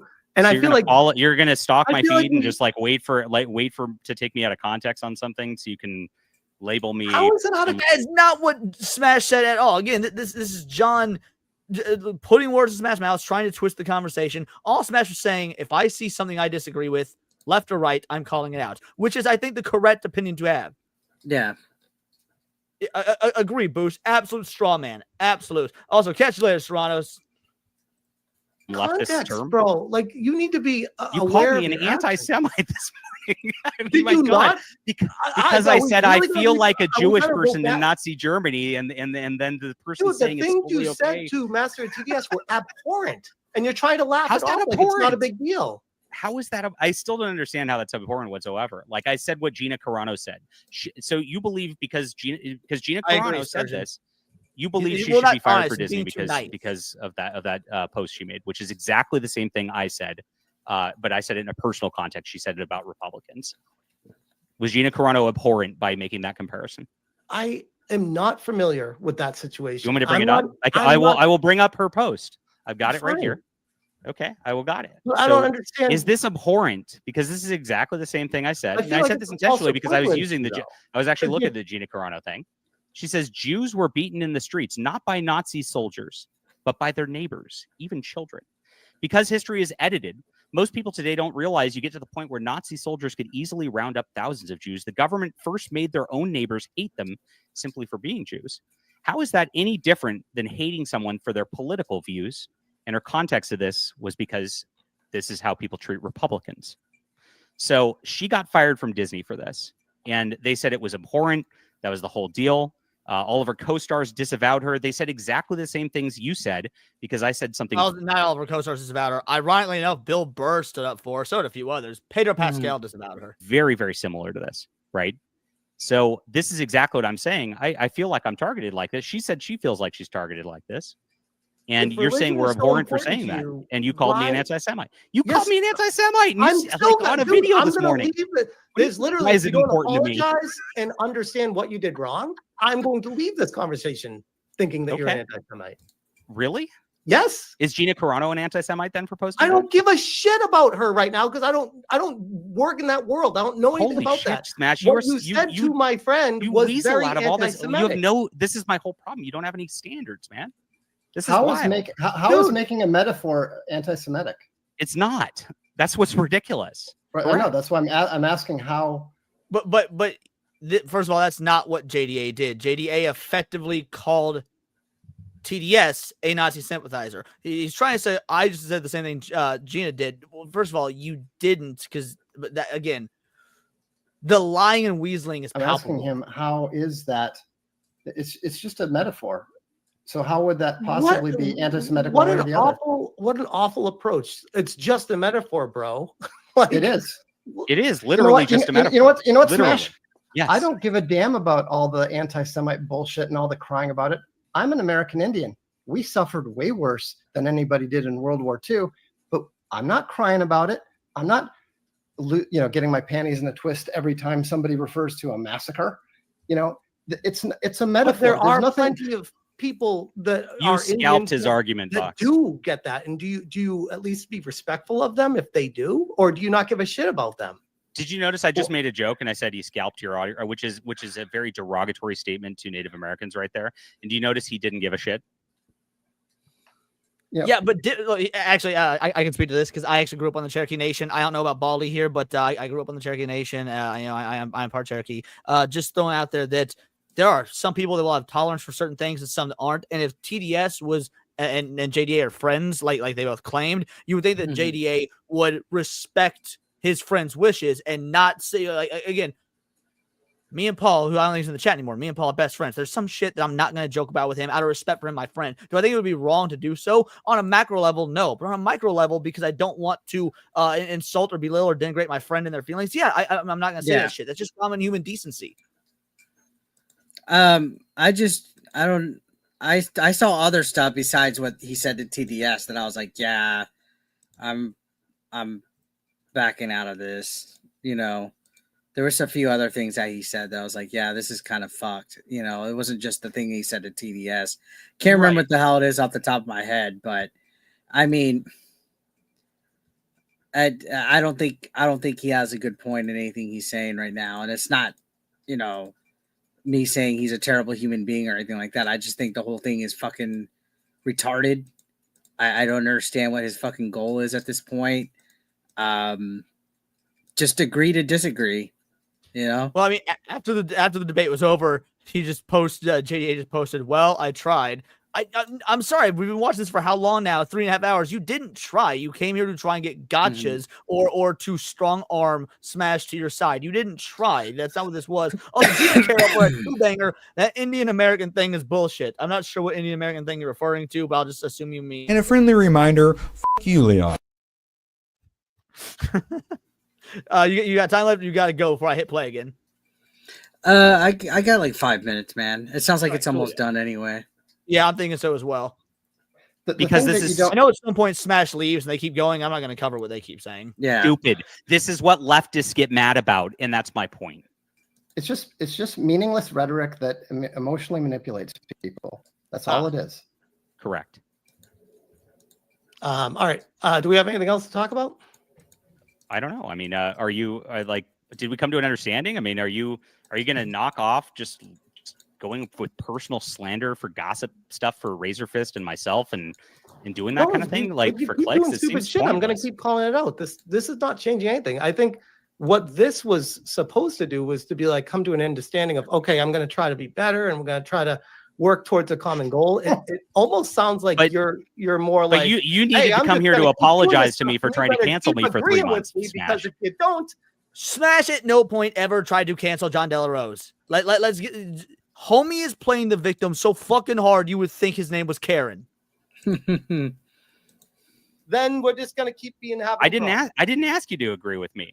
You keep demanding I agree with you. You're like, well, is this porn? Is this bad? Is this bad? And I'm like, not really. And in fact, I actually agree with you on all the stuff. And then you're like, and then you don't have an argument because you're like, oh my gosh, all the stuff I've said about him was false. Like that's what you're actually thinking. And that's why you're so slow to respond to some of this stuff. And it's like, just stop. Like, why are you doing this? Like, what is this about? What is your objective? Because my objective is to get this shit out of gaming. All this shit, including what shit out of gaming? You guys are trying to inject. I don't even make video games. What's what am I putting into gaming? Ideology. But I don't make video games, so I'm not putting. No, but you make videos about them, even though you don't fucking play them. Like your entire thing is doing what Smash does, what I do. In a sense, what you do, Eric, is that you put out your thoughts on the fucking gaming culture. So yes, you are adding to the gaming discourse. You are adding to the gaming zeitgeist, unfortunately. So yes, don't sit here now and pretend like you got no dog in this fight. Because if you didn't care, you wouldn't be making games. Or I say if you didn't care, or if you weren't trying to get that bag, if you weren't a grifter, you wouldn't be talking about gaming. Yeah. Yeah, you tell people what to play, fag. And I know you said fig, but let's be real. We know what you want to say, Boosh. Do you play video games? Yes, so I'm not allowed to play Mario Kart and be a Christian? I'm very confused. Like you play No, Mario Kart is not what we're talking about, though. Do you play video games that you're talking about on a daily basis? Do I play video? I've played Stellar Blade. I played Space Marine 2. Yeah, I don't play KDC 2 because it's woke. I don't buy woke things. Right. I didn't play Assassin's Creed Shadows because it's woke. I'm not giving Ubisoft my money. Correct. Like, yes, I play the games I like, and then I talk about the games I don't like and why. I should be able to do that without somebody, I guess, trying to personally go at me and call me an anti-Semite because I don't like a video game. I mean, but if you have a take and you put that take out there, you make it public. If you have an entire website that's supposedly journalism, that is free for people to commentate on. It sounds to me, Johnny Boy, you're just upsetting spaghetti again that Smash doesn't agree with you. It's that simple. Just at least just fucking say that. Be that honest for one shred of this debate. Mm-hmm. I still don't understand where this is coming video from. game. To be clear, it's because of what you said to Master of TDS. Right. So you It's don't not want about the ideology in video video game games. with Guess that. what? That doesn't exist because every human has an ideology, and every story, if there's a story to a video game, will have an ideology to it. So it's never going to be a Oh possibility. my god, did he really just try and pull his version of all games are political or all art is political? Kind of sounded like it. That is exactly what it is. Also, Raziel L for a 5-banger. JDA just admitted the whole reason for the conversation. He tried to get Smash to admit to slandering him and Razorfist for a possible lawsuit. Yeah, that is exactly what that was. You cannot make this shit up. Women. That's the best thing I could say to that. Wow. That's absurd to say that, right? It's like I don't even know why you'd go that. I'm not making video games though, so I'm not inserting ideology into any video games. I'm not a video game creator, so you shouldn't have a problem with me on that level because I didn't do anything. I feel like you don't really care about the game future. You just want to make. Oh sure... yes, I do. I don't want woke in the game future, and I don't want woke, especially for my kids' games. That's the I have. Do you have kids? Yeah. Okay. I don't want all this like weird. Oh, that's the same. Don't pretend you don't know that Smash has kids. He talks about his kids all the fucking time, and we know you hate watch Smash. Come on now. Yeah, I'm fighting for. I think the difference is our definition of woke is a little bit different. I think that's maybe where it comes down to, where I'm a little bit more flexible with it, and you're a lot more hardlined with it. Well, I want to secure a future for gaming and for my white children. Wow. Stream just ended there. Was that it? Shit. That's it. Literally hard cut right there. Are you sure maybe he didn't fucking unlist it or whatever? Or how were you watching that directly off his channel? I was watching that directly on his channel. Oh, bro, if he unlisted it while we were watching, what a refresh it. Maybe he privated it. Hold on. Let's take a look real quick. Let's go to if it ended right on white children, though, that's funny as shit. Let's see, John Delarose. Did he private it? Members only it? No, it's still there. Hold on. Yeah, the stream just cut, but let me bring it back up. Hold on. You think maybe he cut off the end of it? No, because I just pulled it back up now. I don't know what happened. I just pulled it right back up. That was, I don't know what happened there. It just hard ended. Stuff anymore. Like, and don't try to police what people like, writing things like gossip. That needs to be an accident, not to excuse them. That's what it was. I clipped it, buddy, because it was voice chat in Halo back in. Would that be accurate? I still don't understand where this comes. Almost sounds like you're more like. But you needed to come here to apologize to me for trying to cancel me for agree with you. Why are you doing this? Like, what is this about? What is your objective? Because my objective. Yes, so I'm not allowed to play Mario and then I talk about the games I don't like. So you don't want ideology in video games. Guess what? That doesn't exist because every human has an ideology and every story. Okay, so I'm not a video game creator. So you shouldn't have a problem with me on that level because I didn't do anything. I feel like you don't really care about the game future. You just want to make sure. Oh, yes, I do. I don't want woke in the game future, and I don't want woke, especially for my kids' games. That's the I have. Do you have kids? Okay. Yeah, heard this. Okay, and with it. Well, I want to secure a future for gaming and for my white children. Is that okay with you? Why did you say the word white? That's kind of weird. It's a little bit weird. No, I mean, is it okay? Is it okay? Is it okay that my children are white, or is that not okay? It's totally fine, but okay, cool. I almost feel like the more I've seen from you, the more it almost strikes me as you're like a white supremacist. Would that be accurate? I'm Hispanic. And my wife's El Salvadorian, so that's ridiculous. So. Wait. So if he's Mexican and his wife's El Salvadorian, how does he have white kids? I have no clue. Wouldn't that make them Latino kids?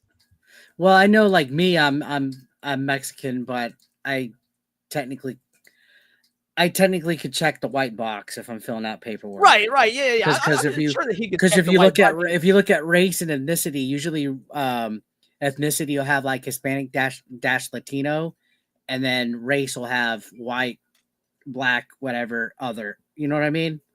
So it's like I would check in Hispanic, Latino, and then white. So maybe that's what he does too. Interesting. Hypnosis claiming yours and JDA is Hispanic, says the Latinx. That is kind of weird to know. It almost to me when he said that, it sounded like he was trying to be edgy. When he's like, for my white kids, to me it just came across as like trying to be edgy. Yeah, honestly, you're probably onto something there with that. Also, there's a couple soups I missed. William Richards for a 10 banger. I remain eternally focused on why everyone here grades wokeness as a digital, not analog. The entire clash aside seems rooted in Smash being willing to accept 4 out of 10 and JD drawing the line at 2 out of 10. And then BioBooster scored over a 5 banger. Show the image he deleted soon after and DMs on Twitter. I will. If you've got them, send them to me or tag me on X. I'm not sure because I do have a DM to show, or I have a post to show. It's an old post, but yeah, I don't know the DM you're referring to. But just Johnny boy. Stop it. Get some help. I'm fucking. Yeah, I didn't get to watch any of this, and I kind of stayed out of it. But there's a few things that he's saying that I'm like, dude, I don't understand the strategy. You know, I'm just trying to compute it. Like it's a weird strategy. By the way, you can be a white supremacist and not be white because if like again, white supremacy is just a type of racism. You believe whites are supreme. So like you could be a black dude or a Asian dude or whatever and be like, yeah, whites are the fucking best. So just throwing that out there. Hey, but I like white people. Doesn't make me a fucking supremacist though. Yeah, like you can absolutely, because as long as you don't think whites are above anybody else, you're like, hey, I like whites. I also like blacks. I'm not gonna give my I'm not gonna give my race pecking order, but I do I do like some races a little bit more than others. I'll just say that doesn't make me racist. I don't draw the line at all whites are inherently good because the French exist, and like I don't know if there's such thing as a good Frenchman. So like, yeah, I mean Frenchies are weird. And French Canadians are even worse. So yeah. I'm not white. But you just don't like black people? No, I love black people, especially Kanye West. Except for the weird gay stuff. See, he's trying to be edgy there when he says that. Yeah, that wasn't even. Yeah, that wasn't. I do like Kanye though, but he is trying to be edgy. Anything else? I guess I just don't understand what your point is. Like you're like I'm gonna every time you have a tweet I don't like, I'm gonna go fancifully off the rails against you, and just like I did with Razorfist. I mean, is that the conclusion here? Because my objective with this was, hey, are you saying that I'm the one going off the rails after what you wrote to Master TDS?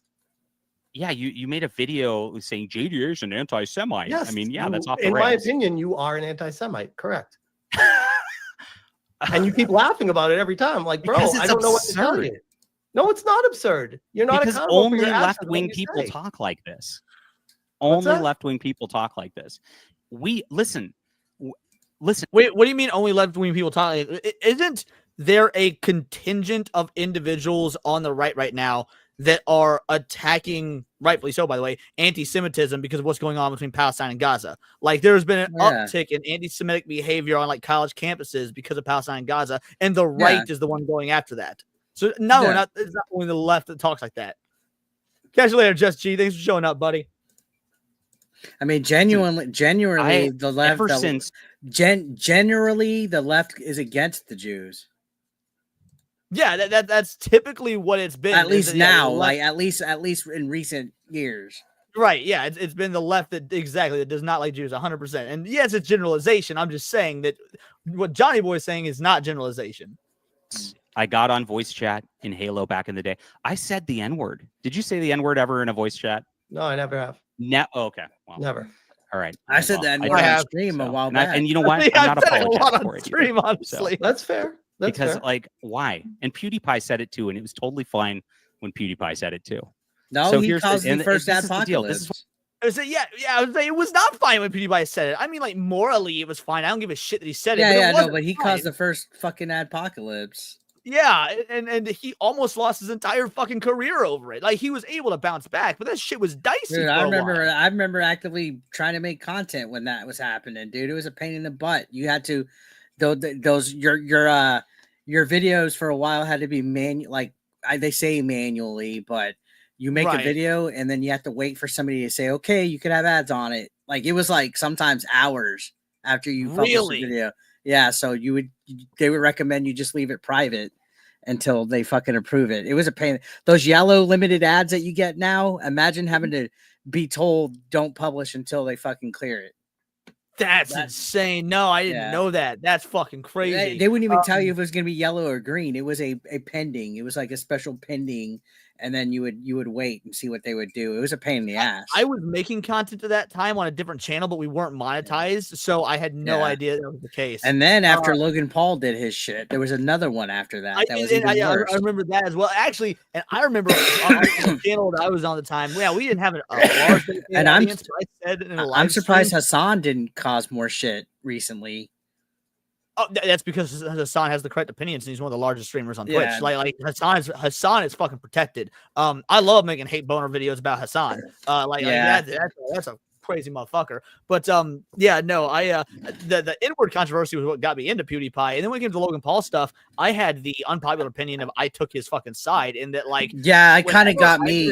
it kind of got me watching Logan Paul when that happened. And then I started, next thing you know, I realized I'm watching his daily fucking vlogs at the time. And I'm like, what the fuck? Am I a 13-year-old? I didn't even start watching Logan Paul until you got into the WWE, because I think he's a legit good wrestler. But like when all that shit went down, I was like, look, I'm the type of guy that cracks jokes and laughs when I'm nervous. I don't necessarily like. I don't think he was like, oh, laughing at a dead body. I think it's like, oh fuck, I'm a little bit like. I caught some flack. I was like, we got to get rid of this dude's entire careers because I thought it was dumb. But that being said, are you still going to keep going with this, or because I'm going to hit a couple of super chats? Real quick? Let's just watch it. Let's finish it out. Perfect. Harbinger for $4.99 says JDA is trying to manipulate and soundbite to paint smashes the leftists. Why mention white at all? In my opinion, ask questions. He's asking questions like a leftist. I 100% agree. And then Demon Carol for a 5-banger. All I'm going to say is the horseshoe theory. I'll DM the meaning because it's too long for a super chat. Oh yeah, by all means. Yeah. Horseshoe theory is 100% coming, and JDA is one of the people driving that train to the station. Kalika Game, remember for 1 month. Take a shot every time JDA says something anti-Semitic. I also love the content and hope your channel grows. You deserve more views, but thank you so much. Same with 8-Bit Eric. I mean, he's been on this grind for a long fucking time. So if any of you guys watching aren't subbed to Eric, make motherfucking sure that you do. He is an absolute sweetheart. I'm finally about to hit 94,000 again. I was at 94,100 in February, and then I dropped down like fucking 500, 600, 700 subs. I'm finally fucking almost there.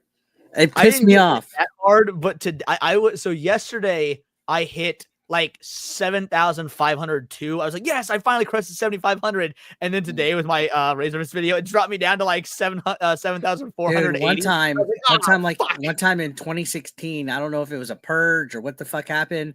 I lost over 2,000 subscribers. Dude, yeah, you told me that when I was interviewed. It was like 2,000 something. It was like about 2,100 something. I lost it. And I tried to make fun of it like in a video, and then I lost even more people. Like, people didn't get the humor. I was like beating up my Mario plushie and shit, and I was like, I lost this many fucking subs. What the fuck, guys? And people are like, what are you bitching about it? And they fucking unsub more. I'm like, God, gaming community people are weird. Well, real quick, to address those super chats, I know that everybody watching my channel right now, this is what John Della Roasted thinks of you guys.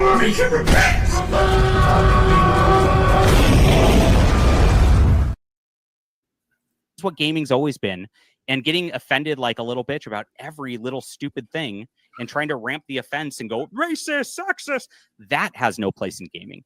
That's what I want out of gaming. That's why I'm fighting, and that's why I've always been fighting. And that's honestly, I think, why you're a little nervous about this, because I think you understand that side of trying to control people with words like anti-Semite and all that doesn't work anymore. And it kind of makes you look like a leftist. It really does. And so I would love for you to stop doing that. And if I have a game that I call it woke, you're welcome to say it's not woke, and we're welcome to have a debate about that. But if you start talking about my wife and stuff like that because I'm talking about a game calling it woke, which you did in your first stream, by the way. I talked about your wife? To your credit, you haven't since then. But when did I talk about your wife? In the first stream. I clipped it, buddy, because it was libelous. Okay. So that was why I took exception. That's why I got really angry on this level. Yes. I do not recall. If that's the case, I apologize. I do not recall ever doing that. That doesn't. That is why I was like, "Whoa, this is a next." To be fair, what John probably did, or what Smash probably did, was bring up the allegations of Johnny Boy beating his wife. And guess what? You're allowed to bring up allegations, and it's not libelous. And if it was libelous, Johnny Boy would have already sued Smash by now. But he hasn't. Even Alyssa Mercante, who sued Smash by this point, unless John is such a broke bitch, he just can't afford the fucking lawsuit. Level thing. And that's where I was at. I would like to see the context if you don't mind sending me that afterwards, because sure, I will. Thanks. But that was that's why I DM'd you the first time about all this as well. But yes, okay. But you apologized. I'm good with it. So if that's the case, I think the personal attacks are just gross and silly and need to stop, because we all need to be working together against these evil mega corporations, and that's what's important. I'm only going to speak for myself here, not my guest. I will never in my goddamn life work with a fucking weasel like John Delarose. I will actively work my own personal war on two fronts against the fucking wokies and the idiots like John Delarose before I ever work with either of them. Again, that's just me speaking, but yeah, fuck your wishes, John. You are a cancer. Like I said, I never had a bad interaction with him, but I don't think he looked good in any of this right here. Oh yeah, I don't think he came out. Well, I think that he beat Smash in his submission. I don't think that made him look like a good guy or the winner here. I think it made him look unstable. And that's what I've been trying to push the entire time. KDC2 is run by and owned by an evil mega corporation called the Embracer Group. They're one of the worst out there. They've always been one of the worst out there, and they corrupted the guy. I agree. I was right about that. I wasn't throwing blind darts. I've recognized the patterns of this stuff, and I reported on it. And that was it. You didn't like my patterns I saw on it, which is fine. But you didn't need to go out there and tell everybody we're Kotaku and fake news and rile up your whole audience about that when you are. That is not what we did. We were not I felt like you just were pushing a narrative because you guys found something about an underage kid, and it's like, well, not really, but kind of. I'm like, bro, it was beyond. No, it was not really. They literally listed him as 15, and then Daniel Favreau, his response was not fucking game. Not underage. He did that 2 days later. His response was it was normal then to have 14 and 12-year-olds have sex and to have witnesses for it. So his implication, I agree, Cyberchat, again, if you can read, is that it's normal for kids that age to be doing that, and that's why he showed it, because it was historically accurate. So he was showing that. If that's the case, what's the issue? Do you have an issue because you don't want it to be historically accurate, or do you have an issue because it's pedophilia? It should not be in a game no matter what. I think pedophilia should not be in a game no matter what, even if it's historically accurate. Absolutely. Why do you need to put that graphically in there? Now you listen. If there's this is context. Well, because we're talking about a pedophilia thing, and we're going to go shoot a pedophile or whatever.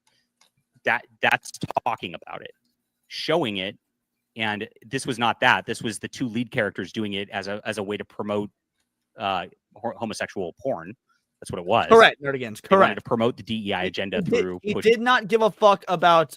Let's assume, for sake of argument, that Henry is underage. He did not give a fuck that he was fucking the women in the whorehouses at the beginning. That would still be pedophilia. That would still be rape. But he didn't care because it was straight pedophilia or straight rape. What up, Cass? How you doing? Cass Rage, Cult Classic Cage Rage. Thank you so much, you beautiful bastards.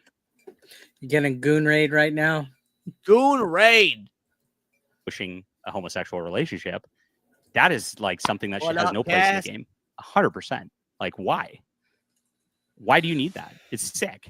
I mean, right? The problem is, and I would typically agree with that. The problem is, I feel like the plot's been lost with gaming, where you don't know who to trust anymore. You don't know if it's going to trust Fandom Pulse because you don't know if it's going to be for artistic purposes or why they're injecting it into the game, and that is a devastating trust issue that gamers have. So if it was a 15-year-old boys having sex for artistic purpose, there's no artistic purpose for that. What are you talking about? This is a cut and dry thing. But it's one of those things. It's it's in a video game that it's not real. I'm right there with you on this one, Nerdigans. They are fucking. They are not real. This is fiction. It's a video game. Look. You can have your moral qualms with it all you want. To me, at this point, Johnny Boy here is advocating for thought crime. It's a fucking game. It's not real. It's fiction. We have seen way worse in movies. We have seen worse in in comics. Hell, we've seen worse in the fucking smutty sci-fi books. He claims he's such a sci-fi and fantasy fan. We have read worse than that. That sort of shit went on in Game of Thrones, and everyone Game of Thrones for like 8 fucking years. Like, sure, it's loosely based on a historical figure, but they even said in it that they've taken artistic liberties. It was disgusting and absolutely disavow, and that's abhorrent. But yeah, Cuties was. Now I don't know what went on behind the scenes. I mean, then shoot those motherfuckers in the face. But the point is, yes, Cuties. I don't like that shit. I don't want to see it. But in the context of the film, it's fictional. Now, it's a little bit different when it's real girls and whatnot, and they were really underage. I think there's some legal boundaries that should be, happening there. France is a whole different fucking ball game. But in the context of zeros and ones and pixels on the screen, I'm sorry, that's not comparable. And stuff to make it so it's not that.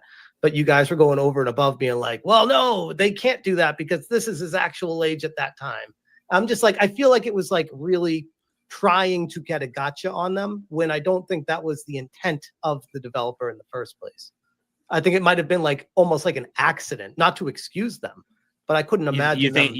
So you're giving Daniel Vavra the benefit of the doubt, which at the time we looked at Daniel Vavra and what he was doing with everything, and we said we don't give him the benefit of the doubt, and you wanted to give him the benefit of the doubt, which is totally a reasonable thing.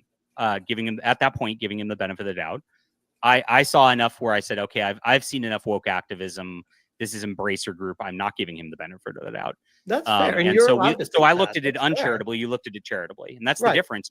And that is fair. Now, if you said that and you made a video saying, I don't agree with John on this, this was the deal, but he's got good points, and here's why he says this, and actually presented it like that, this wouldn't be happening. I don't have the knowledge to answer that, but I imagine these guys are Kotaku. They're fake news. They're awful. They're just as bad as them. You made video after video and stream after stream doing that. You see, that's the big difference between what we're having this conversation. Yeah, I mean, right now it's missing the context because I was covering the information where I felt that way about it. So you felt right. So here's the deal. Now that you know that we don't act like that, are you going to not do that kind of thing to us in order to try to tear our deal down? Because it's insane. Like, it needs, like, that's the thing that's hurting all of our side is that kind of behavior, going off the rails emotionally, where there's not evidence there that there's any kind of problems, and spreading things like gossip. That needs to stop because gossip is bad, right? I think it's not. You keep saying the word gossip. I think it's conversation. That's what it is. I think it's conversation. This is a conversation. I like what you're saying here. You were charitable to him. I understood that. I didn't have to call you names or say you're a pedophile over. If I could, if I wanted to go that route, I could have just, escalated that and said, "Oh, he's defending pedophilia," right? I mean, that's what JDA said. JDA literally accused me and Madam Savvy of defending pedophilia and then went on to additionally call us pedophiles. So do not sit here and act like, oh, I just wish you would take the moral high ground and not sling mud and call names, when this faggot ass piece of shit did the exact same goddamn thing to many other creators. Oh, other way of doing this, right? And I don't do it. You've noticed I don't do that. And so this is, again, when have I done that? Chat Smash, come on. I never go anywhere like that. Not that. I never do that. I never go anywhere personal on this stuff at all. And so this is a spot where we have a very intelligent audience here who's very well read, and we understand this from a historical cultural perspective. I get that you just want to have your fun in gaming and stuff like that. That's great. And if you notice, I've never gone out there. Remember that he said that he does not do personal attacks. Hypnotic took such a huge L this last day after going full leftist cancel pig on me in fandom posts. He was exposed as a total hypocrite and sent for DEI. But remember, this bitch ass never does personal attacks. And told you to like or play a video game or not like or not play a video game, nor have I done that to anybody else on X or anywhere, right? But I've had that done to me. I was demanded to like KDC 2. I'd better say it's not woke. I'd better agree with it or else, right? And that's where all this came from. Goddamn. So, why do you guys want to police what people like and don't like? Not to rush this, but I do need to start winding it down because I need to make dinner for my kids. Oh, that's fair. So are we kind of like an understanding like where I took exception and like where I'd like to see the future go, because we can make this movement way better. And if we focus on the important stuff and don't go off the rails with this stuff anymore, like, and don't try to police what people like and don't like, you know, censorship, as you guys like to say, then that should be fine, right? I mean, there should be no reason for that. And in fact, if you notice a lot of your preconceptions, you were like, what about First Descendant and all that? I said, well, I never said that. And you're like, oh, you actually thought I said that because people kept repeating it, even though I never said that. Why would you call out Melanie Mack on that too, then? Because I don't care what she thinks. I'm fine with her thinking that. I'm fine. He'll call out Smash. He'll call out Hypno. He'll call out me. He'll be like, "Oh, these guys are woke lefties." But won't call out Melanie Mack. Oh, I don't care what she thinks. No, she by and large agrees with you, so you're not going to call her out. That's what it is. But just be fucking honest about it, you broke bitch. If she believes that's porn and gross, that's fine. I'm okay with her believing. I'm not. That's the problem. It's like, why? Because that's a problem. Because then you start going down a slippery slope. Well, it's better than the slippery slope to underage gay sex and KDC too, my friend.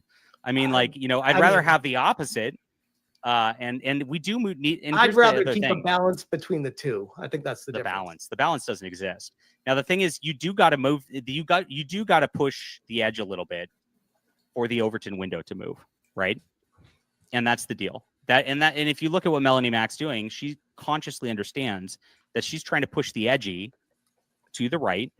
Look, I would have said that about Melanie 6 months ago. I don't know that I really don't believe that now, because if she wants to push the edgy, when I quote tweet her an edgy fucking meme after we've been, you know, if not friends, at least very cordial and on good terms with one another, good enough terms to share recipes with one another, then yeah, she blocks me over that. She's not pushing the Overton window. She's not being edgy, or if she is, it's only okay when she does it. But again, this isn't about Melanie, but that's a disingenuous argument from Smash. Because the Overton window is so far left right now, it needs to be done. And when you do that, this is called pacing and leading. Scott Adams, I gotta start winding this down, though. I keep talking. I'm sorry. I gotta start winding down. It's okay. Well, pacing and leading is about you say here because your objective's here, right? And that's Trump's what a lot is Trump's negotiating style, and that's what Melanie Mack's doing. And I recognize that because I'm well read enough to recognize that. And maybe if you have a question on people's motivations and where they're at on this, what I'd love to see is a DM, call me or whatever. I'll give you my phone number. Be like, hey, what do you mean by this? And what does this person mean by this? And look at us and what we're saying in the light charitably that you gave Daniel Vavra, the Jewish gay guy who was putting gay stuff into the Embracer group. Look at us as charitably as you would look at him. Is that fair enough? Like, why wouldn't you give us the same benefit of the doubt you'd give Daniel Vavra? And all I'd ask is the same from you two. Yeah, but I do. I don't say a word about you. I get videos calling me an anti-Semite. You're forgetting the videos where you called me some pretty awful things in your videos. So what did I? But I'm not. I don't know. Okay, I don't know what it was, but I will do this right now. I apologize for saying any awful things about you on that, and I will try to keep any kind of like personal attack rhetoric to a minimum, because I don't want to do that to you. I want to practice what I preach, and I don't want to do that to you. I appreciate. Do you think overall you're on the right track? I'd like to see a little push in the future to where we can kind of work together and be friendly. And I'm cool with that. Really quick. Yeah. He doesn't. Johnny Boy just said he has never attacked Smash. Now I've shown you examples from from Hypnotic, but I think devs should be allowed to put as much trans prop in a game as they want. Smash JT. Are you seeing the pattern yet? Seems to me like you were attacking Smash JT. When was this? April 29th. 4 fucking days ago.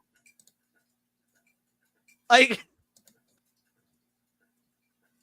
I'm calling people racist and anti-Semite and stuff. It's just. I'll just don't be racist and anti-Semite, and I definitely won't. Don't worry about that. Okay. All right. Have a good night, brother. Thank you for coming on. Appreciate it. Have a good one. Yeah. Cool. Well, that is cancer. But we made it through, guys. It took nearly 4 fucking hours, but we made it fucking through. Yeah. Eric, how you feeling?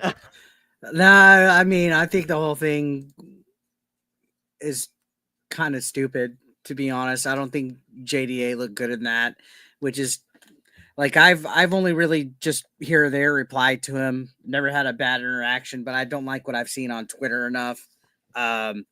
I think Smash should have just called it out. Like, bro, why are you attacking people?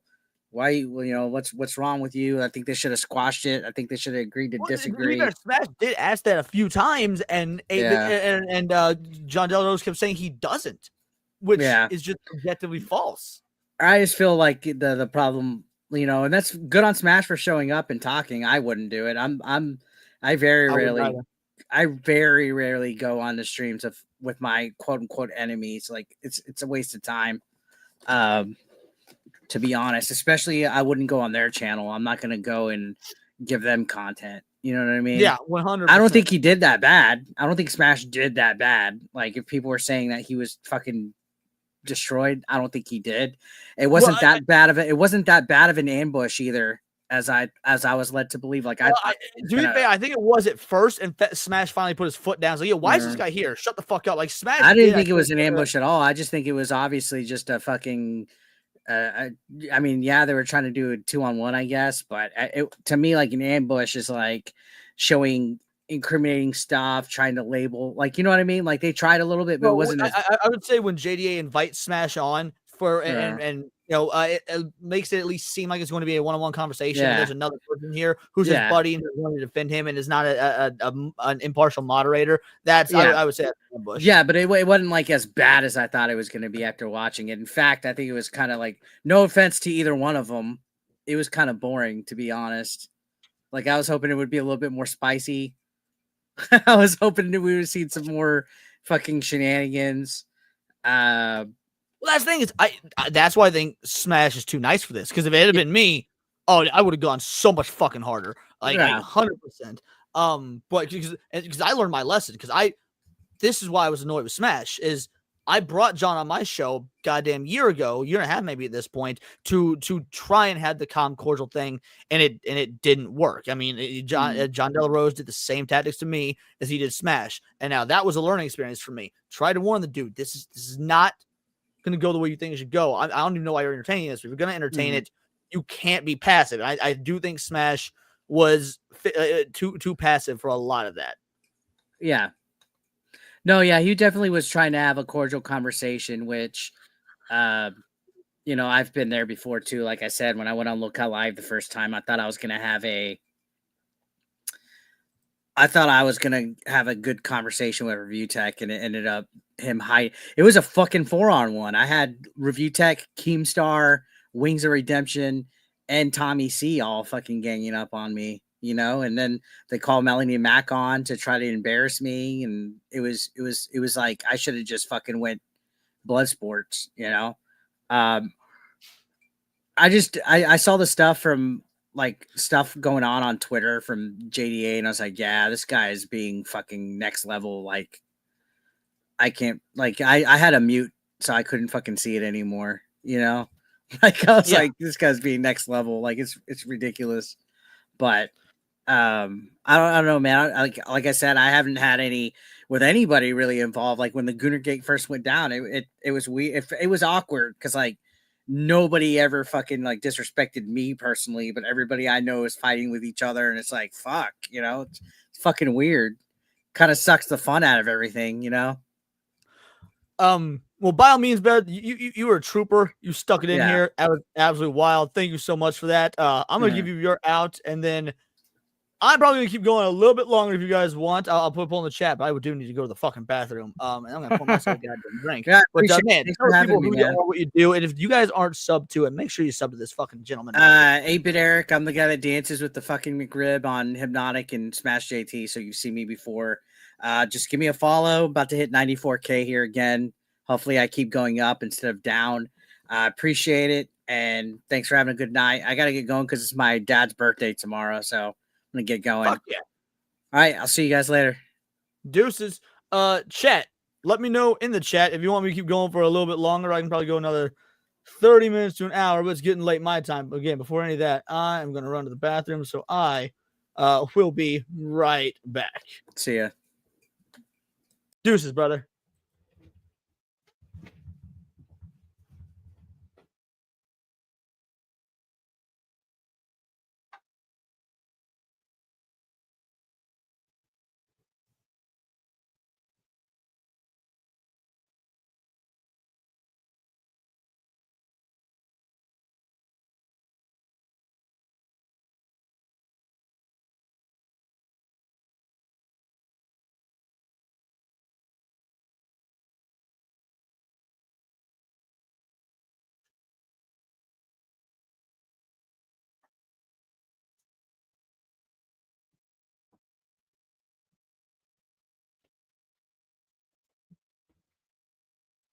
And we're back. Let's see. What do you guys have to say in the comments real quick? Give me one moment here. Keep going. Yeah, I will keep going. No chair stream, boo. Where's the chairlessness? Sorry, guys. I don't do the chair stream stuff. Let's see. Melanie would have been 5. She if she made light of her take. Yeah, but she doubled down. That's the thing. She doubled the fuck down. Patterns and such because they're repeated. Yeah, by the way, Cass, let me know if you want to come on. If not, no worries. I wanted to show this though. For anybody that was questioning whether or not Johnny Boy was in fact at least a white supremacist adjacent allegedly, so I don't get fucking sued. He says, "We must secure the existence of our people and a future for white gamers." Now, yes, the slogan in John Del Rosa's post, "We must secure the existence of our people and a future for white gamers," is a direct adaptation of the 14 words by David Lane, the original 14 words coined by Lane, a white supremacist and member of the terrorist group The Order, are, "We must secure the existence of our people and a future for white children." Lane's slogan, as noted in the web search results, has been widely adopted by white nationalists and neo-Nazi groups with its numerical well, I don't know if I clipped it properly, but either way, so yeah, you guys get what I'm where I'm going with that. So, just saying, again, no one's saying racism is illegal. However, it certainly doesn't help your fucking argument. Depends, Leon. What's your psychic damage resistance? I don't know what you. Let's see. It's not very high. Not after that. It's not very high. I'm pretty psychic resistance out. Gotta get the rest of the community unite and get JDA. Yeah, I completely agree with that. Cyberchud 2077. 4 hours, no bathroom take. W Leon, W stream. Thank you so much. That was it was getting pretty dicey there near the end. However, at this point, I am probably going to start drinking for the last 30 minutes to an hour of this show. But man, I appreciate you. Let's go ahead and give you a clip, brother. I can blow. Oh, you ready to blow? Yeah, I'm ready to blow. Well, I'm a mushroom cloud laying motherfucker. Every time my fingers touch brain, I'm Superfly TNT. I'm the guns of the Navarone. I don't know what you mean, BLM, Lorazan, no one bats an eye. I fucking do. I call out fucking black racism all the time. I think that racism is, crazy as this sounds, I think that racism is, while it's not illegal, I think it is wrong no matter what. I think that it is a morally wrong thing to be a racist because, again, as an individualist, I believe in like getting, again, I grew up somewhere where we don't have a lot of blacks. I'm gonna be real. Like I grew up, between the Midwest, the Cherokee Nation, whatnot. I grew up without a lot of blacks. That being said, I've seen a whole lot more wiggers than I've seen, actual like black gangbangers and shit like that. So again, to me, it's culture, not race. I've also know very, college educated Republican conservative black men. My grandfather's best friend Robert is a black mathematician who is very pro Trump. So again, I think that again, I do not. I have a moral issue with racism, but again, individualism. The most racist people against black people are the black people. I agree with that. I'm headed over for a shot. Absolutely, man. I've poured myself some vodka. We're gonna do it. No, it's not about black. Racism is racism. It doesn't have to be against blacks. Use a black as an example because that's the second most common minority after white in America. Then again, might be Latino now after all the fucking illegal immigration and shit. Yeah, I guess we just talk a shit. I don't really have much more I want to talk about in terms of the JDA stuff. So if you guys just want to hang and chat, to quote Uncle Ruckus, "Two black men beating each other to death. Proceed." Thank you so much, Demon Carol. Always to see. You know what? You brought up Uncle Ruckus. Leon, Moxie, are y'all niggas happy? Y'all happy? You proud of yourself? I hope you niggas is happy. Congratulations to all the new single moms on the channel, but I just hope you niggas are just so happy with what you've done. Thank you so much, Damon Carroll. And no, I love my own does not equal racism. I think that my race is genetically superior above all other races, or insert race here, is racism. I do not think that loving your own race makes you fucking racist.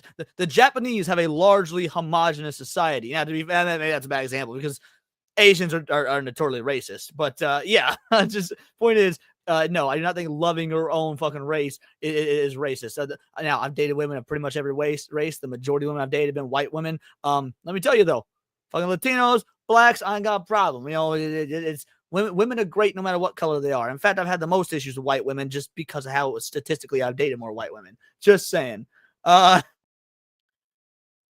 My neighbor's a black guy. He helped my dad get a car when we needed one last month. Our old car had issues and backing up. I think it was the transmission that went. He gave my dad a good deal. Yeah, again, that's why it is all about culture. It is 100% about culture, in my opinion.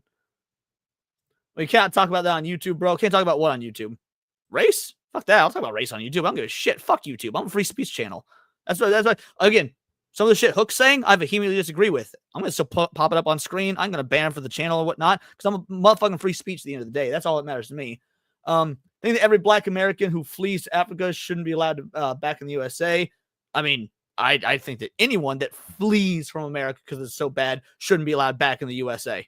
Like, if you truly think that America is so fucking bad that you feel the need to flee, yeah, fuck you. You lost out. Bring someone in who actually gives a shit. And here's a good example of that. And I bring it up all the time. Is that my best friend, his wife is ethnically Chinese, but she came here as a foreign exchange student when she was 15. She's 30 or 31 now. And she's stayed here since then. She's a Midwestern Christian girl, very conservative, absolutely loathes the CCP. Like, she is American as it comes. While she is ethnically Chinese, she is American culture all the fucking way. Like I've seen this bitch go to town on Whataburger. So yeah, I think that, again, if you want to leave this country because it's so fucking bad, bring in somebody who actually gives a shit about this culture and wants to assimilate to an American culture. I don't agree with Leon often, but white women are the worst. I can imagine it's even worse for you in Australia, brother. Everything is attributed to white privilege. Seems more accurate to Asians, yet we never hear about Asian privilege. Yeah, no. Anything that's attributed to white privilege is often class privilege. And everyone wants to make a race war about XYZ. No, there should be a class war. I'm not talking about like eat the rich sort of thing, because I don't think the fucking rich people are the bane of all poor people's problems. No, I think it's more of a government thing, a leftist ideological thing, an actual DEI thing. That being said, like, again, I grew up in, trailer parks my whole fucking life. Where's my goddamn white privilege? That's the sort of shit that's insane to me. Yeah, nah, they're cooked here. I wound up marrying a black woman 10 years ago. She could have been any color. I love her for her, and I love her enough to give her 6 kids. You got a fucking handful, buddy. That's a lot of good goddamn kids. Well, I hope they're good at least. Let's see. Send a link. Yeah, no. I mean, I'll check that out later, but I'm not going to do any reactions for the rest of the night. I think I'm just going to hang with you guys for the next 30 minutes to an hour. But I appreciate that, and I will check it out. Or maybe if you want to pop it in the Discord or whatnot for like a reaction stream one of these days. For some reason, I thought you were from Mississippi, Alabama. No, I live in the Midwest, but my ex-wife is from Louisiana, so I spent a lot of time in the South. So I've spent a lot of time in Louisiana. Still waiting for my Jew privilege. That's true. For all the things we say about Jews being in control and whatnot, you've had a pretty fucking rough go of it. Show the moist chicken breast. I'm not going to. I'll save it when we're doing reaction streams, because much like Smash at the end of that, I am trying to sort of wind down and just hang with you guys. We've already come this far. I'm probably already not gonna make a video for tomorrow, or at least I'm not going to expeditiously. Maybe we'll see how my throat feels after all this. Let's see. Go ahead, check this right over here. All right. Nerdigans, gotta do the synagogue shuffle and get the good one. Weather control. Man, if you guys want to hear about weather control, me and Sammy did in one hell of an episode of Tinfoil Haters on Harp. I'm just saying, check that out. I appreciate all y'all that came through tonight, because let me tell you, without trying to sound like a bitch, I took a fucking subscriber hit today with my Razorfist video. Like I was telling Eric, like, I was so happy I finally crested that 7,500 mark, and then I released that Razorfist video, and I got hit. I lost like 20 subs off that bitch, but we've recouped like 13 of them or so here tonight. So good on y'all. I appreciate the shit out of you, especially all you became members. Again, after the stream, I'll update the Discord link if y'all want to join the Discord, which is a 100% free speech Discord. So, because that's how I like to run my shit. I don't have any qualms with people coming on the show saying what they want to say, the whole nine. Why? I thought most people didn't like him or Mac. Well, here's the dealio. It's a very interesting situation. Anytime you make quote unquote anti-woke content, you're gonna have some crossovers. Like I've got crossovers with JDA supporters. I've got crossovers with Razorfist supporters, things to that effect. And a lot of people want to live in their echo chamber. A lot of people want you to agree with them 100%. Like I could call out woke video games 30 videos in a row, then I can call out the right one video. And that always happens, by the way. While I spend the majority of the time criticizing the left, whenever I do criticize the right, I immediately, it always costs me subs. Now, sometimes it will cost me subs, then I'll end up gaining them back and whatnot. But the people that come for the ideology instead of coming for the creator, they're not going to last, which is fine by me. I don't want people that are only going to be here if I agree with them or they agree with me 100%. Like when I end my videos with diversity of thought, I truly do mean that. I want all of you guys to have diversity of thought, which is why I think that, by the way, you John Deliverance did in that video, kept saying, we have a very well-read audience here. We have a very learned audience. You have an audience that's part of your ideological echo chamber. I actually do like that there's many of you that disagree with me that have different schools of thought. I mean, I've gotten plenty of messages from motherfuckers that be like, I'm on the left, but I watch your content because I like, I like the way you present it. I like how you're willing to have a dialogue. So yeah, I would say that you guys are a far more well-read, learned audience than fucking JDA could ever hope to achieve. Hey, Big Ship, you absolute fucking legend. Gifted 10 Words of Paradise gifted memberships. You absolutely did not need to do that. Thank you so much, brother. We already played it once tonight, but we're going to play it again. We're going to break this back out because this is the Jake and Big Ship. You know what? You just made the list. Oh, no. Oh, here we go.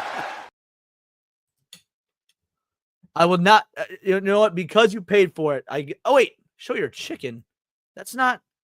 Oh. Yeah, I'll show your chicken. I'm sorry. I thought you were referring to the video you sent me. Well, because you paid, I'll do it. Absolutely. I am still a capitalist at the end of the day. One moment here. Let's get you a clip first. Harder, Leon. Harder. There we go. Give me one moment. Open image in a new tab. Yes, I am susceptible to super chats to be to do what people want me to do. Let's see. Present, share screen. There we go. Here is Bush's moist chicken. Now, for those of you that were wondering what the confusion was, immediately after sending me this, he sent me a video about black women. So when he's saying show my moist chicken, I thought that was a fucking euphemism for the black woman video. Just saying. Oh, whoa. I almost canceled that StreamYard, not canceled out of this image. But yes, that's some good looking chicken. But I agree. That is very moist looking. I can tell you brined that bitch. Dang, that is some moistness. There we go. Moist. Can we get some moist chickens in the chat? Cybershot is very confused about what's going on right now. Yes, that is how I got thrown in the pool. Next year, there's going to be a higher fucking goal for whatever crazy chicanery I decide to end up doing at the next meetup. Hey, catch you later, Big Shit. Thank you so much for dropping by, brother. Do truly appreciate it. Man, yeah. I thought it was a euphemism. I really did. We were saying show my moist chicken. How could that not be a euphemism? But anyway, yeah. So I was saying, those of you that stick around, that have been around, because if you watch my content, you know that I wouldn't say it's 50-50. I'd say it's like 65-35. 65 calling out the left, 35 calling out the right. But the fact that people out here sticking around, they're having, and you're staying, because I do always lose subs when it comes to criticizing the right. Just goes to show that you guys, even if you disagree with me, that you're open to that sort of diversity, that conversation. And again, real diversity, like actual fucking diversity. And that's what makes, the Vital Idols, the Bigot Army, all that, a dope ass fucking audience. Hey, catch you later, UFO Mega. Appreciate you dropping by, brother. Oh, I will get you tossed in another pool. I don't like the sound of absolutely any of that. You bumped. Did you bump that number up? Did you subscribe, my man, with a plan? I didn't even know you weren't subbed, Weasel. Well, thank you very much, dude. I do truly appreciate it. A lot of y'all motherfuckers subscribed. Holy shit! I just checked. What a drastic change in that number. It's higher than it was when we lost the Razorfist. So, man, well, if you guys haven't seen the Razorfist video and you do decide to watch it, we'll see if I lose some of you again. I like to see a Madam Savvy versus JDA debate. Dude, he won't debate me. He won't debate her for the same reason he won't debate me. Because we actually come with a staunch opposition to both sides. And unlike Smash, I love Smash to death, but at times he is too nice for this game. Like, Smash is sometimes too nice for this YouTube game. And that's why it really bothers me that people like McDizzle and whatnot want to go at Smash, like they treat him. Look, I get why people had the fucking hate boner for Grumps. Shit, I've started to grow a hate boner for Grumps, 100%. That being said, Smash has never, at least to my knowledge, done any of this with ill intent. Has he made mistakes? Absolutely. But who of us in this YouTube game fucking haven't? And he's a genuinely nice guy. He doesn't go out of his way to piss people off. He has some of the most benign takes of any of us. Like compare Smash and what he says to some of the shit that I've said or Hypno said or Atreus has said. Like Smash has such benign takes by comparison. People come at him because he's got the most subs out of any of us. That's what it really boils down to. They want to clout chase. They want to grift because he really is just a nice dude. And frankly, at times, that is to his detriment. Yeah, Smash is not spicy at all. Smash is chicken cooked in flour. Hypno is like chicken cooked in ghost pepper. And I'm somewhere in between. I'm a nice, like, mango habanero chicken. 100% the entertainment value would be bananas. Yeah, dude, Savvy would run intellectual circles around JDA because he's a three-trick pony. You guys at least call each side out and each other out. Yeah, calling each other, by the way, is a big thing. Like, just because Smash and I are friends doesn't mean we won't call each other out. Like, when he and when Asmongold did that very first reaction to a Smash video, I took Asmongold's side on that, and I did a reaction video to it, recorded, reacted to Asmongold reacting to a Smash JT video, and I was like, yeah, I think Asmongold got the correct take here, not Smash. And guess what? That was like 6 months ago or something, and me and Smash are still buddies because we're cool with folks having incorrect opinions, like, or not incorrect opinions, but like opposite opinions from one another. How often we all argue on SNH goes to prove that we're not a fucking echo chamber. Like, that's another crazy goddamn thing when the wokies like Alyssa Mercante or whatever call us an echo chamber. Like, how many fucking screaming matches did we get into on SNH because we have different opinions than one another? That is absolutely insane. Smash is the chibi reviews of gaming. She'll do with so many ops. I don't know much about chibi reviews. I've only watched one of his videos. I did it here on stream. I think he's a nice enough guy, and he's been in my stream before. Sorry, Short Fat Otaku was the one who's been in my stream before. But yeah, I watched one Chibi Reviews video when I was doing one of my reaction streams. Again, absolutely benign takes. I saw no fucking issue whatsoever. I truly don't understand the hate that Chibi Reviews gets, aside from like the modern like anti-lolly crowd. And again, I find lolly shit to be weird. It's not my fucking bag, but just like Nerdigans was saying earlier, it's fucking cartoons, it's fucking drawings. Again, not my bag, but definitely not the weirdest shit out there. Just not my cup of tea. Alan Molly's gonna share what? Leon and I disagree. It happens. He's still my buddy. Yeah, exactly. Yeah, me and Booch disagree all the fucking time. You like Rev? Do you mean Dev? Are you talking about Short Fat Otaku? Now, Dev's a fucking douche. Dev is, but again, you can like him. Like I said, diversity of thought. But in my opinion, Dev is a fucking douche canoe. He's got, and I don't know what sort of anime takes he has. He's called Short Fat Otaku. But when it comes to his political takes, my God, he is fucking retarded. Oh, Rev says Des. I've never watched one of his videos directly. I do watch when Asmongold reacts to him, so I see him, through that lens. And yeah, I like Rev fine. From what I've seen of Asmongold reacting to him, I don't think he and I would be have any disagreement or anything. I mean, I'm sure we'd have some disagreement, but I think that he and I are probably pretty damn aligned. It would have a good conversation. Shit, if you guys want to mass tag him, get him on Countercast. I've been subscribed to him for a long time, long before he became a VTuber. I don't even know if I knew about who he was before the VTube stuff. Is Dev? Yeah. Dev and Short Fat Otaku are the same person. Yeah. So Short Fat Otaku is what he goes by on YouTube. Dev is what he goes by on X. Words of Paradise picks. He can share them. I'm trying to continue conversing with the chat though. Showing pics and stuff is all good, but I want to hang out with you guys and talk with you and get your opinions and whatnot. And showing off a bunch of pictures and whatnot just distracts from that. He would make videos about anime mostly. Really, yeah, I didn't know that. Man, whenever I make videos about anime, unless it's something controversial, motherfuckers don't watch them. And I love making videos about anime. I really do. I've got several scripted videos in the works that like it's just hard to find the time to script and to do the editing. Like for some of the video ideas I've got for like scripted long form edited content, I'll tell you guys what I've got in the pipeline. Let me pull up here's my notepad. I've got a video about liminal spaces, a video about why Twilight Princess is better than Ocarina, a video about what makes a good anime protagonist, Fry and Leela, romance done right, a video about why Spider-Man 3 is better than you guys think, a video about why will masculinity in gaming ever return, a video about how Gooners ruined Sonic the Hedgehog, a video about how Disney killed nerd culture. Let's see. Excuse me. A video about whether Yu Yu Hakusho is an isekai or not, a video about how females in games are always great, and a video supporting 4Kids dubs, why 4Kids dubs matter.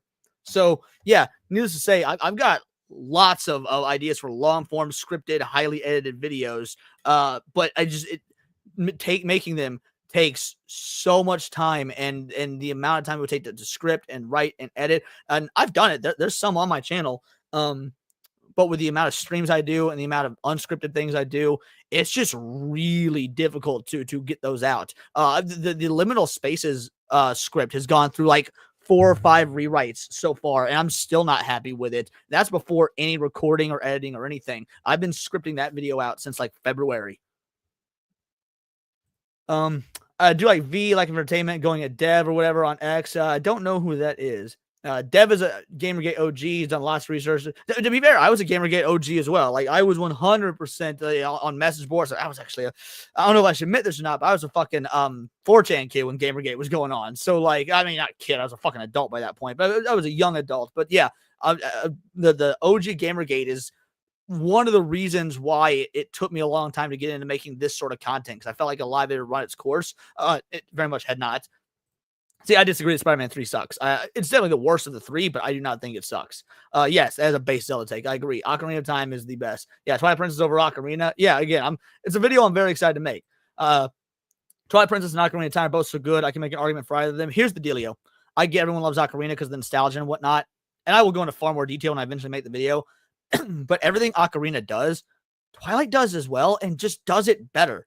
It does, from gameplay, the whole nine. Well, Truck Coon does make an appearance to Merc and Mofo in the very first episode of Yu Yu Hakusho, so I think that counts.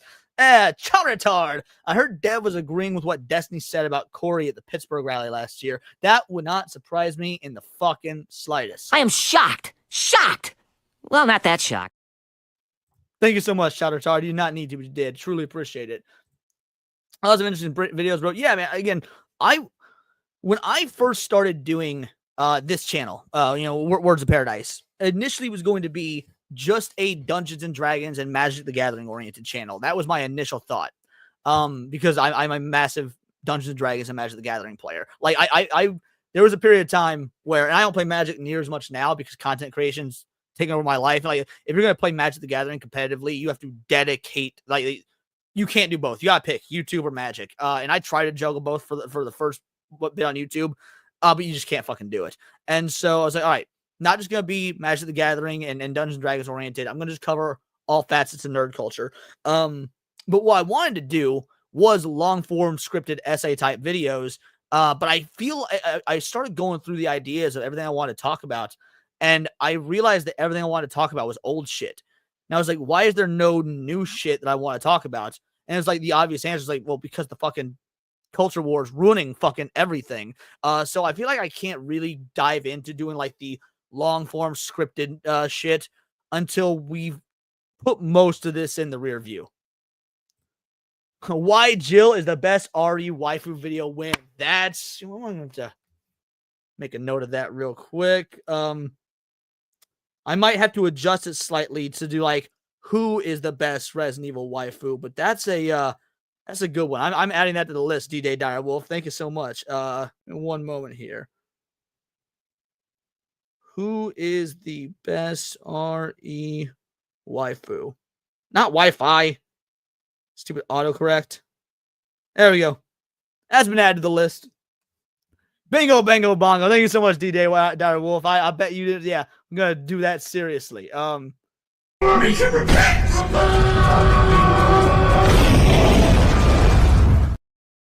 my DualShock, how you doing? We're going for another 30 minutes, then we bouncing out of here. I appreciate you showing up here at the very end. You missed some absolute fucking brain rot. We've been going for almost 4 hours. Oh, you poor sweet summer child. What did Cinevere's fish say to make you guys best friends? I'm as southern as you can get. Originally from North Carolina. Yeah, it's pretty fucking southern. I agree. Sorry, I'm still Ada's best wife. Look, I like Ada. I do. But she emotionally manipulated Leon for an entire fucking game. And then an entire fucking sequel. Like, the way Leon... I love Leon, but he got some fucking simp behavior for Ada. Oh, Demon Carol's never played a Resident Evil game. You gotta change that, brother. Resident Evil is the shit. How about a video about Skyward Sword? That's a hotly debated game in the series. I don't think I would have very spicy opinions on Skyward Sword because I'm just very middle of the road on it. Skyward Sword is like, I don't love it enough to make a video dedicated to it, but I don't hate it to the extent to make like a takedown on it. It would just be a very lukewarm. It's fine. I did not like it on the Wii. I didn't. It was not a good game on the Wii. But then when the HD remaster for the Switch came out, and you could play it with a controller instead of mandatory motion controls, it improved the game a lot. Now it's still got some issues. I'm not a big fan of the art direction. I'm not a big fan of how repetitive certain things are. But also as an overall story, it being the very first Zelda, figuring out how the Master Sword was forged, those really cool Silent Realm levels. I love those. Yeah, some of the tools and puzzle solving in the game was really interesting. So yeah, I'm very middle of the road on Skyward Sword. So I don't know that it would make a very good video.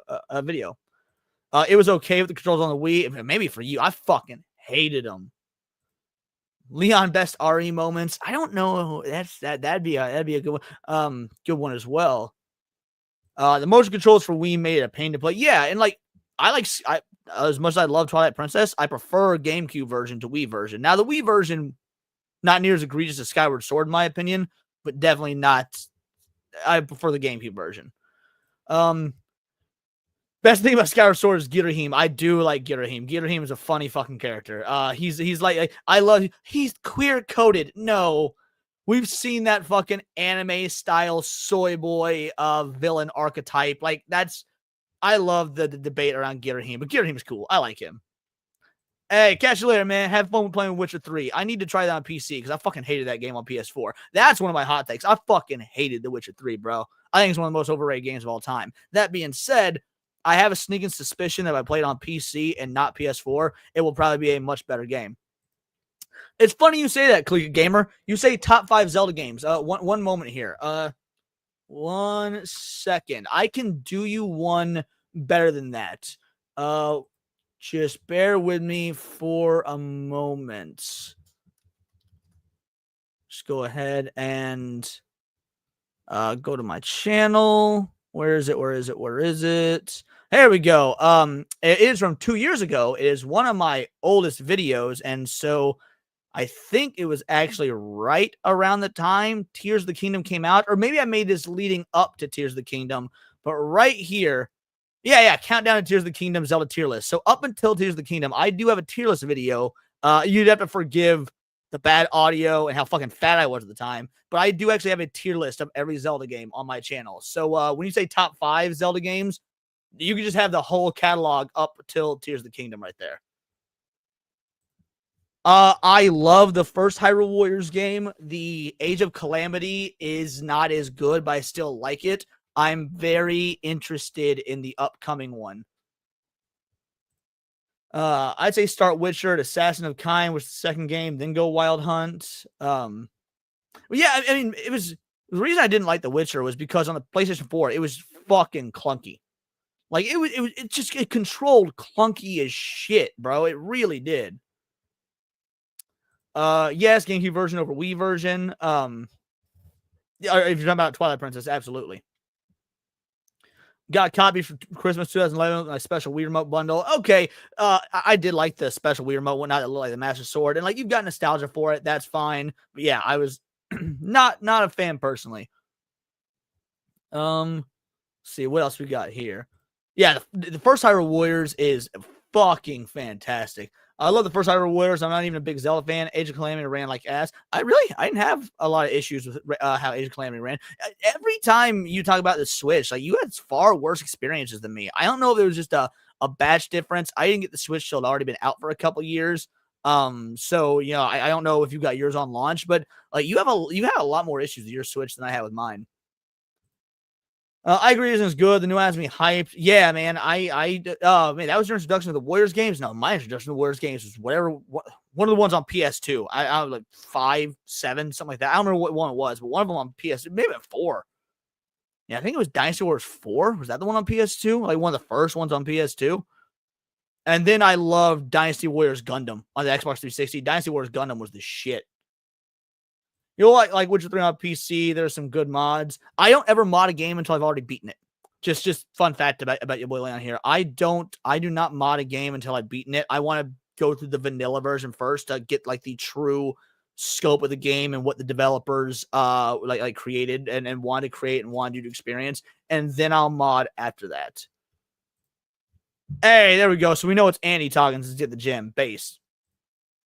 The best thing about the Wii was it plays GameCube games. It was moddable. Yeah, actually, my Wii is setting up over there on my TV, and I've still got my Wii. I still play. Like I have a GameCube. I have the special edition Smash Bros. GameCube, and Charles Martinet, the voice of Mario, signed each side of it as a different Mario character. So the top is Mario, the front is Luigi, the left is Wario, and the right as Waluigi. And he like would sign his name, then write like a little catchphrase version on each side. So yeah, I don't play anything on my GameCube. It is purely for display purposes, but I do keep my Wii hooked up so I can play my GameCube games. First half of Switch games ran fine. Second half of the Gen games are chugging. Yeah, but see, people said that about Tears of the Kingdom. I had bigger issues with Breath of the Wild than Tears of the Kingdom. It ruins the game, so I agree, Leon. Then you can add some unique things. Yeah. I like modding inherently ruins the game, but I definitely think you shouldn't start with a modded game. It's for anything. Last Zelda game I played was Hyrule Warriors. Before that, it was Ocarina of Time from Majora's Mask. They were my mom's games when I was a kid. Oh, man. There's some great ones in between you're missing out on. Yeah, you do the same thing. Nice. Excuse me. Catch you later, Jake. You've been here for a long fucking time, brother. You get yourself some sleep. We're only going to be on for another 25-ish minutes anyway. If you're talking about that's cool. If you're talking about the signed GameCube, yeah, I remind me on a different stream and I'll go grab it. It's too late now. It's fucking 2:30 in the morning my time. I'm not gonna go out to the living room and grab my display fucking GameCube. But I'll show it off sometime if you guys want to see it.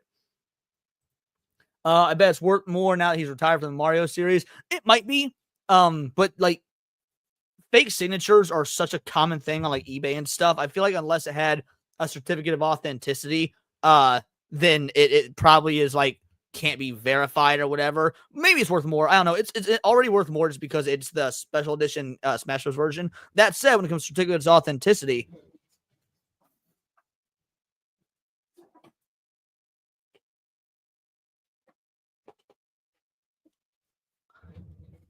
I do have this right here signed by Stan Lee. I met Stan Lee, got this signed, and got the certificate of authenticity to prove it. So this is number 2418 that was given out that day. So yeah, this is an official signed Stan Lee Spider-Man comic.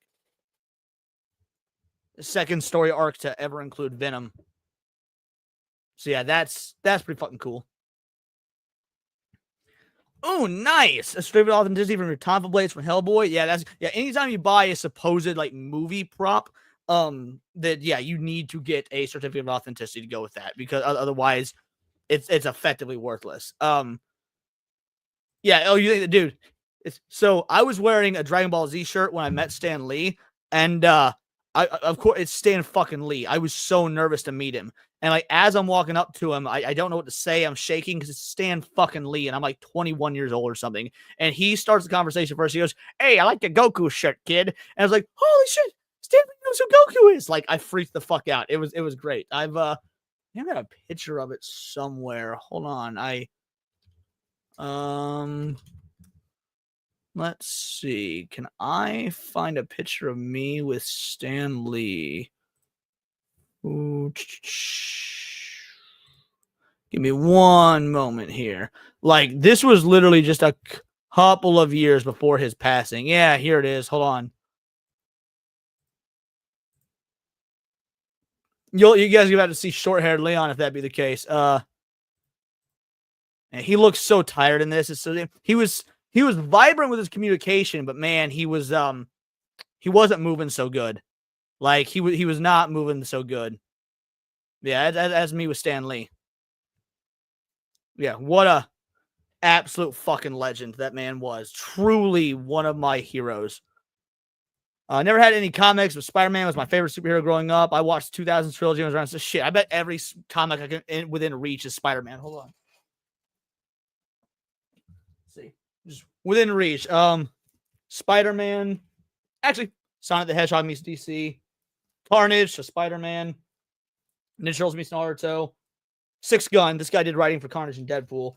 And Variant K. Okay, so a couple of them are Spider-Man, but yeah, not as many as I thought. But these are all my comics that were just within reach.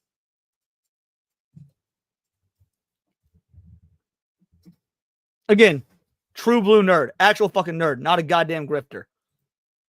Yeah, again, meeting Stan Lee was a absolute life goal. I had to do it. And again, I'm so glad I did what I did because he passed 2 years later. Yes, I look very with short hair. You were correct. I don't know about baby. I was 21 or 22 there. So yeah, it's about almost a decade ago. God damn, that was almost a decade ago. Holy shit. I didn't realize that. Hey, yeah, follow Piranha Pouch. She's fucking fantastic. Good call, Doolies. Or yeah, specifically Andy. Good call, Andy. Yeah, because we all know that fucking Katie wouldn't do it. Katie's racist. She wouldn't follow a black woman. Digging through my old shit the other day and found my book. I had that book, bro. There was a few of them, but like, is it the thin paperback one? And it, yeah, if it's the same one, I had that same book, How to Dragon Ball Z. Bagged and boarded flat between your body equal real nerd. 100%. 100%. I tried to get a signed comment, but I wasn't strong enough to hold down John Mulaney. That's fucking funny. God, I didn't mean to do that, Weasel. My bad. Yeah. I'm only turning 31 this year. I'm hopefully look good for my age.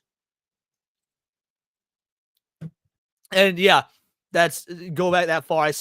I've got a Dragon Ball Z shirt for nearly every day of the month. Like I think I've got like 28 Dragon Ball Z shirts I cycle through. Yes, we are all getting old. Yeah, child. Oh, my bad, guys. I don't know what age y'all thought. To be fair, I think it was Sevi told me she thought I was like 25. No, I think it was Moxie. Moxie's like, oh, I thought you were like 25. I was like, no, I'm closer to your age. I say child, I'm 34. Yeah, you're not fucking that much older than me. Fuck you, Demon Carol. Come on now.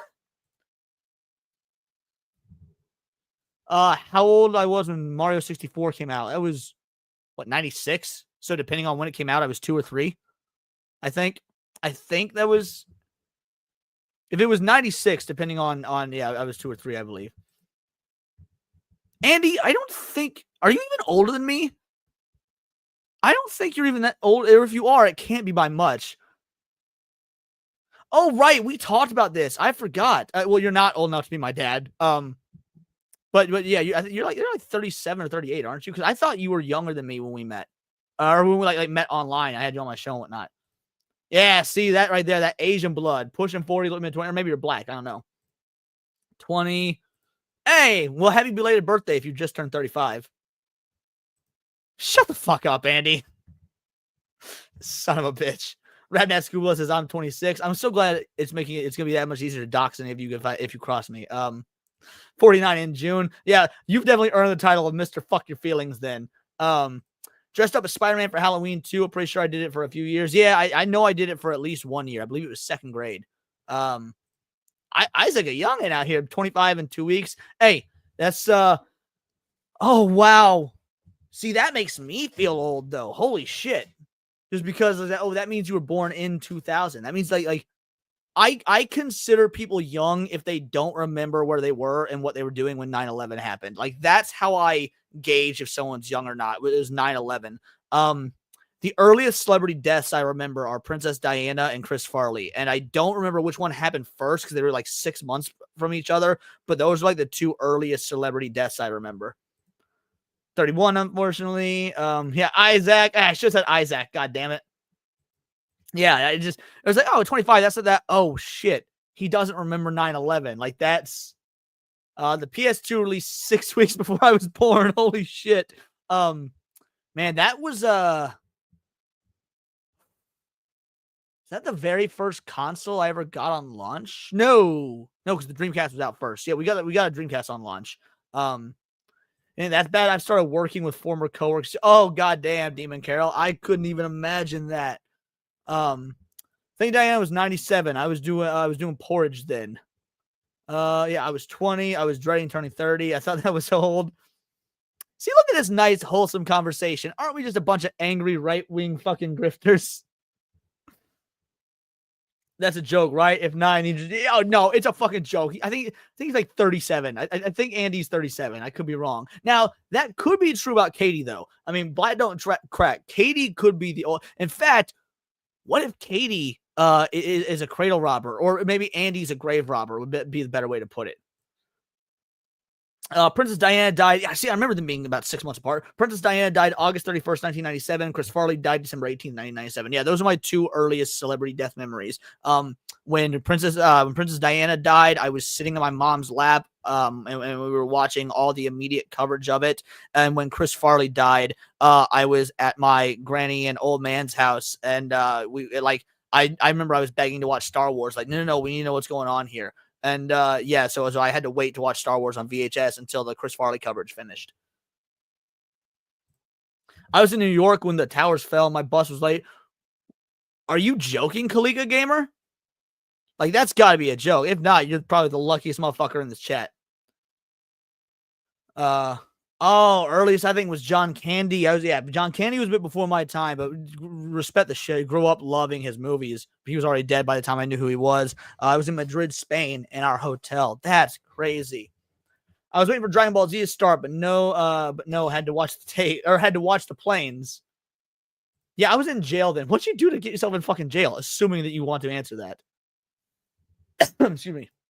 My mom was really into Chris Farley movies. My parents showed me when I was, same here. My, it was my grandparents, not my mom, because I was mostly raised by my grandparents. But yeah, my granny and old man fucking loved Chris Farley movies.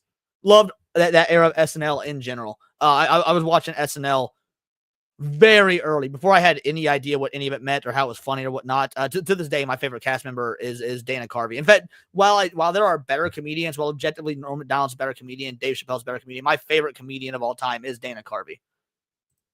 School trip. God damn.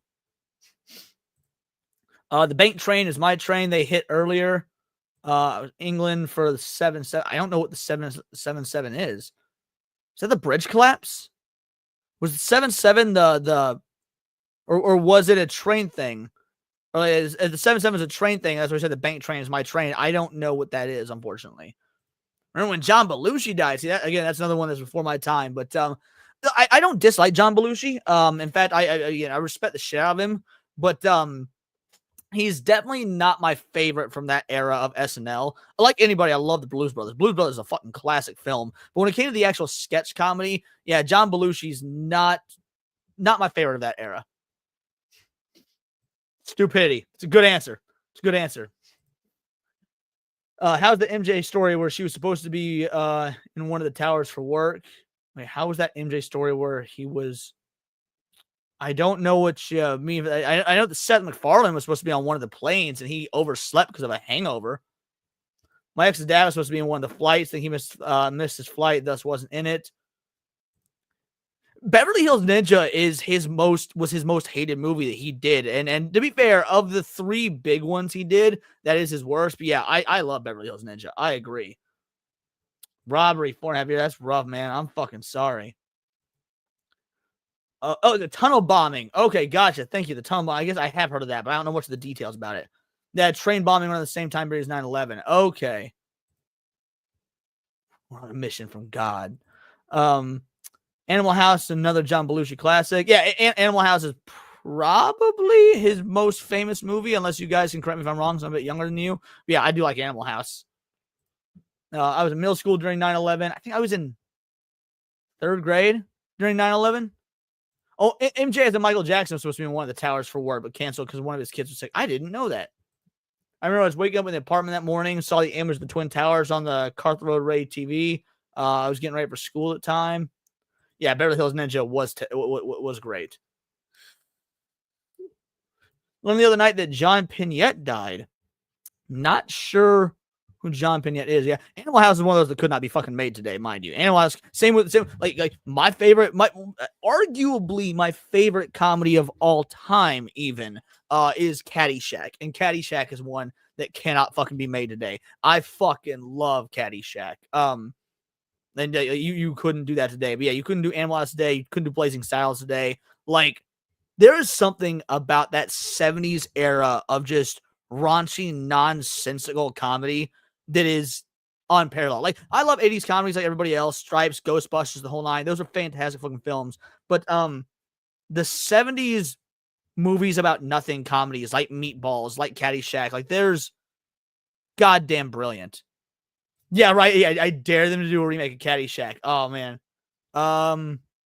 King Frat. I've not seen King Frat. Kentucky Fried Movie is hilarious. I also have not seen Kentucky Fried Movie. Have you have you seen the girl drinking when the tower falls? Is that like the video where they're filming from their apartment and she's like sitting on the windowsill drinking and then the towers fall in the background? If that's what you're referring to, yes. Yeah, Charizard. I remember that as well. My next door neighbor had a son about my age. He was like a year or two younger, but we played together all the time. His name was Aaron. And his dad, like, their living room was done in NASCAR. That's how obsessed with NASCAR they were. And yeah, like Dale Earnhardt's death. I think that might be the first time I ever saw a fucking grown man cry. Thank you so much for the chat. You absolutely did not need to. I truly appreciate it. We're gonna give you a Smash JT clip. There it is. We're gonna make Soul Man. I not see Soul Man. 5th grade, watched TV when we weren't supposed to at school. The towers fell. It said, and I said, cool. And the teacher shoot me out. God damn, monster. 11th grade for 9/11. I'm glad most of you guys remember where you were at 9/11. Parents are huge NASCAR fans. Yes, I'm white. I would have assumed Dale Earnhardt was their favorite race car driver. Back in the day, my favorite was Ricky Rudd, if you remember him. Ricky Rudd was my favorite NASCAR driver. Again, I'm white trash. Again, you know, Midwest, lived in a trailer. You guys should probably know that. So yeah, of course I watch fucking NASCAR. I would love to. Yeah, Soul Man definitely, just by the name alone, sounds up my alley. Any music related. Oh, because it has blackface. I was gonna say any sort of music related movie is my shit. Oh man, well I apologize for your loss.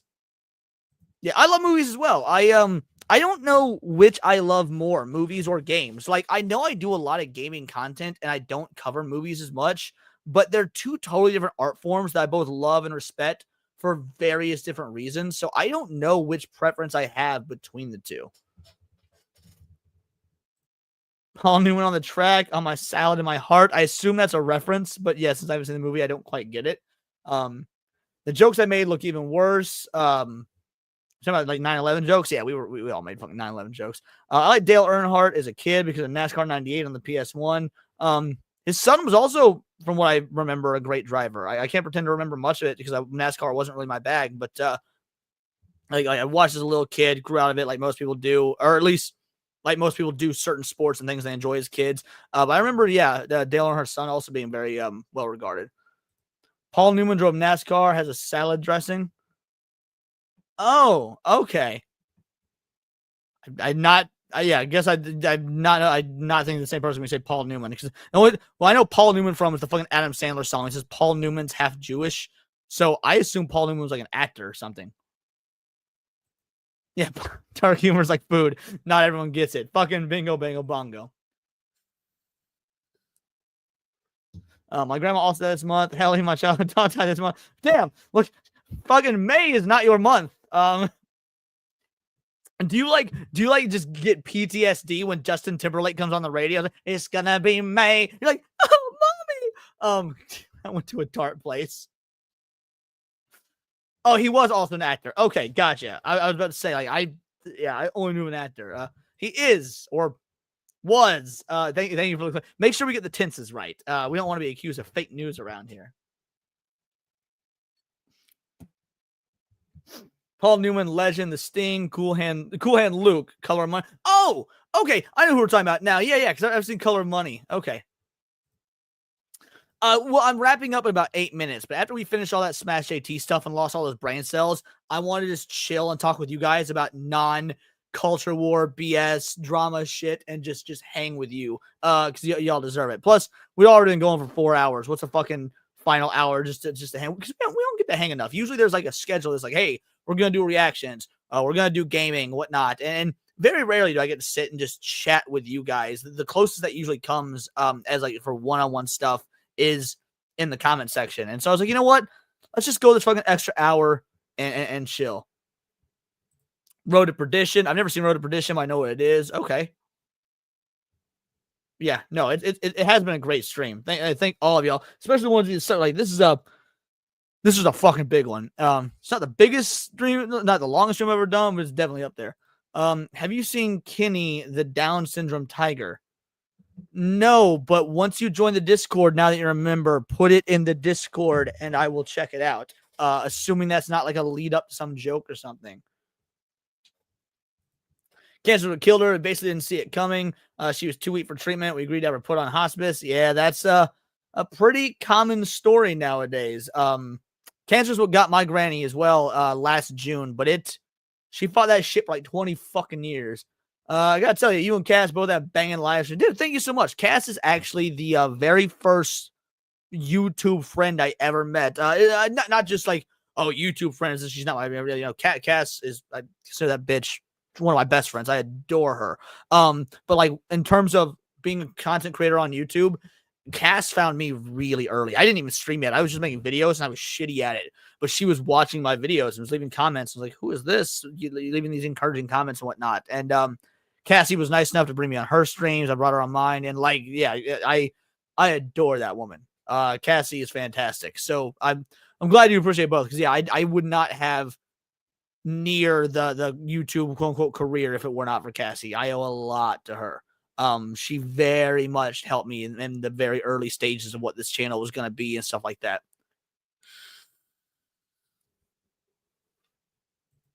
Then you still got the VHS tape of Road to Perdition. Damn. I was going back and forth between you and Smash, and was like, oh, Smash was streaming as well. All right, that explains a lot. Was he going over the same thing as I was? Was he going over the stream? Was he e-fapping it? That's funny. Who did a better job of e-fapping that stream, me or him? Yeah, Hypnotic found me very early as well. After Cassie found me around 200 subs, Hypno, who I had just found out who Hypno was. He had like 15,000 subs or something at the time. So like dwarfed me, but wasn't near what he is now either. And he hit me up. He's like, hey, you want to be a guest on the show? And I was like, the fuck is this dude with 15,000 subs asking my 700 ass sub channel for? Like, it was genuinely nerve-wracking. I was like, yes, of course, absolutely. And I went on SNH. It was, I believe, episode 39 was my very first episode. And then he the next week he's like, you want to be a regular? I was like, okay, yeah, sure. And then that's fucking history. And at this point, it's been like 2 fucking years. Ew, Leon Cassie sitting in a tree. I had this ING. Cooties, JK. No, Cassie she would probably beat my ass for having any sort of thoughts like that. I'm not Atreus. One of my cousins, one of my cousin's fathers died. Wouldn't that be your? I guess that'd be like your cousin wants to move or something. Oh no, yeah, it would be your uncle. Going through the same thing. Hospitals and everything they can for him. Now he's just home being taken care of by family down here. Man, again, I am sorry to hear that. I do truly. It's rough. Cancer is a bitch. I mean, I was gonna say I won't make jokes about it, but I absolutely will. But I won't at your guys' expense. If you guys have actually gone through it, I'll just make cancer jokes in general, and I'll lay out that tonight because we had such a good stream. Been suffering not for around 2 years. Remember when he was a lot smaller? Yeah, dude. The Hypno's growth has been so impressive and fantastic. Like could not be prouder of that motherfucker. He's an inspiring bitch when it comes to work ethic. I wasn't talking much about it until TDS came on, but I enjoyed both. Don't let me pick favorites. So I'm glad that TDS went on tonight. That's good. I'm glad that Smash TDS had that work because they're both good people. Smash is a good dude. TDS is a good dude. His wife is a good gal. Like I've never seen dementia from a distance, and I don't ever really want to. Like that's to me, that's even scarier than cancer because not only do you have to watch it, but like if you're the person experiencing it, I cannot imagine forgetting. People think that Robin Williams killed himself because of depression or whatever. No. Like it's well documented that by his wife that was close to him.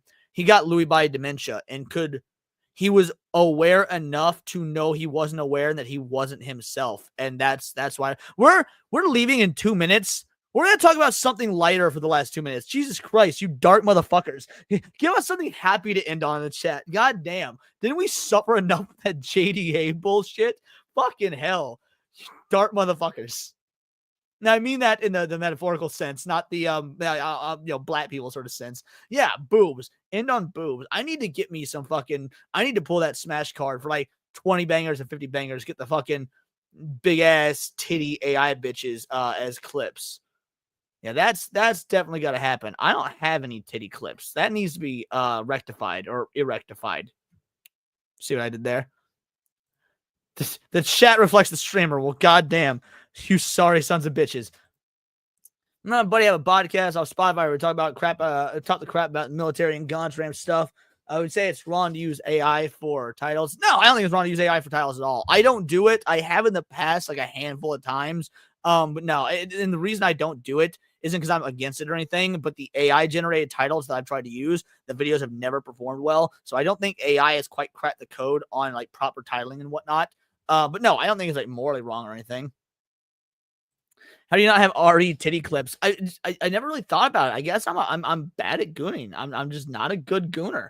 Yeah, I love you too, Gray. Absolutely. You guys are all the fucking best. So you're all here at 91 of you for at almost 3 a.m. my time. Oh man, he's coming right at the end. We're literally wrapping up right now. But what up, War Maniac? I appreciate it nonetheless. Thank you so much. Just started streaming. Only gone live twice so far. Just treating it as a hobby at this point. Look, if you want to have it as a hobby, that's fine. There ain't no shame in that game. This is well end on. This is well end on then. I will end it with this since Weasel put this out here. Even if it's just a hobby, treat it like a job, at least in terms of consistency. If you're gonna have one show a week for 2 hours every week, do it for your 2 fucking hours. Like. At least treat that aspect of it like a job, because if it's just a hobby, you're not going to put you're not going to treat it with the same sort of reverence of like this could become something. And even if that's not what you want out the gate, there's always that chance that it could, but you've got to treat it like that. So whether it be streaming, making videos, whatever, getting into YouTube. When I first started YouTube, I had no idea what was going to come of it. But from the jump, I was like, I will release videos every day at this time. And I did. And there's been periods of times where I've slacked or changed my pace or changed up all times, things like that. But like for the first 6-ish months on YouTube, it was fucking grind. All grind all the time. And I told myself, if I was not monetized in 6 months, I'll quit. Well, I was monetized within 5 months. And back in the day, YouTube had different requirements. It wasn't 500 subs and 3,000 watch hours. It was 1,000 subs, 4,000 watch hours. That's it. And so I got 1,000 subs and 4,000 watch hours within 5 months because I put in the fucking work. And if my dumbass, it's such an old cliche, oh, if I could do it, anyone can do it. Bro, if my dumbass could do it, quite truly, any motherfucker could do it, because I had no goddamn idea what I was doing. And it worked out. And, so yeah, at this point, like I would say maybe don't treat it. I mean, if you truly only want it as a hobby, fair enough. But if you even have an inkling that it could go anywhere, then like give it that dedication and give it that respect. Fair enough. And to my wife walking, I can't commit. I appreciate the advice though. But guys, I am going to end on that. I do appreciate it. You are all the best. For those of you that came in at the end, Radio Champ, War Maniac, I did see you guys. Thank you so much. I appreciate it. We're going to get out of here because we just crossed the fucking 5-hour mark. Thanks for sticking through all that brain rot. Fuck John Della Roasted. Smash, I hope he has learned a lesson off of all this, because, yeah, that was not good. But he also, there were some times where he surprised me, so there is that. For those of you that donated you truly do not need to. It means the world to me that you would be doing so. Of course, if you weren't able to or don't, I'm glad you're just here for the conversation, for the debate. Mad shout out to Sammy 3P and 8-Bit Eric for showing up. And tomorrow, Tinfoil Haters, we've got Nick from The Plot Strikes Back as the guest. And until next time, it's all here in the Nerdosphere. And this has been Words of Paradise.